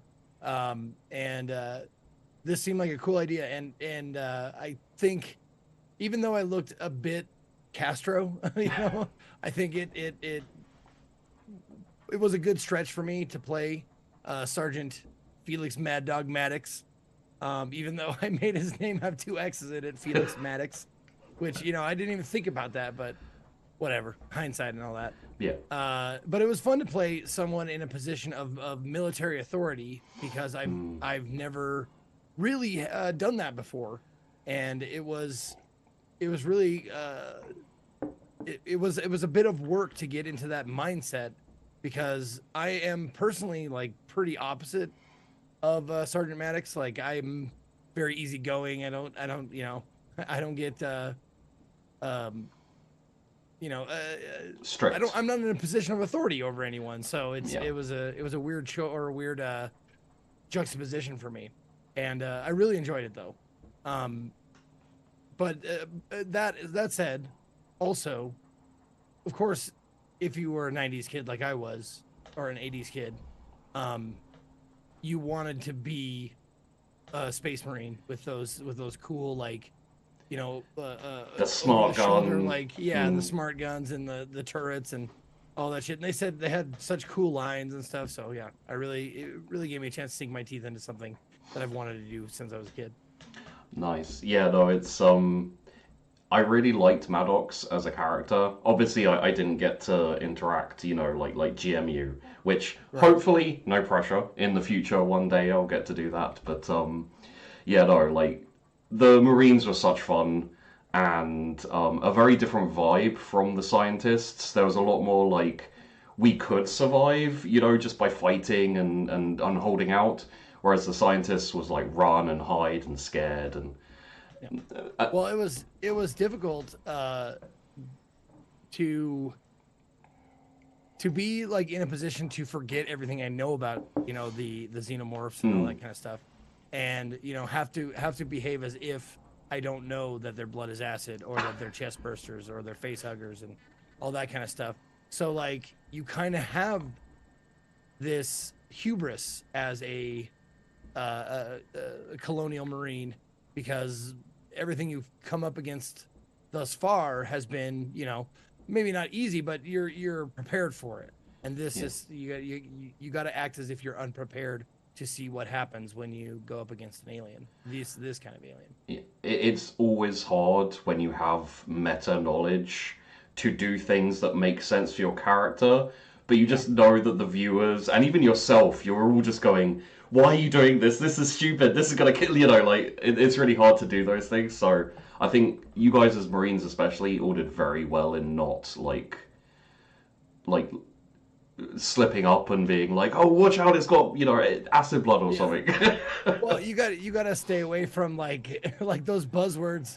Like, chest burster is like the commonly known like term for it. So you're like, when you come upon a body that has its chest blown out, like, you don't say chest burster, because that is it'll pull people out of it. It's the meta like terminology for it. Yeah. So you have to like come like, how would I say that without saying chest burster? It's like, it looked like he swallowed a grenade and it blew up out of his cavity of his rib cage.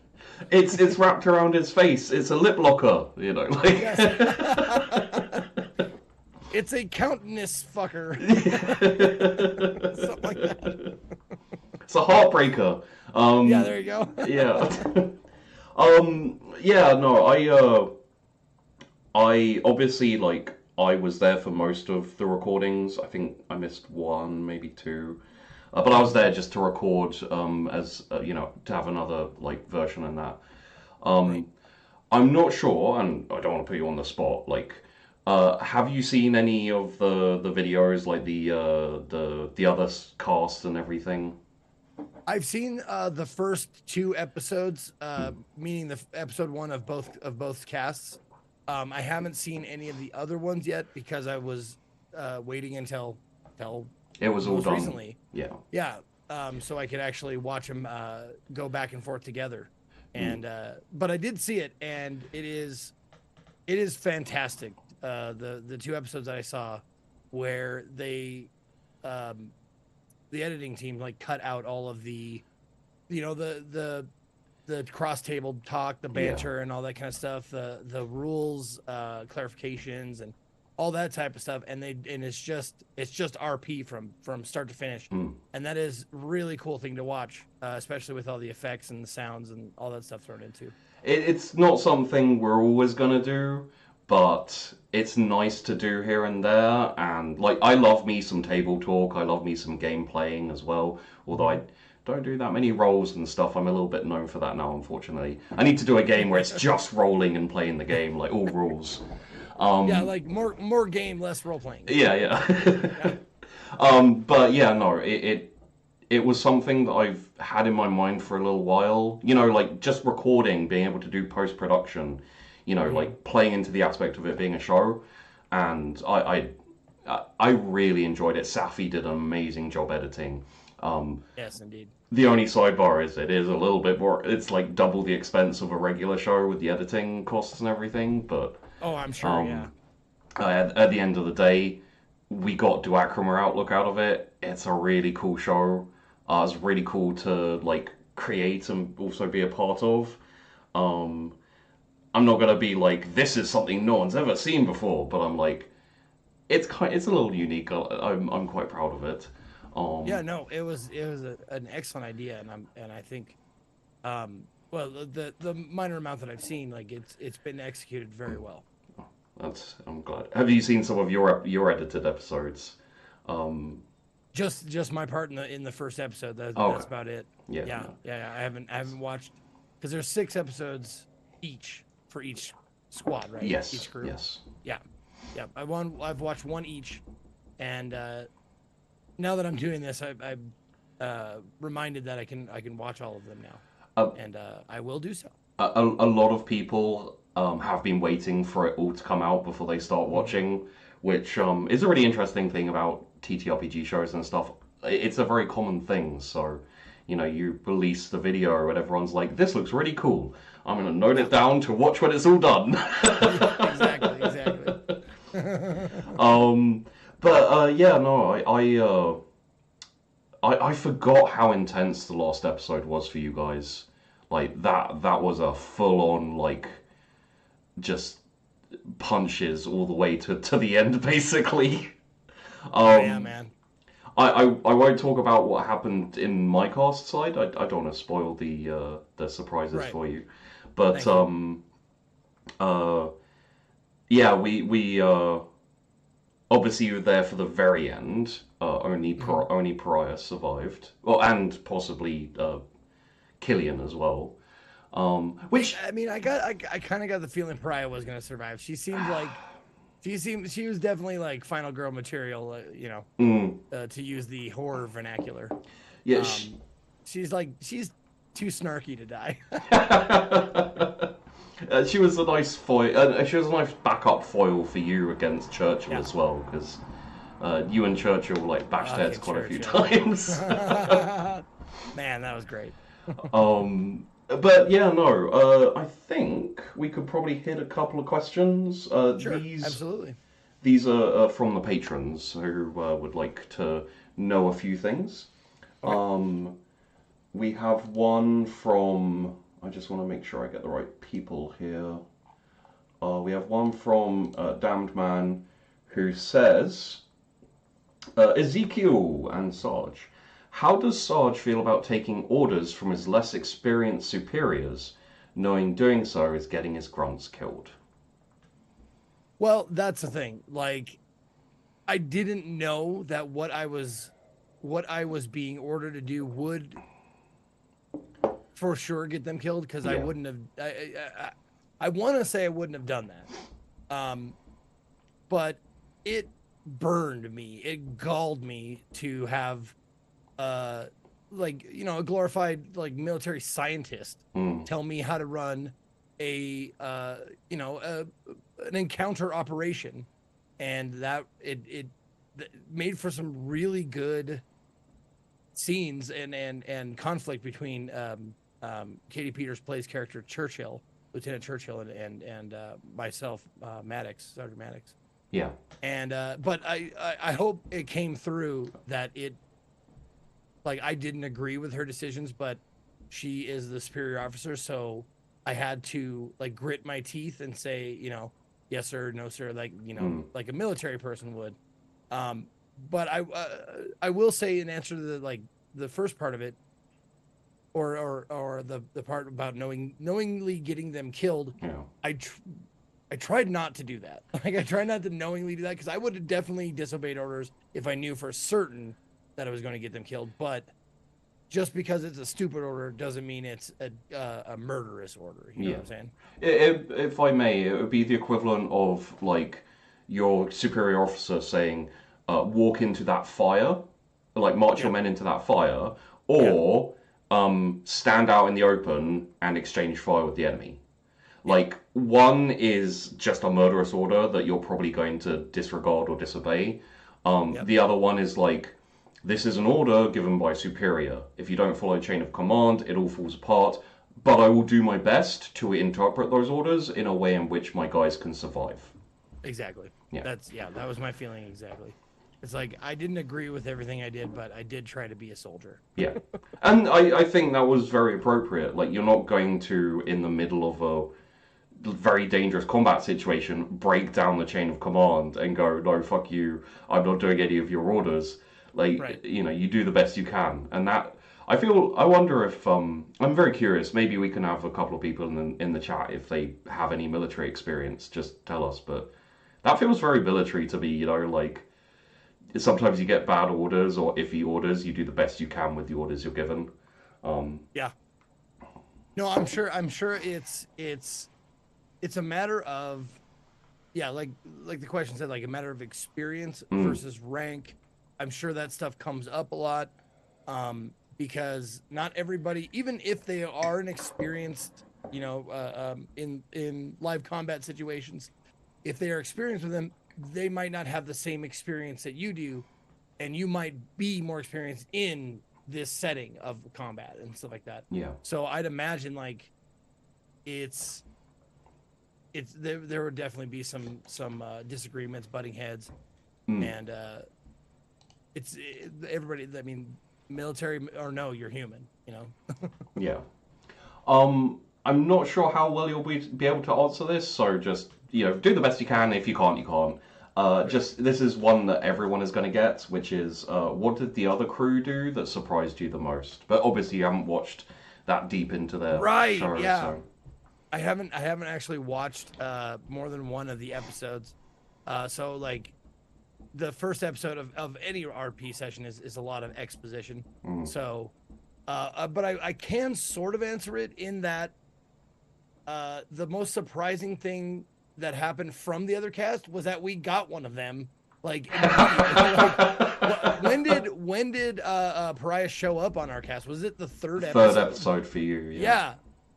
And it was like a transplant from the first squad to our squad from the third episode. And that I was like, what? I had no idea. Like, behind the scenes, Elbel was there. Yeah. And I thought she was just like a picture. Like she it was just a picture. She sat so still. Yeah. And then she started talking, like, oh my God, she's actually here. She's in this cast. I didn't know what the fuck she was doing there. Yeah. But that really surprised me that someone from there got out to tell a little bit of the tale of what happened, what went on before. One of the things both me and Josh from the very start wanted to do was utilize the dual timelines to cross over stuff and have things play out. Oh yeah, dude. And so we weren't sure who was going to come over until closer to when it happened. But yeah, it was very fun. Which I guess we don't have to ask this one. This is for all the Marines. I saw that question. Yeah. What was it like when you suddenly found and were joined by Pariah? Partially because I heard from Bentham that the moment of them joining was their first time meeting. Yes, like I said, that was insane, and it was a very cool idea to making use of the time difference, same location, different time setup that we had. Yeah, I can say that the episode where that happened, Bentham was staying the night in my flat because he was off down south in England somewhere, and so he was sitting in my seat and I was on my phone in the other room, and Ellie joined the Zoom call as Sheepdog, as Sheepy. So everyone thought it was just me on my phone, like in the other room. That's how they did the reveal. So suddenly she pops up and. That was crazy, dude. That was amazing. And also, like, I half expected the person, like, if that was going to happen, I half expected the person to be, like, one of the scientists, like someone with some, like, you know, a training background, some knowledge, but not really. Pilot. Like, Pariah was not trained, like wasn't a scientist, wasn't military, none of that. So it was weird having like a civilian come back and survive from the other cast. That was yeah. Let's have a look here. I think we've got one more, which is let me just double check this. It is from The Blind Watchman. Yep. Which is Ezekiel and Felix. At what point would you disobey orders? Would you have called in air support if you could, aka would you blow up the station? If you had one, would you have used a grenade instead of your pistol at the end? Okay, that was a few questions. So, at what point would you disobey orders? We talked about that a little bit before. I would disobey orders if I knew for certain that it was a suicide mission. I wouldn't send my men out on a suicide mission. But that being said, and I've never been in the military, so just take this at face value. So I don't know like the military mindset. I've never been in that position. But the way I looked at it as Sergeant Felix was get the mission done. There may be casualties. That happens. That's kind of a soldier's job, is to go into danger. So if that does happen, that doesn't mean the mission is over or that we pack up and leave. If someone is killed or whatever, we still do have a mission to accomplish. And once that became apparent that it was undoable, untenable, our position on the ship or on the station, that was when Sergeant was like, we are leaving. We're going to get out of here. We are leaving. We're going to get out of here. Because we were up against a foe that we could not have fathomed before we landed here. So that's the point I would disobey orders. If it was an unwinnable situation, or the casualties that my squad suffered outweighed the lives of the people that we're trying to save. Go ahead. If I could just expand on that a little bit, I kind of got the feeling, just as an observer, that like all of the mistakes and the sloppy deaths caused by your superior officers, you know, the lieutenant and also, let's say, probably Churchill, it felt like at the end when Felix went out, it was like too many of my let's say underlings that too many of my soldiers have died. My grunts, my Marines. My Marines, like it's like I'm gonna make a stand and see if I can save some of them. Like it's kind of like he drew a line. He's like, there are sacrifices being made. At some point, I'm gonna have to, you know, just stand there and kind of take the hit, kind of thing. Yep. No, that's exactly my thinking was, if at any point my death will save my grunts' lives, I would gladly lay down on a wire for that. Yeah, totally, for sure. Okay. Would you have called in air support if you could? AK, would you blow up the station? That's a tough question. It's easy to say nuke them from orbit. It's the only way to be sure, right? Yeah. However, it is I am a soldier. I do have orders. There may be other, like, we did not confirm 100% that there was no other living humans. Yeah. Pretty sure there wasn't. I mean, it's a good chance that there's no other living humans that aren't being incubated for other purposes. But if I was sure and I had my grunts off there, I would have definitely suggested, like, I don't think I would have the authority, being just a sergeant, to blow up a station. But if I had the capability, I probably would have. Yes. I would say, like you said, like confirmation of no more civilians on the station, and probably like in a last stand scenario, I could see Maddox basically calling in like a new kit from orbit kind of order, and then just trying to hold out and just absolutely going down with the ship. And that kind of goes towards the next question. If you had one, would you use a grenade instead of your pistol in the end? I don't remember the exact circumstances. I mean, I remember the scene in my head. It's been a while, guys. The exact circumstances of it, and I'm not sure if everybody was like out of the range of it or whatever. Because the thing is, a pistol is one thing. A grenade is something completely else because of hull integrity. That's something you have to take into account since we're in space, right? So if I knocked a hole in the hull, it would blow everything the fuck out of where I was. So I would have to be sure that no one was going to be sucked out without a suit, and that no one was in the blast radius. But if both of those conditions were met, you bet your fucking ass I would have done that. I would have totally fucking done that. I would have been like the two Marines in the air vents. Vasquez and Boosh, yes. Yep, Vasquez and the she says his name too. She's like, you're an asshole. Yeah, I think he's a lieutenant. I can't remember what his name is. But yeah, no, it's like there's something very gratifying and like I don't want to say Gorman. That's what it is. Gorman. There you go. You always were an asshole, Gorman. Yeah. Like I would have. That's a great scene. I would absolutely have done that for sure. There's something great about playing and inverted commas here, a simple character. Like when you're playing when you have a very clear objective, you are sergeant.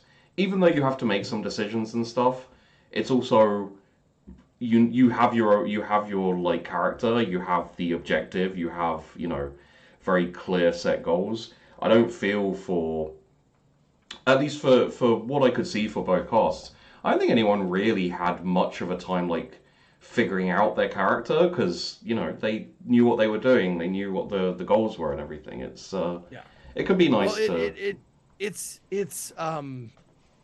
it's kind of like you accept the yoke of the character when you're playing someone military in any military, like whether it's high fantasy or whatever. Or futuristic. If you're in the military, you have a set of rules that you have to follow. Like, if I could relate it to like people who play like fantasy games like D&D and stuff, paladins. Paladins have a set of rules, lines they don't cross. Same kind of idea. Yeah. And functioning within those makes for good role playing. Because sometimes, I mean, if you're familiar with any of the like Arthurian legends and stuff like that, was it Lancelot? Lancelot was the best of us. Yeah. And he was a paladin, and he did everything right and everything good, and then he fell in love with his, best friend's wife, and she fell in love with him and stuff like that. Challenged his ideals, and that makes for great, entertainment and RP and stuff like that. When you're like, sending your grunts in, knowing the good possibility that they're gonna get, impaled on an alien tail or whatever. Like, you got to make those decisions though, and that I relish that honestly, because it's having the freedom to do whatever without any sort of orders or rules. It's just like it spoils me for choice. Like I get like paralyzed by like Yeah. I could do the evil thing, I could do the good thing, I could just walk away. It's like if you're Sergeant Felix Maddox, you don't get those options. Yeah. You have the option of following orders or disobeying orders, Mm. and one of them has a heavy penalty, and you've been trained against that since you got in there. Yeah. I think that's all for the Patreon questions and everything. Okay. But I do have a question, just purely because you're an Alien fan, and what are your feelings on the non-canon? What's it called? Things. Hybrids? Yeah, the hybrids and stuff that we did. Like, it's always a bit of a risk to go non-canon, but. Well, I mean, it's not. I mean, I wouldn't even say it's non-canon. Yeah. Because there is precedent set, and not necessarily the core Alien movies, but movies like Covenant and Prometheus and stuff like that. There's precedent being set where the aliens adopt some of the DNA of the things that they have inhabited or burst forth from. Yes. So they start looking more and more human, the more humans they consume, so on and so forth. And the fact that I thought that was a brilliant idea for scientists to go, okay, we know this happens. So let's see what happens if we make, chameleon, a frog, whatever, all that kind of stuff. I mean, and a chameleon alien is such a bad idea. Like already they're pretty rough in terms of stealthy, sneaky. But well, it always fucking bugs me. Always bugs me. Yeah. When like, you start a new Alien movie, and of course Ripley has to come and go like, these guys are fucking demons, man. Like they will rip your we got them. Watch this freezy thing I do. Psh. See, I can train them. It's like, dude, does no one listen? Does no one know what the fuck happens when any aliens are around? You all die. Yeah, there comes a point where it's just your fault. After Alien 4 or so, you're just like, come on, guys, you should know by now. Like, dude, come on, man. And then, but the same thing for when we finally found out what the fuck, was going on with these xenomorphs that none of us had ever seen in the movies or anything. Well, when the alien comes out of the wall with it being looking like the wall itself, that blew me away, and I was scaroused about it. It was fantastic to imagine how terrifying that would be. Like, dude, you just gave them an edge on the Alien versus Predator, because that's the Predator's whole bread and butter. Is doing the light bending, camouflage thing. If aliens start being able to do that, everybody's fucked. Well, speaking of Predator as well, did you enjoy the ending of your when Elle Bell's character Pariah landed and then there was the noise? Yeah. I was hoping that I need closure in film and television, but I need closure on the story that happened. Yeah. Not the story that's going to happen. Yeah. That's fine. If you leave something open-ended, you okay, all these characters, they've had their stories, they're done. Yeah. There's some closure there. They're either dead or escaped or whatever. And that is the end on that. Yeah. But if you open it up for another thing, for a completely different story arc, in a completely different place with different characters, and that's totally fine. I love that. That is great. That's one of my favorite things. Is the Jason Voorhees popping out of the lake at the end of Friday the 13th, going like, "Oh shit, he's still there." Well, one of the things I was thinking, if we do ever do a season 2 of Duacrima Outlook, would be to do the rescue team going to the planet. Going to the moon. They find the transponder or whatever signal. They land, and the casts are the same casts but flipped. So you guys are all the scientists and eggheads, and then my guys are all the Why would they send scientists? Why would they send anybody? Who are they rescuing? I don't care. It's fun. They're all dead. I just. If they were alive, they're not anymore. Yeah, I just want to They should do have left the. that fucking God, what was the name of the place? The very first place in Alien. They Oh. should have left that fucking place alone after the first movie. Yeah, it's true. It's true. But you know, just have them all land on the jungle planet, you know, and then look for survivors, and then you know, Elbel's character, maybe Dan's character, runs out of the jungle, going, "Run! You have to!" And then you just go into Predator. Good lord. So you know, that's an option. That's an idea I thought would be fun, but you know, who knows? It may just be a completely other cast. There's no plans as of yet. So yeah, I think we've pretty much. I think it would be cool to have like a setting where, you know, like the second movie where Ripley knows about the aliens and she knows like I would love to see a cast that knows what the aliens do, what they're all about, Yeah. like that kind of stuff, and I would love to see like clever ways to engage them, escape from them, disable them, kill them. Yeah. Like if you can come up with like cool ways to do that, like that would be a real mind bender. Like how would I kill an alien if I knew? Like I'm just a human being. How would I go about killing an alien? Just me, you know? Like it'd be fucking tough, but you'd have to like you take into consideration that they're way faster and stronger than you. They are like super predators. Like their blood is acid. They have many different ways of attacking you. Like it's not just the alien xenomorph you got to worry about. You got to worry about the chest bursters. You got to worry, or the face huggers.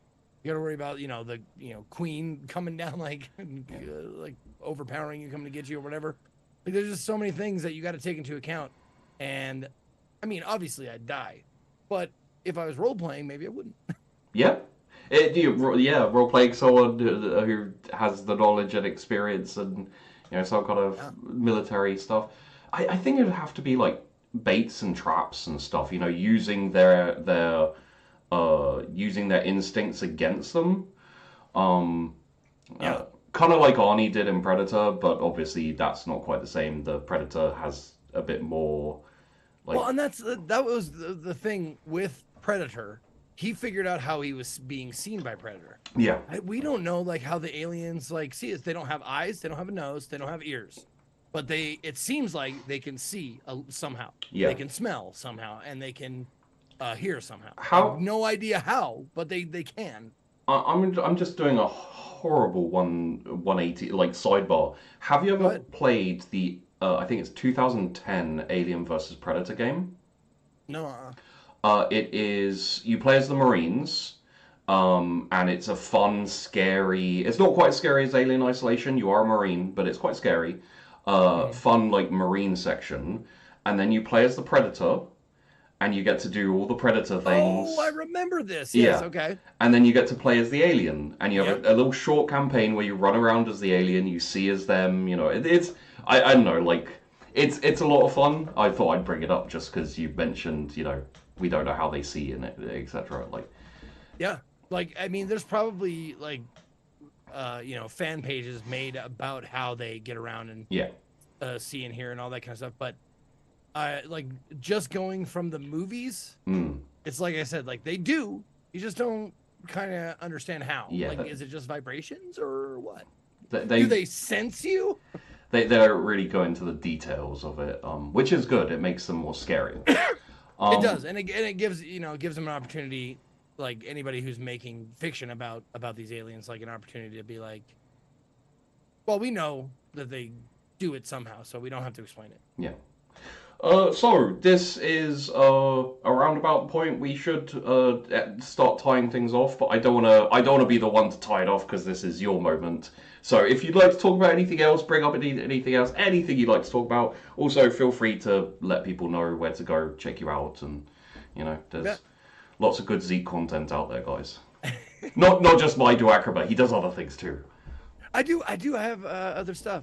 No, the thing that I would be remiss if I didn't point out that I really enjoyed about this was, and don't get me wrong, please don't take this the wrong way, but it was neat not having an audience there meaning like normally when I do role playing, it is a live thing. Mm. But I didn't used to. Like I played D&D for years just at a friend's house. Yeah. You know, we didn't have an audience there, like, you know, to bounce ideas off of, to see if what we said was funny, you know, Yeah. or whatever like that. So this kind of harkened back to those days when, you know, I used to role play with nobody watching, and it also kind of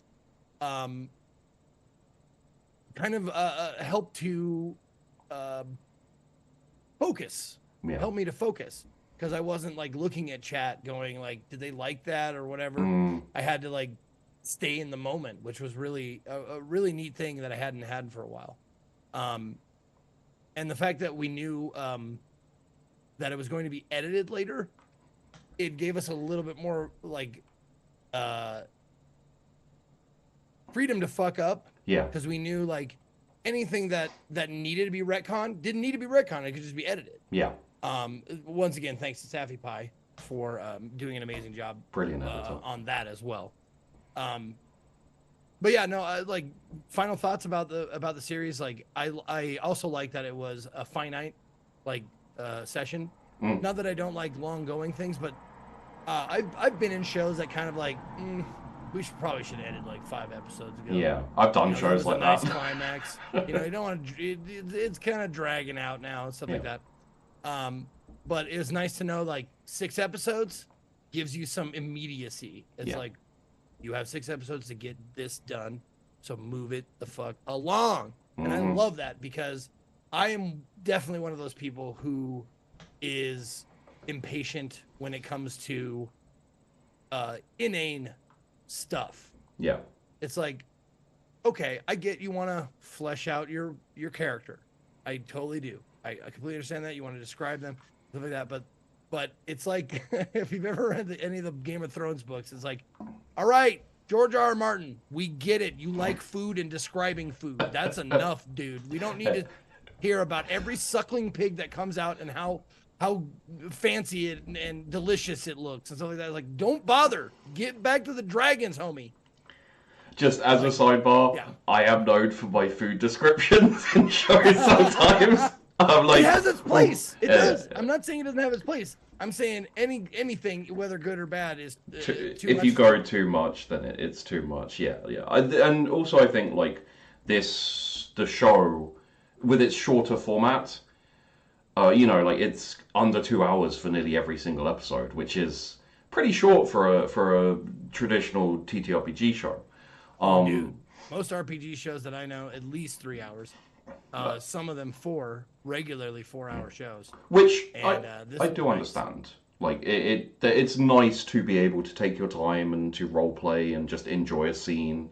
But for Alien, for this format, like it just felt so good to be like, okay, in out, you know, 2 hours, cut down to about 1 hour 30, like very consumable. People jump in, watch the episode. Oh, and also, I mentioned this to Elbel when we did our recording of this. I realized you can actually watch just one perspective if you want, and it would still make perfect sense. Like both shows, both the past and the future, or the future, the present, present and the past, both make sense in a vacuum by themselves, which is kind of cool. Yeah, no, absolutely, they absolutely do, and I think that is. It is indicative of the way it was set up. It was set up, and none of us on this cast watched any of the other cast. At least I don't think we did. All recorded. Until it was both casts were done. So, and I would have, if they asked me, I would have totally refused. I mean, like, no. I want all organic responses. I want our stream or our crew to be without prior knowledge and acting as if we're the only show on. Yeah. And I love that. Yeah. So I feel guilty because I've already kept you here an extra 10 minutes than we planned for. So anything else you'd like to finish off with, and then we'll end there. No, I'm good. Like, excellent show. I had such a good time RPing with everybody. Bentham, Valen, Josh, KPP, of course. Like, it was Elbel, excellent. Yeah. All you guys were wonderful to role play with, and I would RP with you guys again in a second. So Wonderful. that's all I got. So if you want my socials, you can check me out. Ezekiel_III on Twitch, Twitter, and YouTube. Ezekiel the Third, all spelled out, on Instagram and TikTok. And link will be down below, so if you want to check out any of the socials, go to Ezekiel's Twitch page, and you can find everything, all the rest of the links on there. Thank you very much, and now, back to Future Sheepdog.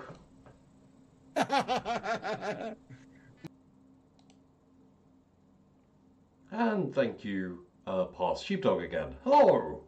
It is I, the other Sheepdog.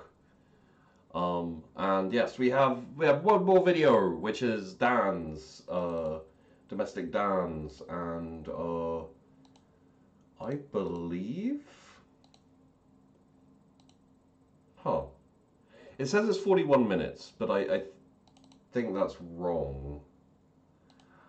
Anyway, we're just gonna go straight into it, and then I'll do a little outro, and that'll be in the end of the stream and also the end of the video. So yeah. Let's jump right back into the recorded cast stuff, and yes, man, it's so weird doing a longer stream. Usually it's like the length of a show, you know, kind of like 3 hours or so. We're already into 5 hours and we're going longer, so that's interesting for me. Anyway, hopefully you're hanging in there and enjoying hearing the cast chat about shit. Here's Dan, over to past Sheepdog again for the last time. Yeah. Thank you, future Sheepdog.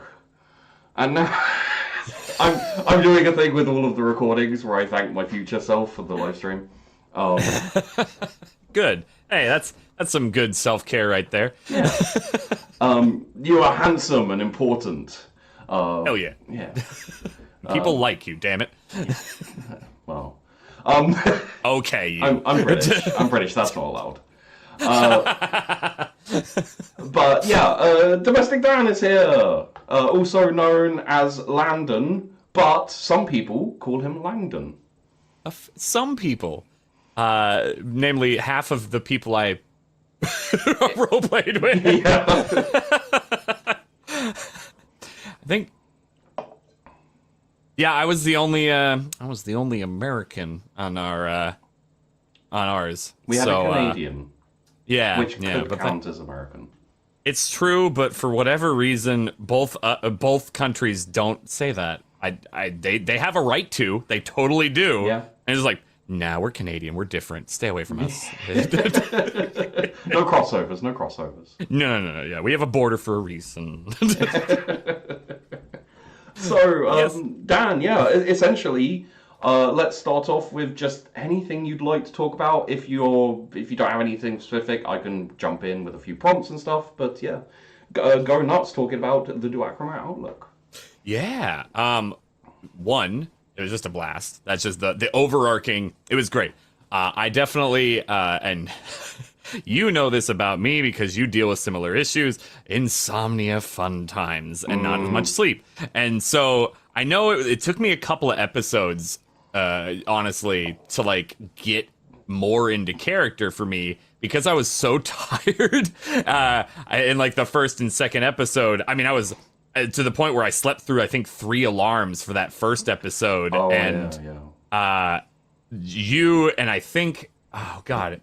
I don't remember if someone was calling me as well, but like it was a bunch of, I slept through the beginning, and thankfully we had a huge amount of time set aside for it on purpose, so it was fine, but it was still just oh God, one, starting off on the right foot and feeling bad about that, but two, feeling bad while being like, oh, God, no, like I'm running on a couple hours of sleep. Which was great for Landon. You know, honestly, it kind of worked out that way. I remember afterward, like, talking to you a bit about it and being like, yeah, I'm sorry, man. I was not on my game. And you're like, actually, it was kind of fine because you played the slightly tired, just kind of done with the shit of all of this officer. I'm like, all right, well, I'm glad it worked that way. And then I kind of it made it so I could lean into it more for like future sessions we had recorded. But yeah, it the kind of what I was saying just slightly before we started recording was this was definitely like the most unique tabletop like I've been a part of. And like like you and I have done a few things now together. I've been on a bunch of other channels doing stuff, and like a lot of the time it's you sit down, you get your fantasy character, you got your dice, you do your things, you move forward. A lot of it can be very immersive RP as well, for sure. But a lot of the time I've been a part of very system focused sessions, which I like, nothing wrong with that.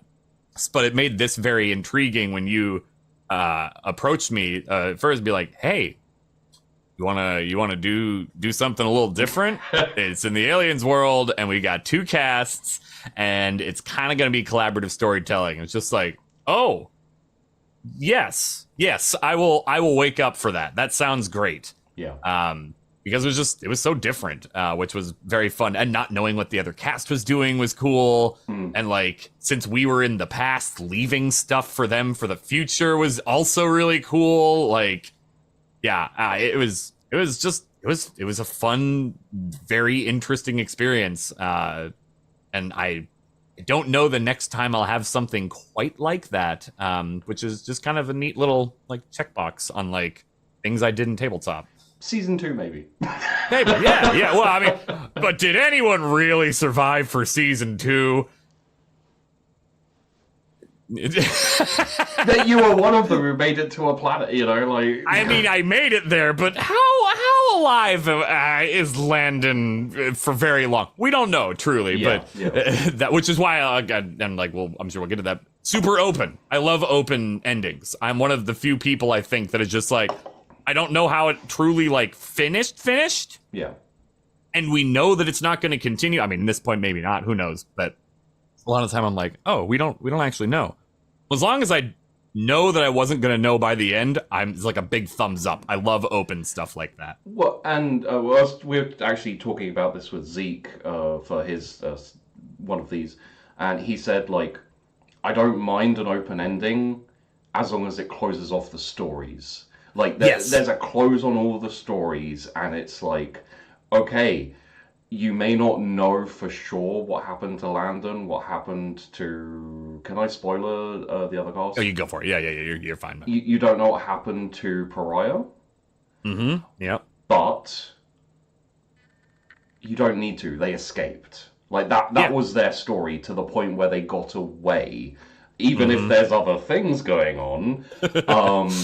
Yeah, they escaped, and all the other characters went to the end of their story as well. Which, as a sidebar, we've had a little bit of discourse in the cast chat. The amount of copium that is happening for Sunshine in the comments and everything is so funny.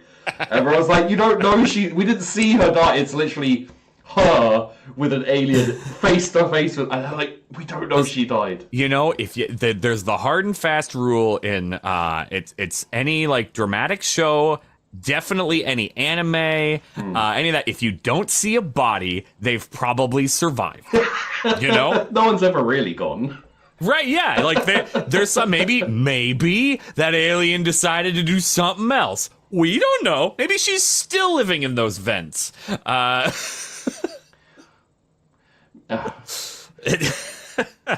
mean, all I'll say to everyone who's still coping is go off Scaffy. She'll tell you something very definitive. yeah, she will. Yeah, she will. She said it to me as well. She's like, oh no. But yeah, like it was.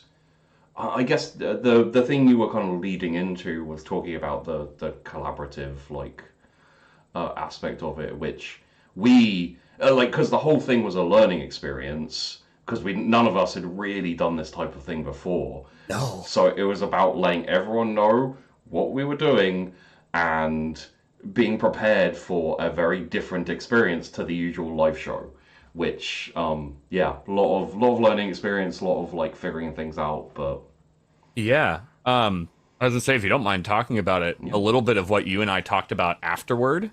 Which I think was great for both of us. Like we both, I'm assuming we clearly were here. We both walked away from it. I think, learning a good amount, which was awesome. Like I appreciate that. So was that you're cool talking a little bit about that? Oh yeah, absolutely. Yeah, okay. I figured, but I wanted to check. Yeah. So like afterward, Sheepy, you were wonderful enough, and I really mean this sincerely, to be like, hey, we had some communication problems during some of like one of the sessions, because we did, and like a lot of it was, I mean, both of us, as you just said, we were learning how to do this kind of experience, and some of it was, my own awareness being tired. Some of it was just all of us being excited to tell stories together. But there was a lot of cross chatter and a lot of talking over people, and you especially got talked over, at least at one part.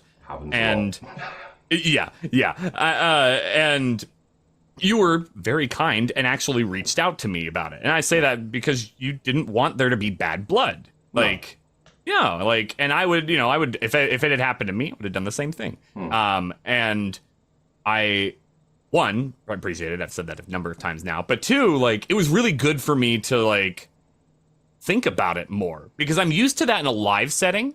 Yeah. Where someone is actively talking, you don't want to talk over them because it muddles everything. People get confused, like that sort of deal. It's a conversation back and forth. But with this collaborative storytelling, all of us had ideas. Yeah. And since there was no audience and we're just recording, it was so easy to fall into the like, ooh, I'm excited, I want to talk about this thing. Yeah. And the next person, oh yeah, I want to talk about this thing and this thing. And if someone like yourself who can be a little more quiet, it'll a lot of the time mean like, well, I'm not going to get a word in, And now we know that, of course, like for like any future story, this is like, all right, we got to make sure, like, let's popcorn it better. Let's, these sort of things. But it was a really good, like, humbling and learning experience for me for a very different kind of format. Which now, like, I honestly I think I like the format more than I did going in. Not that I disliked it, but like at the very end of it, like after we're finally done recording everything, I'm like, yeah, if I did that again, one, I think it would just be better in general for everyone involved. But two, like, it'd be very easy. It'd be a very easy yes. Yeah. Like having learned all of it, and all of us like debriefing and talking about it and getting everything figured out. And I think from a GM perspective for your side, I'm assuming it'd be also so much easier because you know what to expect and like what kind of things work after all the editing. I'm sure Safi knows what she would improve. Yeah. Well, I think it would be hard for Safi to improve because she did knock it out of the park, but yes, she did. She did streamline her process a bit, so it took a bit less time and everything. I would say, like the format we went with, our cast was doing was almost like we were all mini GM. Like I was I was main GM.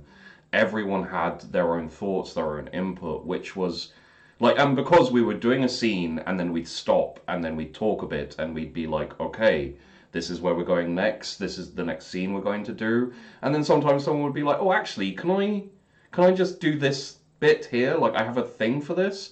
And then so we go off and do that scene and carry on into the next scene, and then we take a pause again, and it meant that, like, it's not something I would say it's needed for everything.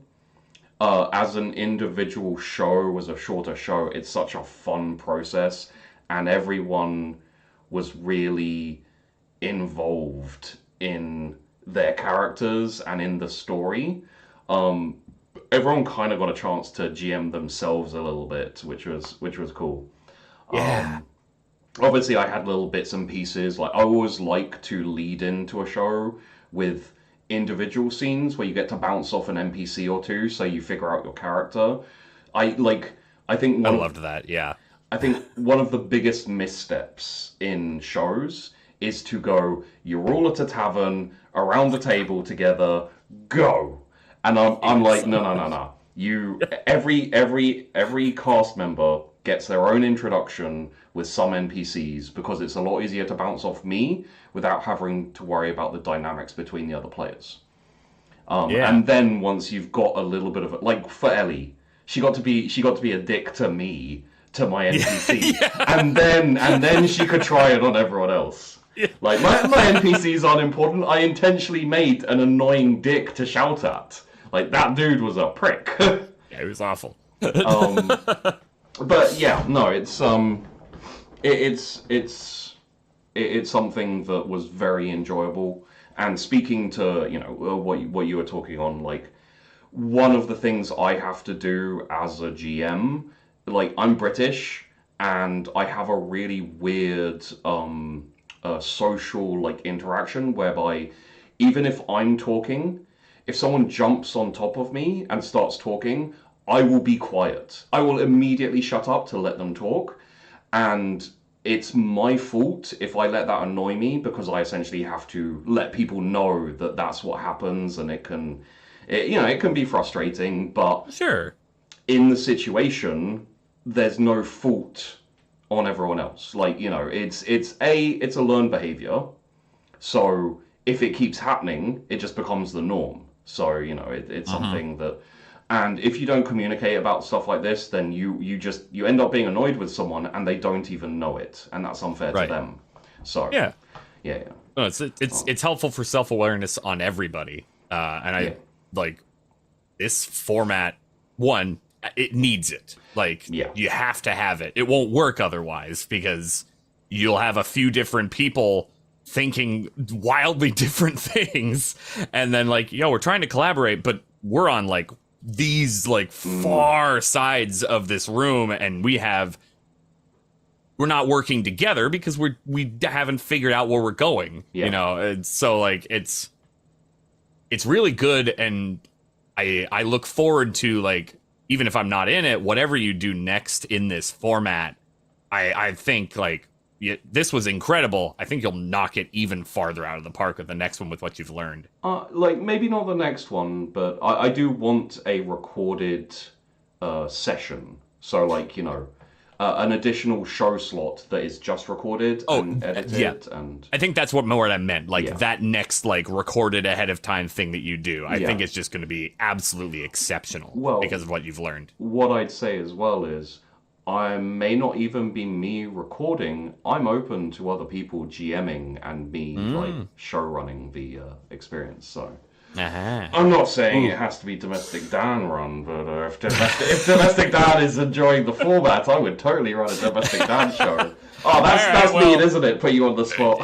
How dare you put me on a spot in a thing you could edit away if I had a really negative reaction? Yeah, I could edit it out.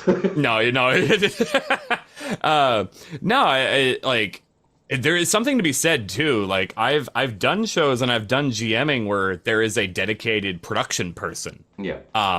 And I will say, as a GM, that is the best experience you can have. I don't know if you've been able to have the pleasure of having that, but if you ever have someone offer to do production that you trust, just say yes immediately.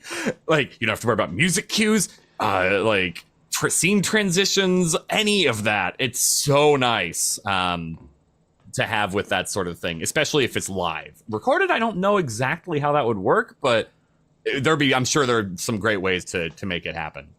But yeah, it's doing production. I think you would love it.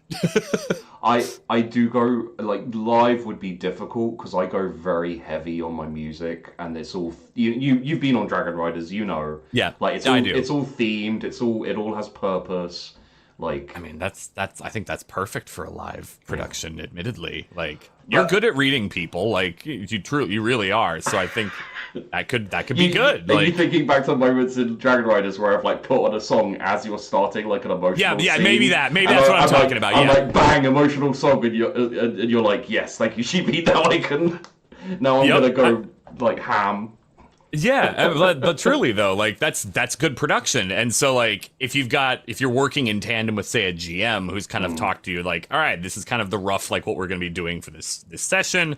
You've got a good idea, and I know for you, at the very minimum with the music, you'd be like, yep, all right, I know the rough emotions for these. I've got it. The GM can just keep talking and doing things while you're in the background, you know. All right, I'm gonna play with their emotions, and I don't have to think about anything else but trying to ruin them. You know? I just have this song that says emotional gut shot. I'm like, launch emotional gut shot, boom. Exactly. I have a couple of songs like that. To be fair, like they're just catch-all emotion. Like you can put them on anything, and you just feel like, oh god. Yeah. No, I feel like any good GM has a few of those, just ready to go at any time. Like, there you go. Pain, enjoy it. Yeah. But yeah, we've gone off. We've gone off slightly. We always do. Yeah. Anything in terms of your character you want to talk about, or the show more, and like anything Duacrima, basically.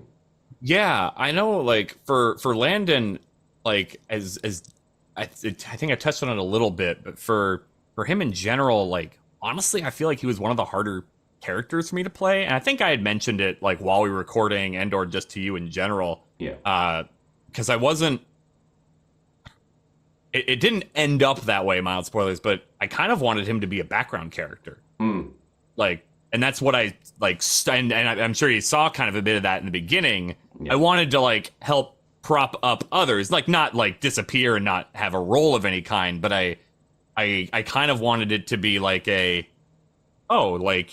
I'm a retired Marine, Colonial Marine, like, so his goal was to be retired, not active, taking the lead, all that sort of thing. That wasn't what I wanted it to be. And some of that kind of got put on him just because we had a doctor, we had a person that abandoned us, and then we had a scummy corpo. And so it was like, in some ways, like the reluctant, I wouldn't say hero at all, but like the reluctant lead, right? Yeah.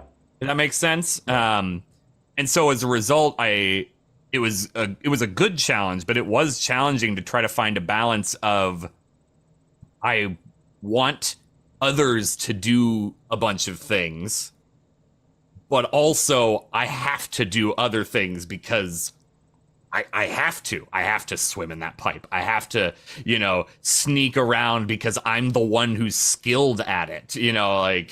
All these boxes got ticked that, oh, that's what I got to do. And like in character, I have to survive. I want to survive, but also in character, it's like, I was tired. What was it? I was one day away from retirement. Like, I'm just sick of this shit. I was out, they pulled me back in. Yeah, right, exactly. And so it was a really fun challenge to try to play him, because that first episode, I was trying to lean on everyone else. Yeah. Be like, you do these things. I'll be here to support you because that's my job as security. And yeah, I'm head of security, but my goal is to like, I'm just supposed to tell people what to do and stand back. Yeah.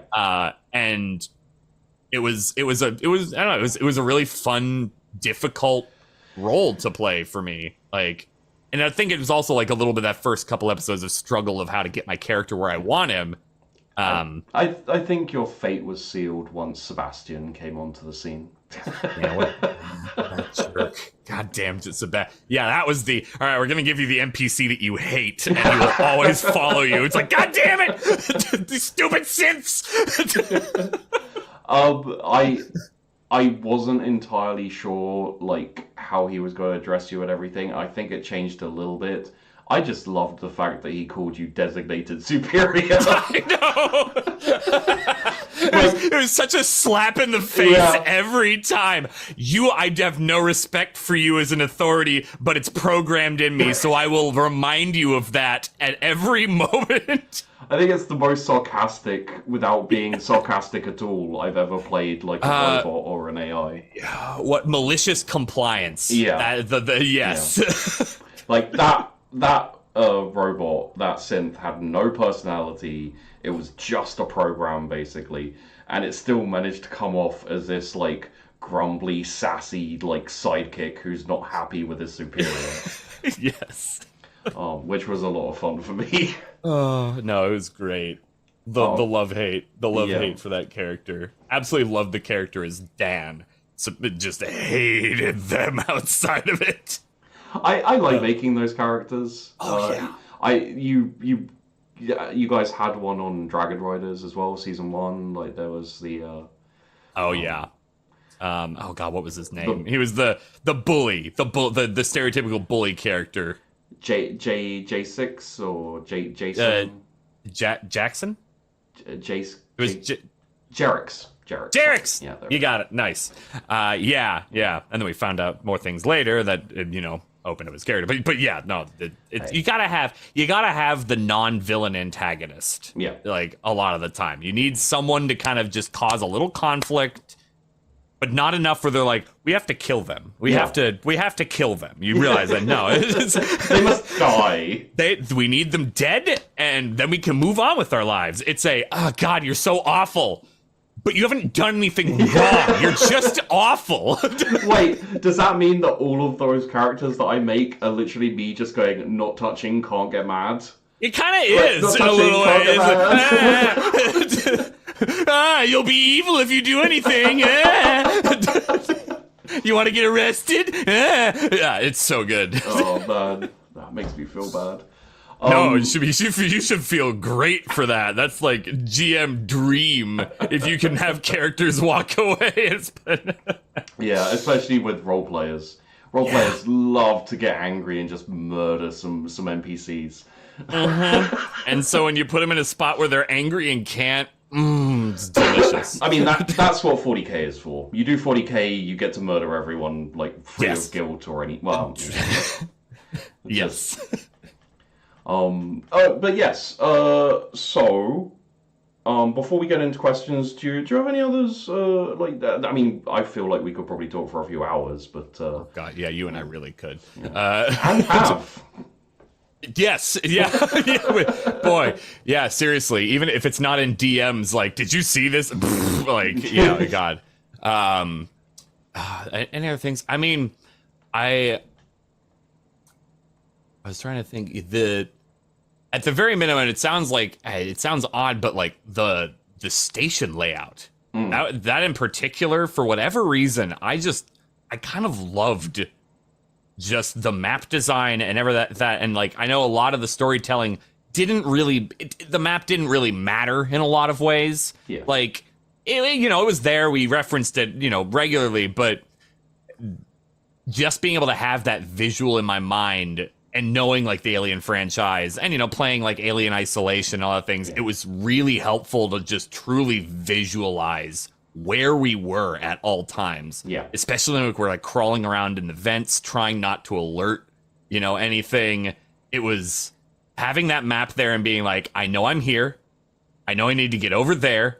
And I know how many potential bad spots there are because I know I've seen the map. And it added a lot more dread once I saw, like, there's lockdown here. How are we going to get over there?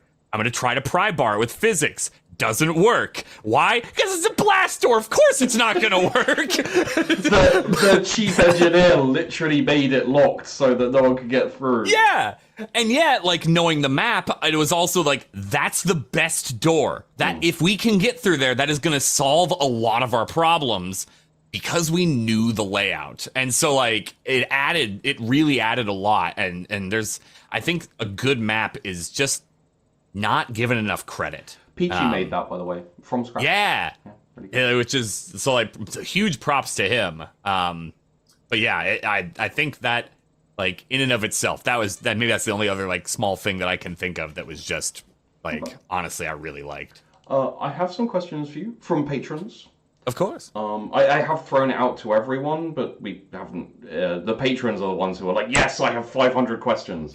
So we have we have questions specifically for you, specifically for the cast, or just everyone. So yeah. Domestic Dan and Landon. This is from the Blind Watchman. Did you feel satisfaction about what happened to the director? Don't you wish you'd gotten that space driver's license now? One, yes, always need that space driver's license. You almost crashed because of that. So, would have been a good thing to have. Oh boy. As Dan, yes, 100% satisfied with how the director went out. Yes. Yeah. As Landon, no. Landon was not satisfied about that. One, in spite of everything, and I hope I was able to kind of convey it a little bit, as Landon, he didn't want people to die. Yeah. In spite of this director being the cause of all this death. You know, and yeah, he would try to be like, no, it was the scientist. You're running this place. It's 100% you. You are the overseer of this. You knew what was happening. It was your fault. End of discussion, right? Which made it even more like, you know, grimy and everything, and made the conflict that much better. Yeah. But like, he legitimately was trying to save his life. Like, even though he figured out and learned, like, you were at fault here, but he wanted to live, one, so that he could actually face justice. Like, I want you to live so that people know what you did, and you are punished as like accordingly. Although Alien Universe may not play out that way. 100%. No, 100%, right? Like, but nonetheless, retired Colonial Marine that was actually able to serve and not die during his service. Yeah. Like, you can 100% see the.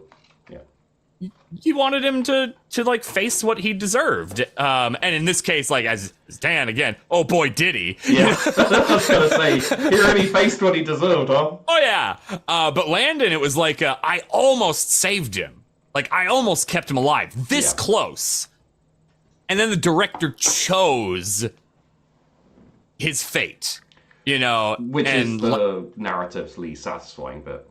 Oh, exactly. Which is why I'm like, yes, good. Oh, you know, but like, so Landon, no, he wasn't satisfied. He didn't save anyone in his mind.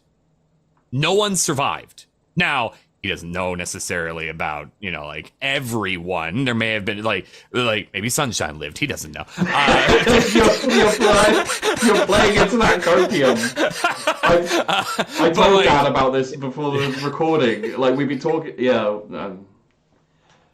Yeah. There's a lot of copium you'll have, but like.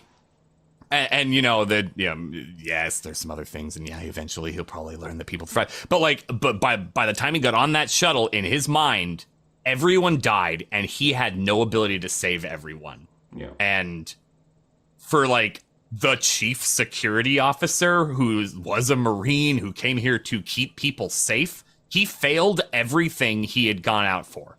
So like, yeah, no side. His end for him. His story ended, but he was not. He failed in every shape of the sense. Survival was not a success for him. This plays in quite closely, so I think it be a good one to follow on with, which is from Damman. How much does Landon blame Austin for what happened, and how much does he blame Ben? I think he blames Austin. Yeah, he answered that. Exactly. Yeah, he blames Austin for everything. Yeah. Like full on. Like Austin kept secrets. He kept secrets for like, I mean, that was some of the biggest conflict that they had. Austin and Landon was you kept safety away from your security personnel. You didn't tell security about a thing that has outright destroyed and killed everyone on this station. You hid it from me. And the amount of times he kept being like, no, I didn't do any of that. And we kept getting more and more facts that were like, no, you did. No, you did. And then eventually, I'm like, there was a moment, and we didn't go through that, like, it didn't end up this way, but there was a moment where, like, it was close where Landon was ready to just either kill Austin for their own safety, because it was like, clearly you were causing more problems. I don't know what else you'll do. Unfortunately, I might have to kill you or store you somewhere or keep you somewhere away from everyone else because you are clearly a harm and a safety risk. Obviously, that's not the way it went, because that would have also gone against the ethical everything that he was trying to do. So because of that, he does blame himself for more people not living. That he blames himself for. What happened to the station? All Austin. He has no guilt over that. He has guilt over people not living that were under his watch. So, and Ben, and head engineer Ben. Yeah, I was just like, because Ben was the one with the kid. Yeah. He's the one who shot everything down and closed everything off. Yeah. The terrorist. The terrorist, yeah. That one I don't know. Like that one's a little more conflicting because it is he was trying to keep his kids safe in the only way he knew how. However, he did damn an entire like station as a result. Still blames Austin because if Austin didn't do any of that, that would never have been a problem. So it's like the ripple effect, right? Like it caused a lot more other problems and other people to do, things that destroyed things, but like still Austin. Ben, if he had gotten a hold of Ben somehow, there would have probably been some bad repercussions as a result. Yeah. But didn't need to really. Like Austin kind of caused the whole thing. Ben ensured like everyone was gonna die, like because he shut bits off, so it was harder to get places and do things and try and like put out fires. Philosophically speaking. Yeah, he absolutely exacerbated the issue. Yeah, completely. It's still like it's such an interesting, like, that's just some thought experiment stuff of like who's actually to blame. Yeah. Well, the base, it's Austin. That's pretty clear. However, Ben did make it way worse. Yeah. Like it made it so that there couldn't be an actual real lockdown.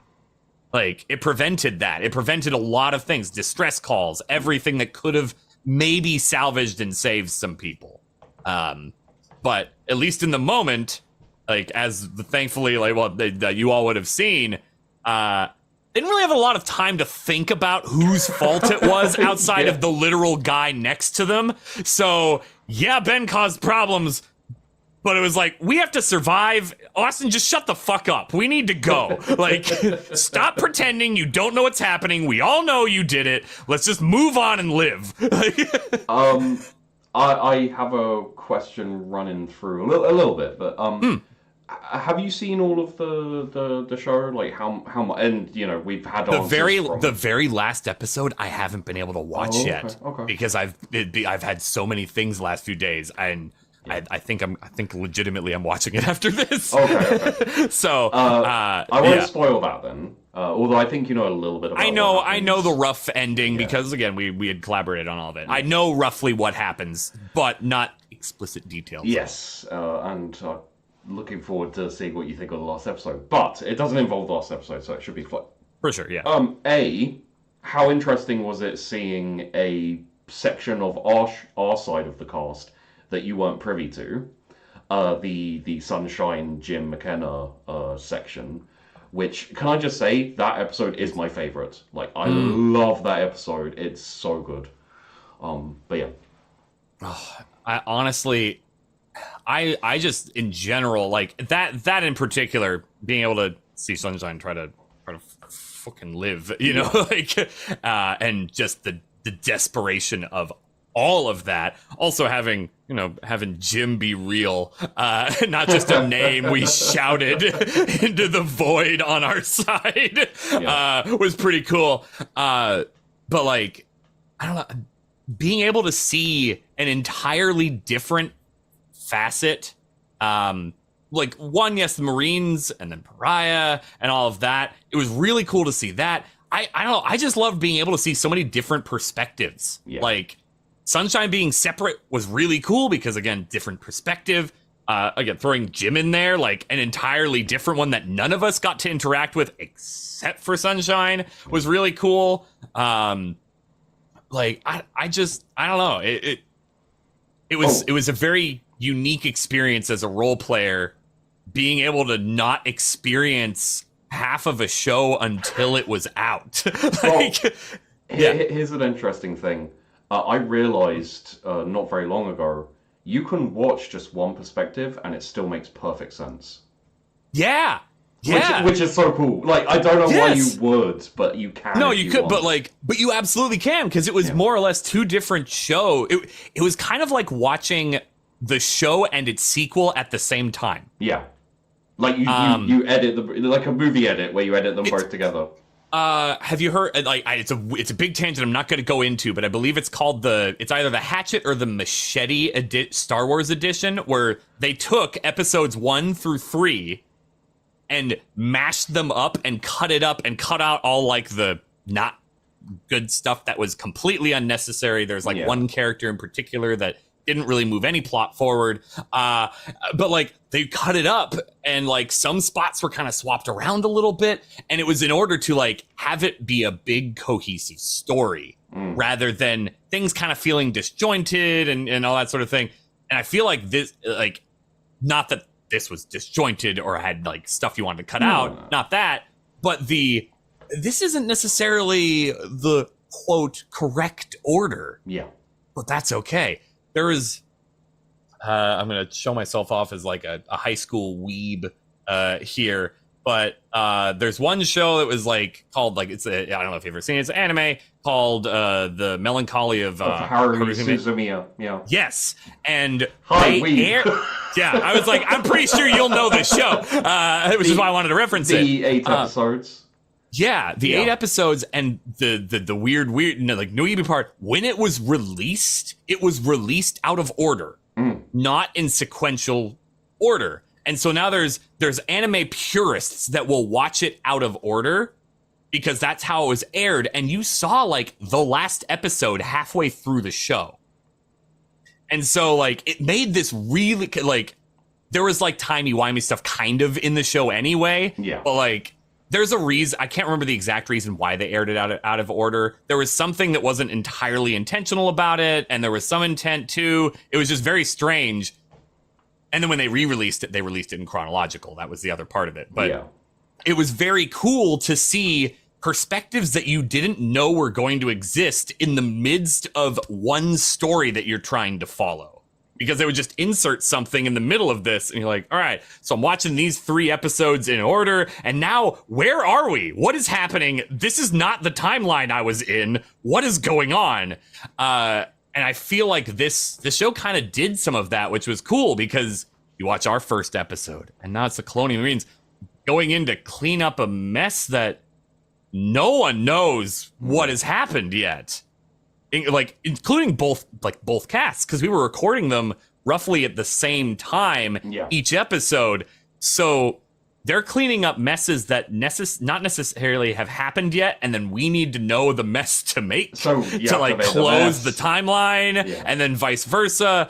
And like, I don't know, this is a long discussion to basically say, I really liked that none of us knew what was going on until it happened. Like, on both sides, which is so cool. And then we watched, each piece, and it was just like, oh, that's why. Oh, the whole cast watching both first episodes for both casts was so funny. And people going, oh, you did that? That was, like, that was very I had the misfortune that I never got to be able to make any of those due to scheduling because of time zones and everything. But I would occasionally saw it like while I was doing something else or while I was streaming with my normal schedule, see like 8 or 9 people in voice chat was like, you all have fun over there.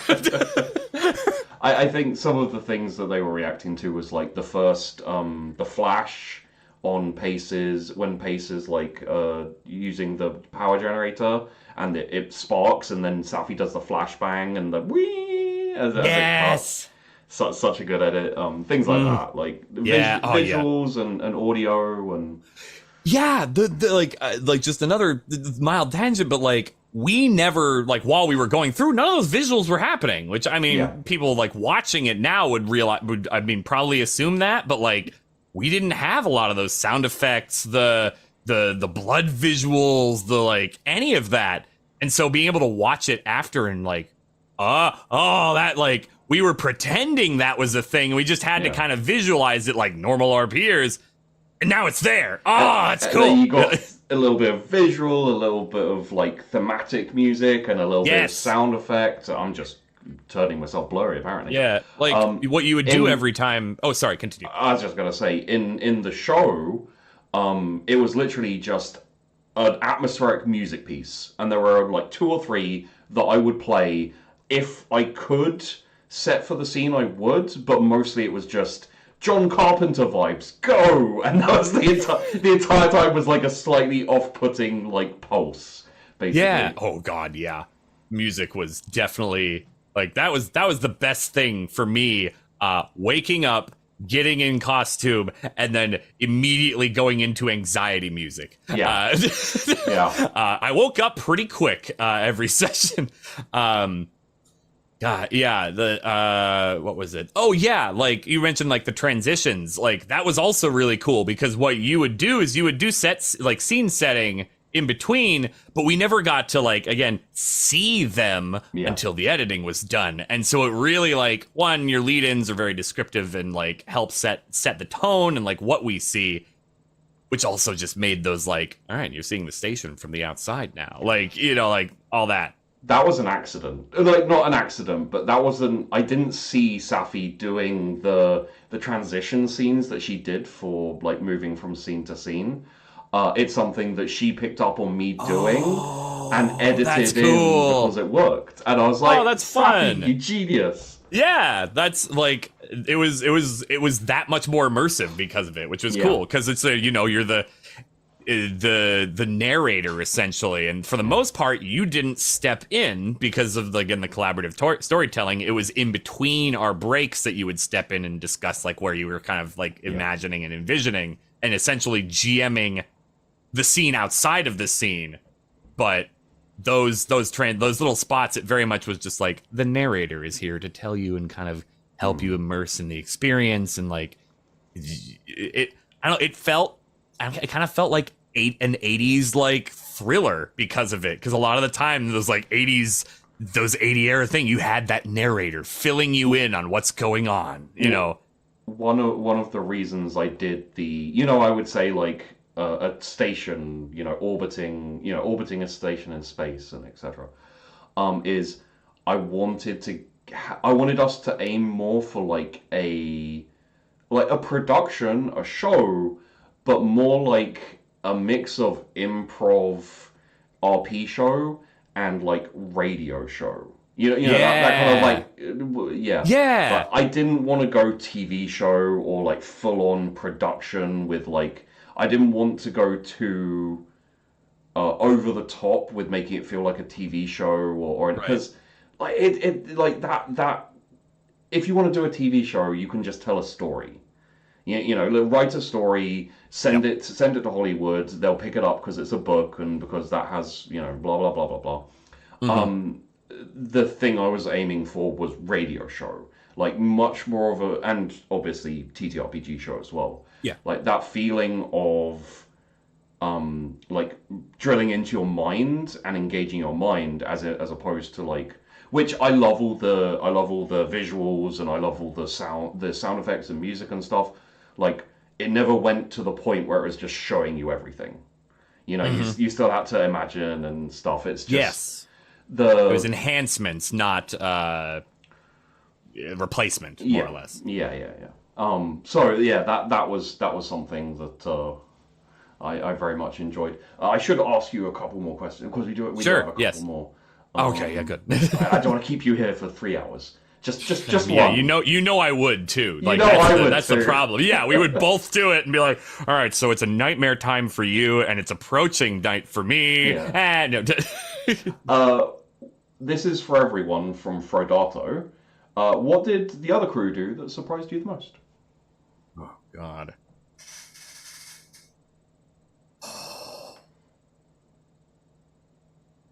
That is tough. Yeah.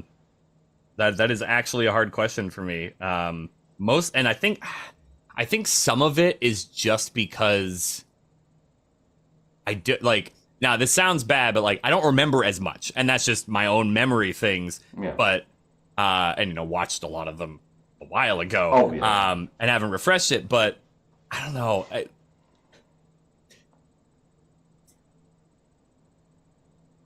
I love. I think it's anytime they like. Admittedly, and it sounds a little selfish, but anytime they found something we did, it always made me like. It was a little bit of a surprise because sometimes, like, I don't know, they're hard to find. Like, you're trying to like survive an like alien infestation. Like we were dealing with the beginnings of it. They were dealing with the aftermath. Yeah. So anything we like placed. Like, yeah, like, Josh Bennett, they could have, like, helped, like, feed, like, hey, here are some things here, but, like, they could have gone and just ignored it. Yeah. And moved away, or not even found, like, I left a voicemail for them, like, please find this. And like, the voicemail was like so far away from where they would have entered. Like, hey, I'm trying to warn you of a thing. It's like 2/3 of the way when you're done. Good luck, you know. That tape should have been taken out and thrown into the docking bay. Right. So the fact that they would find anything we left, admittedly, was kind of more of the surprise for me. Yeah. A pleasant surprise, but still like a, oh, hey, they found it. Yeah. Like, all right. Like, maybe they'll survive a little easier. I just want to touch on it because I thought it was great. The grayscale, Grey Lantern, like, edit Safi did for, I thought that was great. Just throw that in there. No, it's fun. This is going to be even harder for you because this was even longer ago. Perfect. Funniest blooper other than banana, which is the worst because the banana was just banana. It says also this is from Fredato. What was the closest you got to breaking character? I think I can help with this one a little bit. Yeah, please. I remember. I can't remember. Like, it'll be in the bloopers. I can't remember it exactly, but I know there was cat going on behind you. Oh, yes. And it was sitting there, and I think it was swaying slightly. It has the cone on and everything. It was like sitting like right in that corner back there, and we were doing a scene or something. There it is. There she is.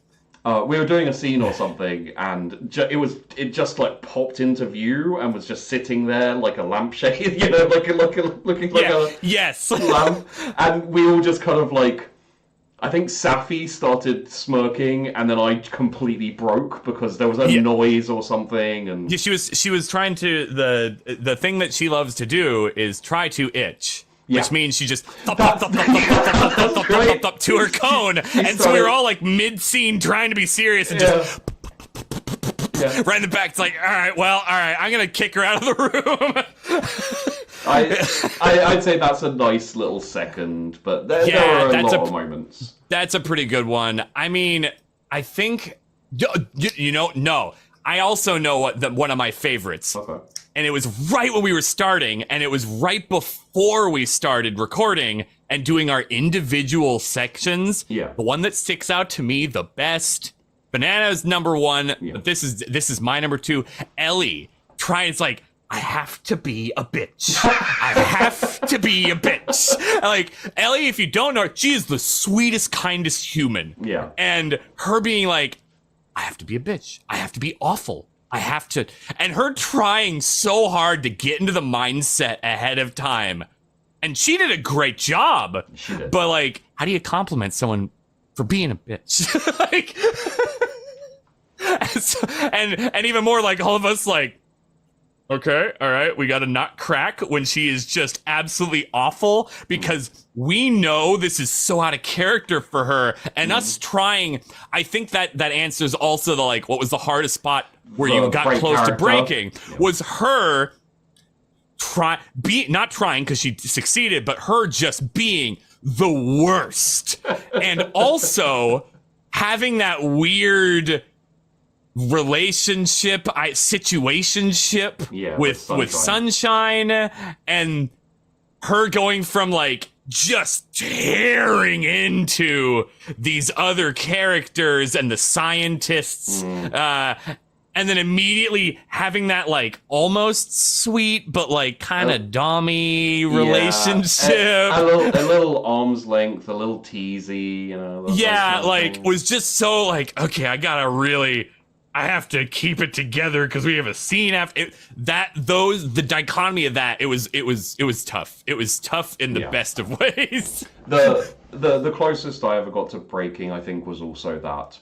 There may be others that I'm not remembering, but I do remember her like doing that kind of like, well, what are you going to do about it? Huh? Like, really aggressive. Yes. And then like holding that facial expression. And I'm just, for a second there, I'm just sitting there thinking, is this isn't it? Like... I mean this in the kindest way toward Ellie. I do. Yeah. Like, okay, so just that's the preface here. The preface, yeah. But you know when you see a toddler throwing a tantrum, but like they're holding, not like the fall down tantrum, but them trying to be angry tantrum, like the and you see the parent doing their absolute best not to laugh because they know it's gonna make everything worse. And that was like the feel there. The vibe of like, I can't be mad, I can't laugh here. if I could, hand on forehead, windmill arms. Yes, that. The like, I am gonna get you. It's like, you gotta stop. You can't.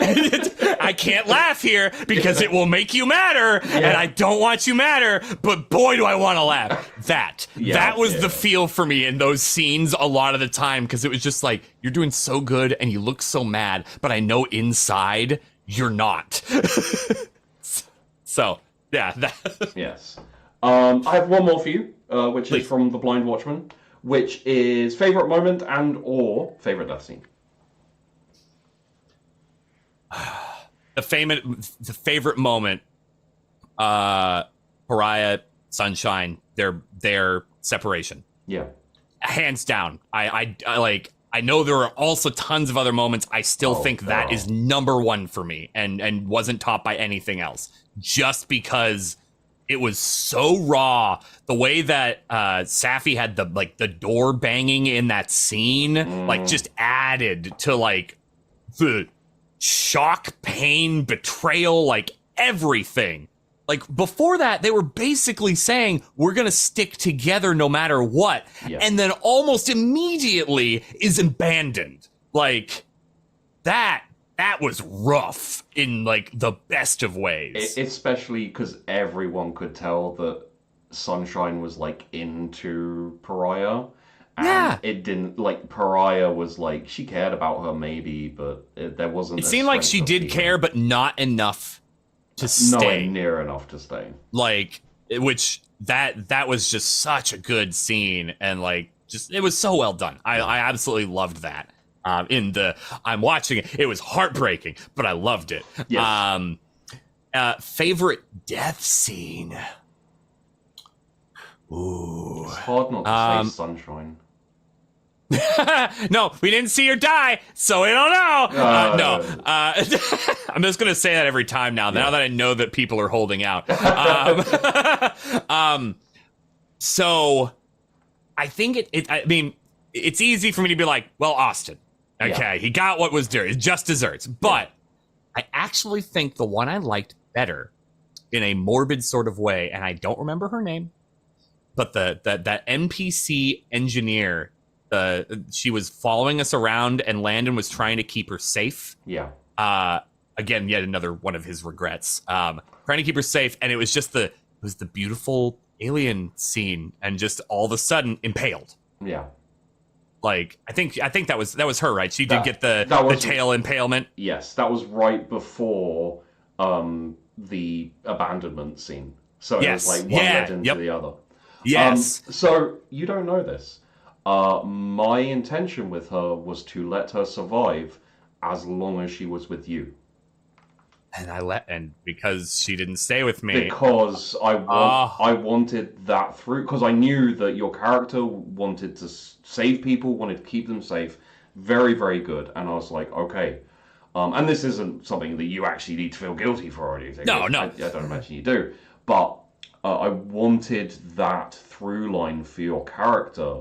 Of like, I found this person, I'm going to keep them safe along with everyone else, but he's being dragged in so many different directions. He's going to have to leave her. She's going to have to go with other people. The second that happens is when she gets it. Yep.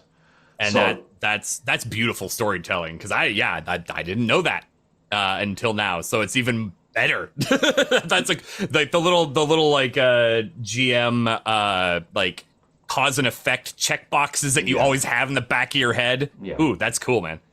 So if you'd have gone with them and it was all of you there, it would have depended on if you like took her away, or if she ran off by herself, she would have died, and it was very unlikely she was going to stay with you to the end. I can guarantee you she'd have run away at the Bat Alien which... Oh, for sure. And it would have been like have to either somehow convince her or chase after her, to keep her safe. But yeah, I think that in terms of death scene, it was just so iconically alien, and that's why I liked it. It was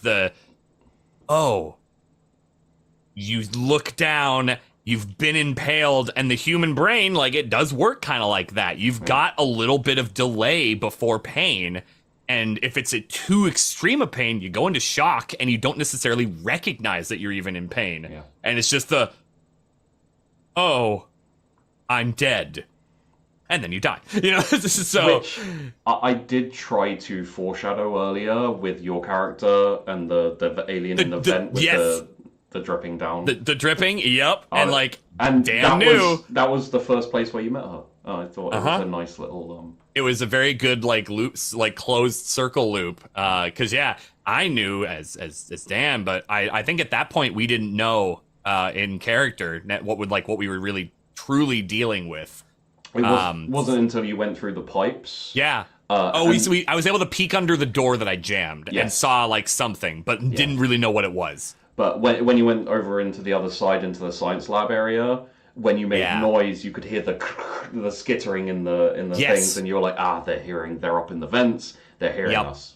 Yeah. So I didn't even know, because if I had known as a character, I could have been like, oh fuck, I know what they're up there. Oh god, But Brandon didn't know, so he wasn't going to react accordingly, And so anyway, just all of that. I loved all that death scene. It was just perfect. Okay.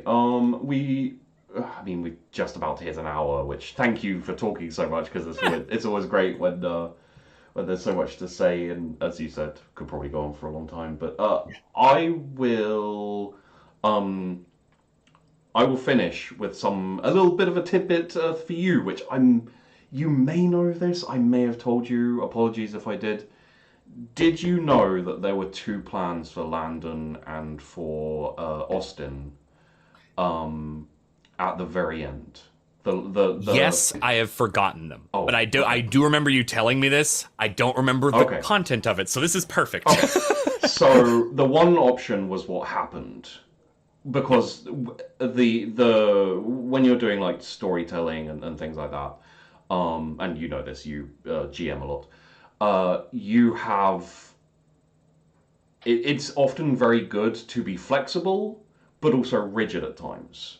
So if you create something, if you create an idea, you keep that the same, and you be a bit flexible with what can happen with it.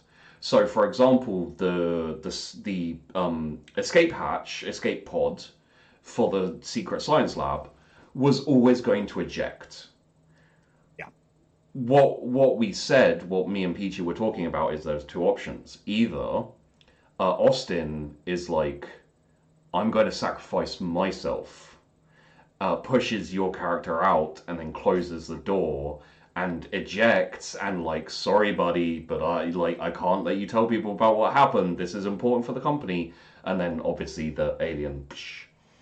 The other option, which I think wouldn't have worked as well, but I very much like, was for Austin to tell you that it was a purge, because he told you that it was a purge, it was going to set off in flames. And knowing Landon's character, he'd have gone, I'll make this sacrifice. I'll kill them all. And 100% I would have done that. Yep. And so what would have happened is he'd have gone in by himself, been like, Austin, you stay out there. I'll save everyone. I'll kill all of these things. Hit the button, and then it just detach and slowly float away. And Gray turned around and be like, huh? And then just fire off to the station. So... it wouldn't feel as good, I don't think, because essentially he would have been responsible for sending all those eggs to the station and killing a whole lot of people. But in terms of tragedy, that's so rough. Oh, yeah. No, I do remember that now, and because you're absolutely right.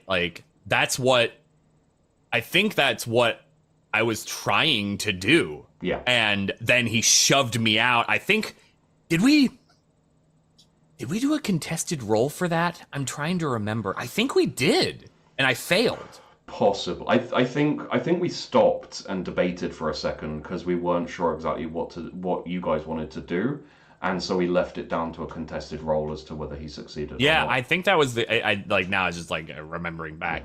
Because I want to say it was a contested role and I failed, which is very it fit the fiction beautifully. Yeah. Either way, even if we didn't roll, it was still like he was gonna be like, you need to live and regret what you've done, but also fix it because you know what to do. I'll purge this, and he's just like, nope, get the fuck out. I'm getting out of here. Peace. And which is then what happened. But I thought you'd find, and everyone else. I'll probably speak about it in the live stream and stuff as well. But for you talking about you and your character, worth mentioning that there were two options, and Peachy wanted to go with the one where Austin was the one to push the button, and I was like, it makes sense. I think it fits a little bit better. It fits Austin character way better too. He's not, like, and as a sidebar, just before we get basically to the end, I really enjoyed you and Peachy adding the little twist of them kind of being friends. You know, like, not being friends, but getting along with each other.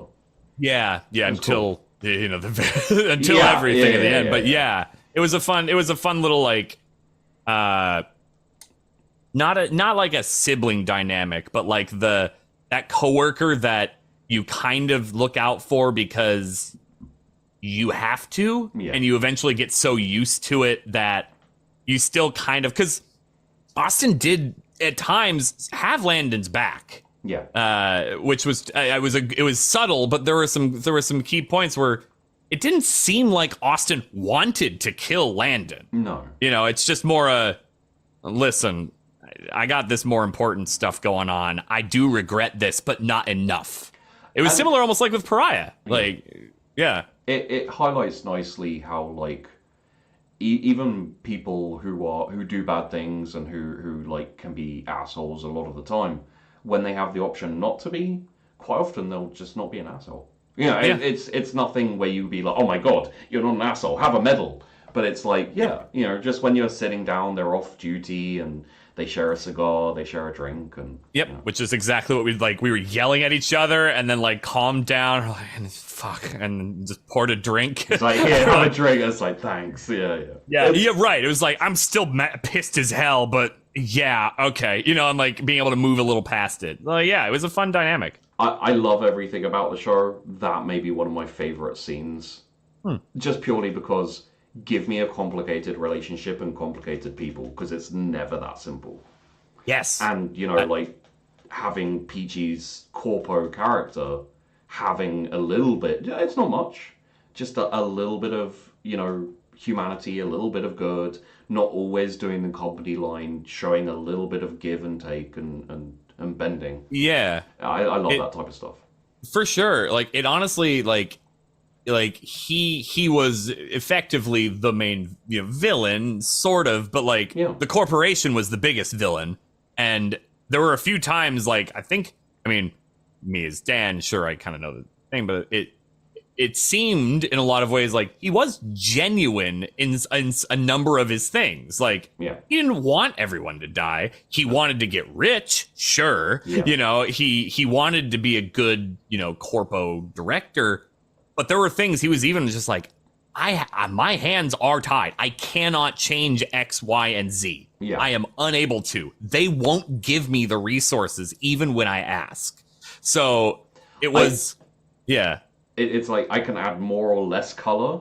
I can't change the color. You know, like that kind of thing. Yeah. It's, I'm put in a bad position to be a bad person. It's not necessarily that I want to be, but at the same time, I'm not going to deviate too much because it is my role here in this company, and I am getting things out of it. So it wasn't that he was evil, but he had no good intentions. So it was a complicated character. It was a fun thing to kind of back and forth with because of that. And I think all that said, a little bit of an open window for you to say pretty much anything you'd like to talk about, for anything you'd like to mention or go through. Like, I did have a question or a thing to like lead you in, but I don't think I have it anymore. So, floor's all yours. I got distracted by talking about my favorite, one of my favorite scenes. Yeah, no, I mean, it was. I've mentioned it, and I'll say it again. It was a very fun and unique experience. I mean, before this, I definitely haven't had similar. Dragon Riders was a good lead-in.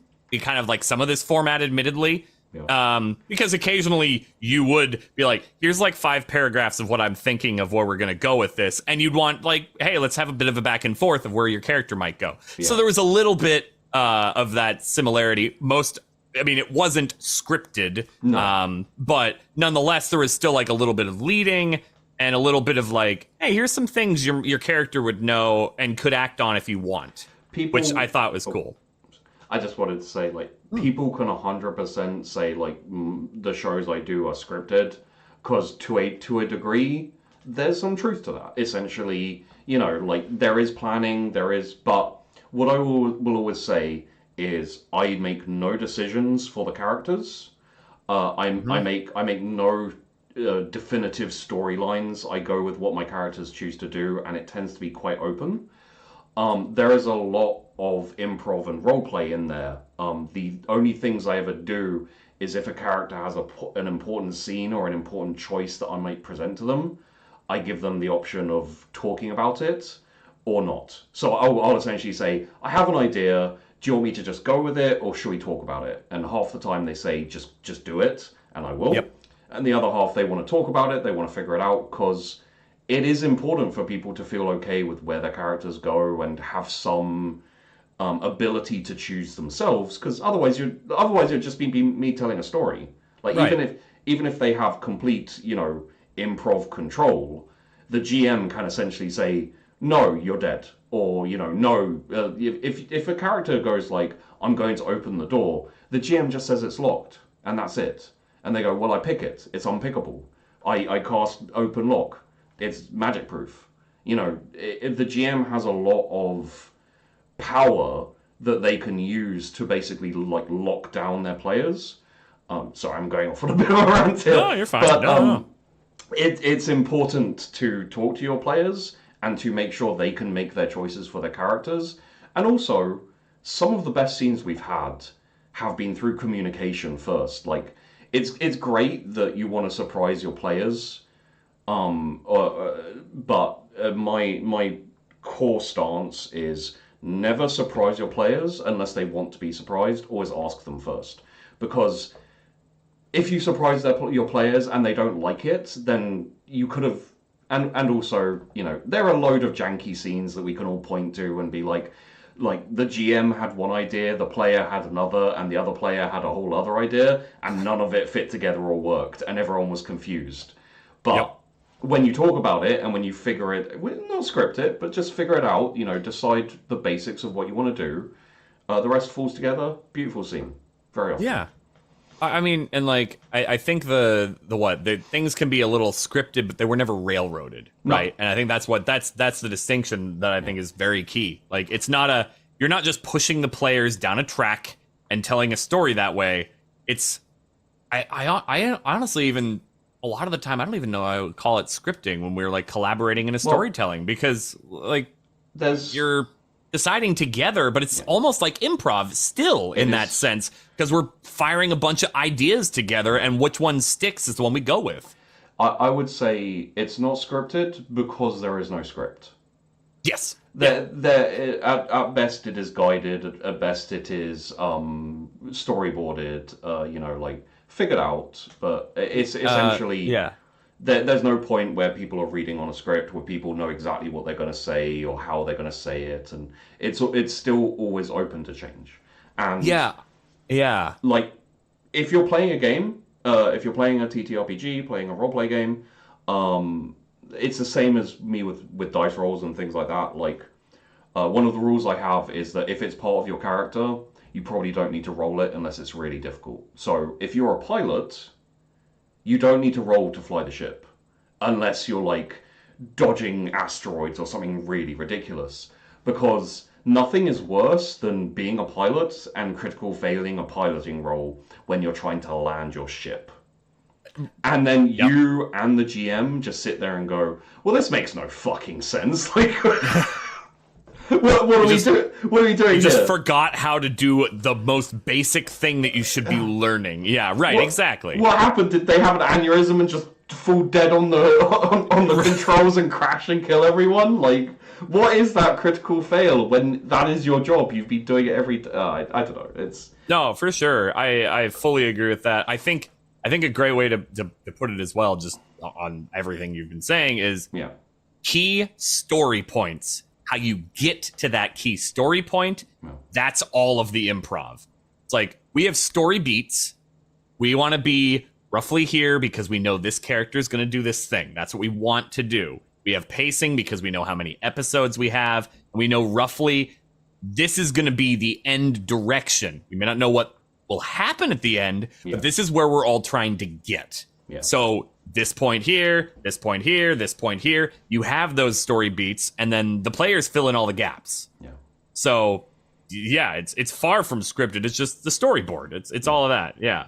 To close off my thoughts on this, we've gone weirdly from like a kind of more interview to just chatting about like a subject, but it is what it is. Essentially, there is a clear, concise difference between a radio show, a TV show, a film, and a TTRPG show, and a TTRPG game. The game is for fun. The show is for entertainment. So in that regards, it fits in with radio show, TV show, film. The purpose is to entertain people. Also have fun and, you know, enjoy the time and everything as well. But at the end of the day, you're not just a whole load of friends sitting around a table. You're a whole load of people who have come together to put on a production. And it may be important for you to have fun and part of the experience for everyone to have fun and enjoy the process and enjoy the game. But at the same time, it's on you to deliver a fun experience. Whether that be playing the game, talking about the rules and table talk and chatting and having fun, or, in the case of Duacrima, putting on a show that basically has zero jank, which I very much enjoy about Duacrima. Like, there's no moment, really, where it's like I try to get you to go into a room and you don't realize that, and so Sebastian turns up and is like, please go to a room, please go to a room, please go. And you're like, I don't want to go to the room, I want to go over here. Because we had that communication the whole way through, where before a scene, I'd say, okay, so Dan, I think your character is going in this direction, right? And he's like, yeah, he's going over there to do this. I'm like, okay, I'd like for you to go in that room. If you can think of a reason, that would be great. There's a thing in there. I'm not going to spoil it, but, you know, that type of thing. Yeah, the voicemail was a great example of exactly that. Yeah. I basically said, did I say it would be cool if you leave a voicemail, or I can't... I know we all talked about that. I don't know whose idea it was originally, but yes, it was either you or it may have even been Peachy, actually. Regardless, it was we should do this. Okay, then now we need to find a reason. Well, we had the reason then, but we need to go to that room. And it was also like the most strategic room to survive in away from everything. So it just worked out narratively that way, which was great. And you, like, essentially, I didn't tell them how to get there or say you have to say this and then this and mention, you know. It was like, this is the objective, you're over here, you got to make your way there. And I gave a few ideas of how they could do it, but ultimately it was down to them to figure out and to... And they did the whole thing with the throwing making the noise and opening the thing and then running back and forth, which is nothing to do with me. No script there. Yeah, that was entirely like all of us going, how do we do? Oh, this is how we could do it. Okay, cool. You know, so that was fun. I'm gonna. Oh, I remember what the question. What I was going to say.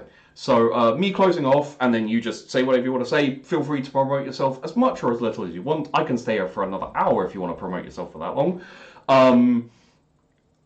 How did you feel, because I'm assuming you've watched a fair amount of alien shows and etc.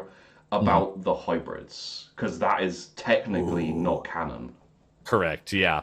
Although I think it fits really well into the universe because we know that oh god, Ilani? No. Yes? The big corpo. Wayland Yutani. There we go. I merged the two words together. Yeah. Wayland Yutani. They've known about Alien, and you learn that more and more throughout the Alien franchise. They knew about a lot of it, and they caused a lot of their own problems because they kept trying to get these things and fuck with them.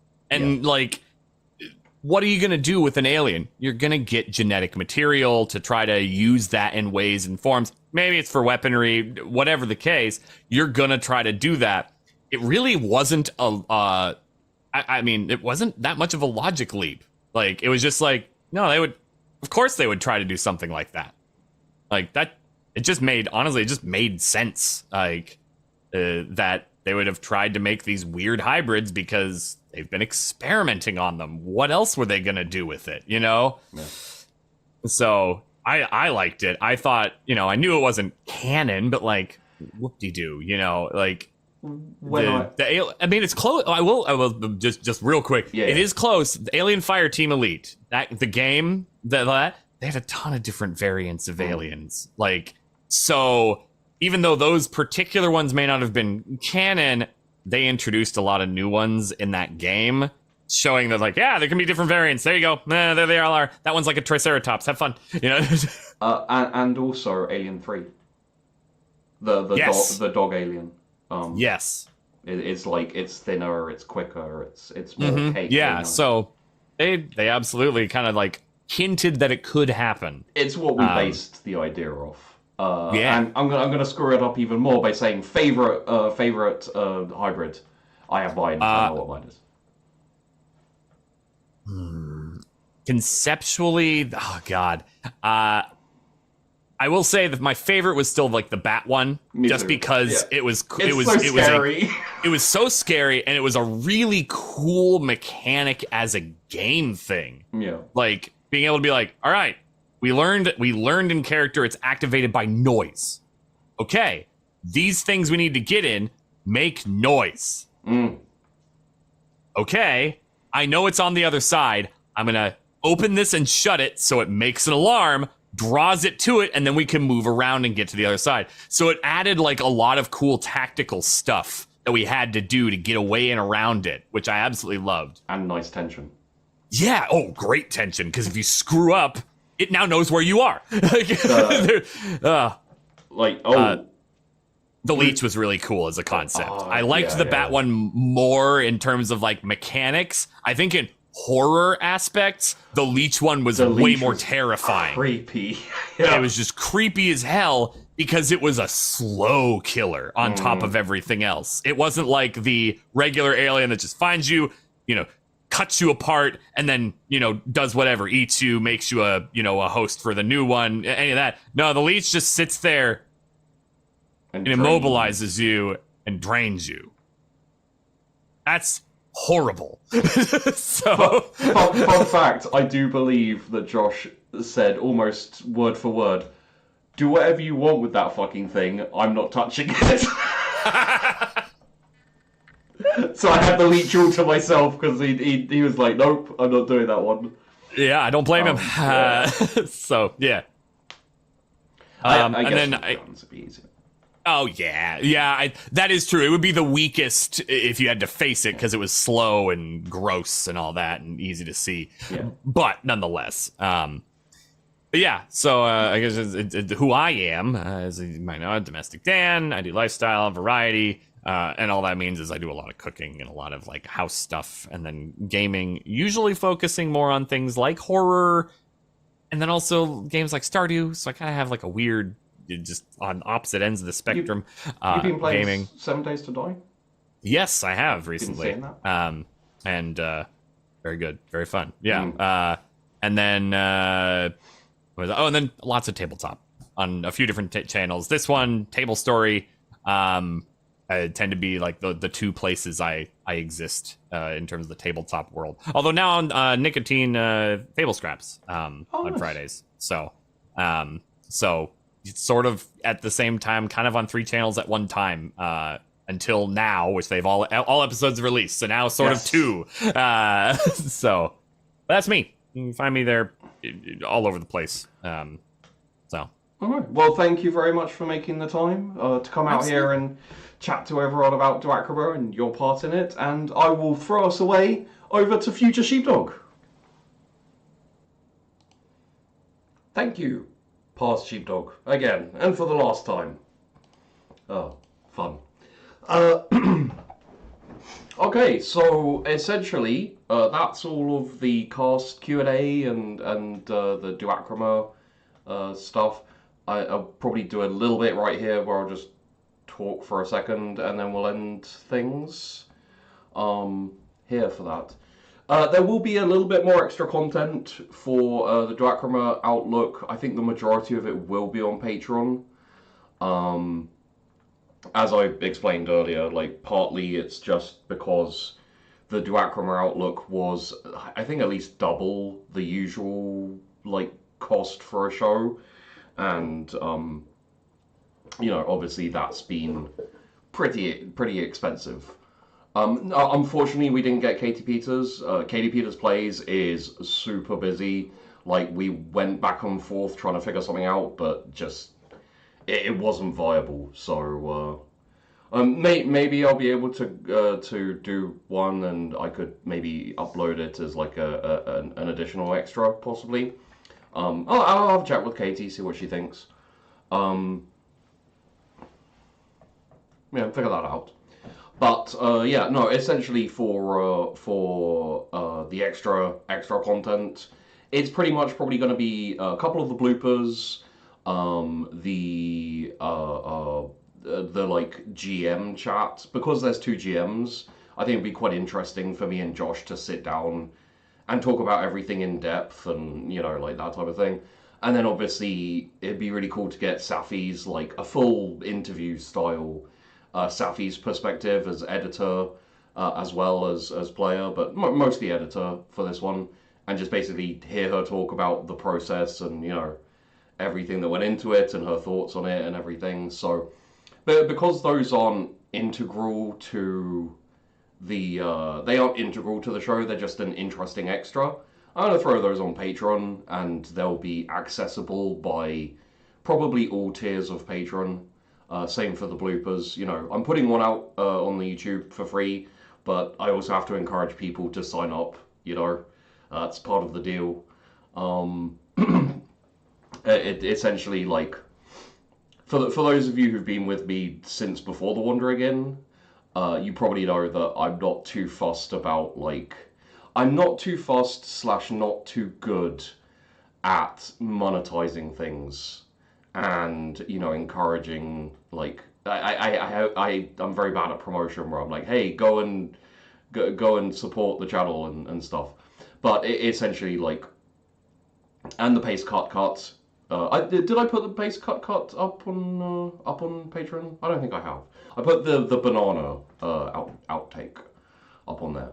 But essentially, what I can say is, like, and this is something I'll probably make as a Patreon video or like a YouTube video at some point. I will always do my best to like find a happy medium between monetization and everything else. Like, essentially, if it is integral to a show, like this kind of cast after show, I will probably try and have it on the YouTube free for everyone to watch. If it's something a bit more extra, you know, a bit additional to, I'll probably throw it on the probably throw it on the Patreon, and behind the tiers, you know, like, and I'll figure out which tiers for what. But essentially, at the current moment in time, you can pretty much get access to all of the, like, all of the stuff I've done for the Patreon. If you're the lowest tier, the like $3, $350 tier. you have access to things like the the module for Sunkist and the module for I think drifting. Was it drifting? Yeah, I think it was drifting. But definitely for maybe not for drifting, but definitely the rule set for Dragon Riders that I'm going to update and make available on Patreon as well. So those are there. There's as time goes on, there's going to be additional stuff. I'm also more and more I'm considering making my own system based around like what I made with the Dragon Riders. A very narrative based system, but I have some ideas. So, yeah, aside from that, we are experiencing a few little hiccups and difficulties with the next show coming. It is a 40k show, and the working title and the title is Fallen. So that could, if you know 40k, that could give you a few ideas about what it might be about. That's going to be a reasonably shorter show, and then after that is going to be the sports anime show, which isn't actually a sports. It's a sports show, and it's kind of vaguely an anime show. I'd say it has a lot more in common with Blood Bowl. It's going to be set in a fantasy setting, and it's going to be reasonably like violent contact sport kind of vibes. So yeah, essentially, like, if it puts you off thinking like, oh, it's just going to be like an anime, a sports anime, like a high school anime, it's not going to be that. And I have some ideas for some fun viewer integration, which will also involve the patrons, hopefully. Essentially, patrons will be able to, depending on their tier, either have their own team or have their own player, and get to influence the leagues and how their team does, and they can even like transfer over. If they're a player, they can transfer. If they're a team, they can scout and find new players, and all that kind of thing. So that's the hope and that's the plan. Yeah, and essentially, what I was going to say with that is like, because Christmas is also coming up, I'm going to do my best to bring you guys shows as ever, at least one show a week, but there may be little like gaps in between as I try and figure out like, I've got to get this 40k show up and set and sorted, and obviously like this is basically the end of Duacrima. Like technically it was last Friday, or last Saturday, but technically it was last Friday, last Saturday, and this is like the tying off the bow. So next Monday we're definitely not going to have the next show, maybe the Monday after, etc. But what I will do is I'm going to try and record a few like easier to record videos that's just me, where I'll probably talk about like how I GM, like, because the thing is like I'd love to make a popular video, one of those videos that everyone is supposed to make when you're doing TTRPGs and stuff, and be like, how to GM, how to GM well, and do's and don'ts of GM, and 9 tips and tricks to GMing or whatever. But that's not something I can really make particularly, because there's no right or wrong answer. If I was to do a video like that, I'd literally just sit down and say, get a group of friends together or a group of people together, sit down and talk about what you want to do, and once you know what you want to do that. Like if you want to play a basically like war game where you're just moving miniatures around, there's no role play, there's no role play, there's minimal role play. If that's what you all want to do, it's like, well, how can you guide people to GMing properly when there is no proper way to GM? It's all about what you want your game to be, and what your players want your game to be, and you all get together, you talk about it. So what I'm thinking about doing is doing a few videos, like every now and then, just kind of like as like a little extra content when a show is taking time to get together or whatever, and just basically sit down and be like, hey guys, I'm Sheepdog, I GM these shows, and I'm going to talk about how I GM, and I'm going to talk about why I GM that way and the intricacies of it, and like what I think is good and what I think is bad with like these things, but not really being like this is right or this is wrong, or you know, this is how you do it, this is how you know, you got a whole load of videos probably out there that are like how to GM like Matt Mercer, and I'm never going to be like how to GM like me, because I don't really think you should GM like me, because you're not making shows. And if I was to do like a how to GM like me, it would be for like 5 people who are maybe interested in making a show. And that's not really something people are going to be like, wow, how helpful. I could use this in everyday life or like everyday GMing. So yeah, essentially the end of this is to say like, there's another couple of shows coming. We do have Dragon Riders Season 3 is confirmed, but no details yet, because that is going to be recorded. I will probably be doing the editing and the post-production, so it's not going to be Duacrima Outlook levels of Safi amazingness. It's going to be fairly basic, you know, but it will give me a chance to add in my own music and sound effects, which will be cool. But probably what you're going to get is a very similar experience with the overlay. You know, it'll just mean that I can post-production edit the overlay so it's a bit smoother, and I don't have to do it as I'm GMing. Same with music and stuff. How to GM like Sheepy. Traumatize all players and viewers. I don't think I always hit everyone with it, you know. I think some people are immune, but hey, like the way I see it is, if people get if people get a little bit like emotional, or you know, I'm not going to say traumatized, because then it would be like headline: Sheepdog likes to traumatize people. But I think it is a good sign that people are invested in the story. And you know, like I will say, it traumatizes me too quite often. There are definitely there are definitely times where I'm sitting there like just I'm completely blank faced, because if I say anything or like, you know, or try and react or anything, I'm just gonna like burst into tears or whatever. I'm just like, that's all good. Yeah.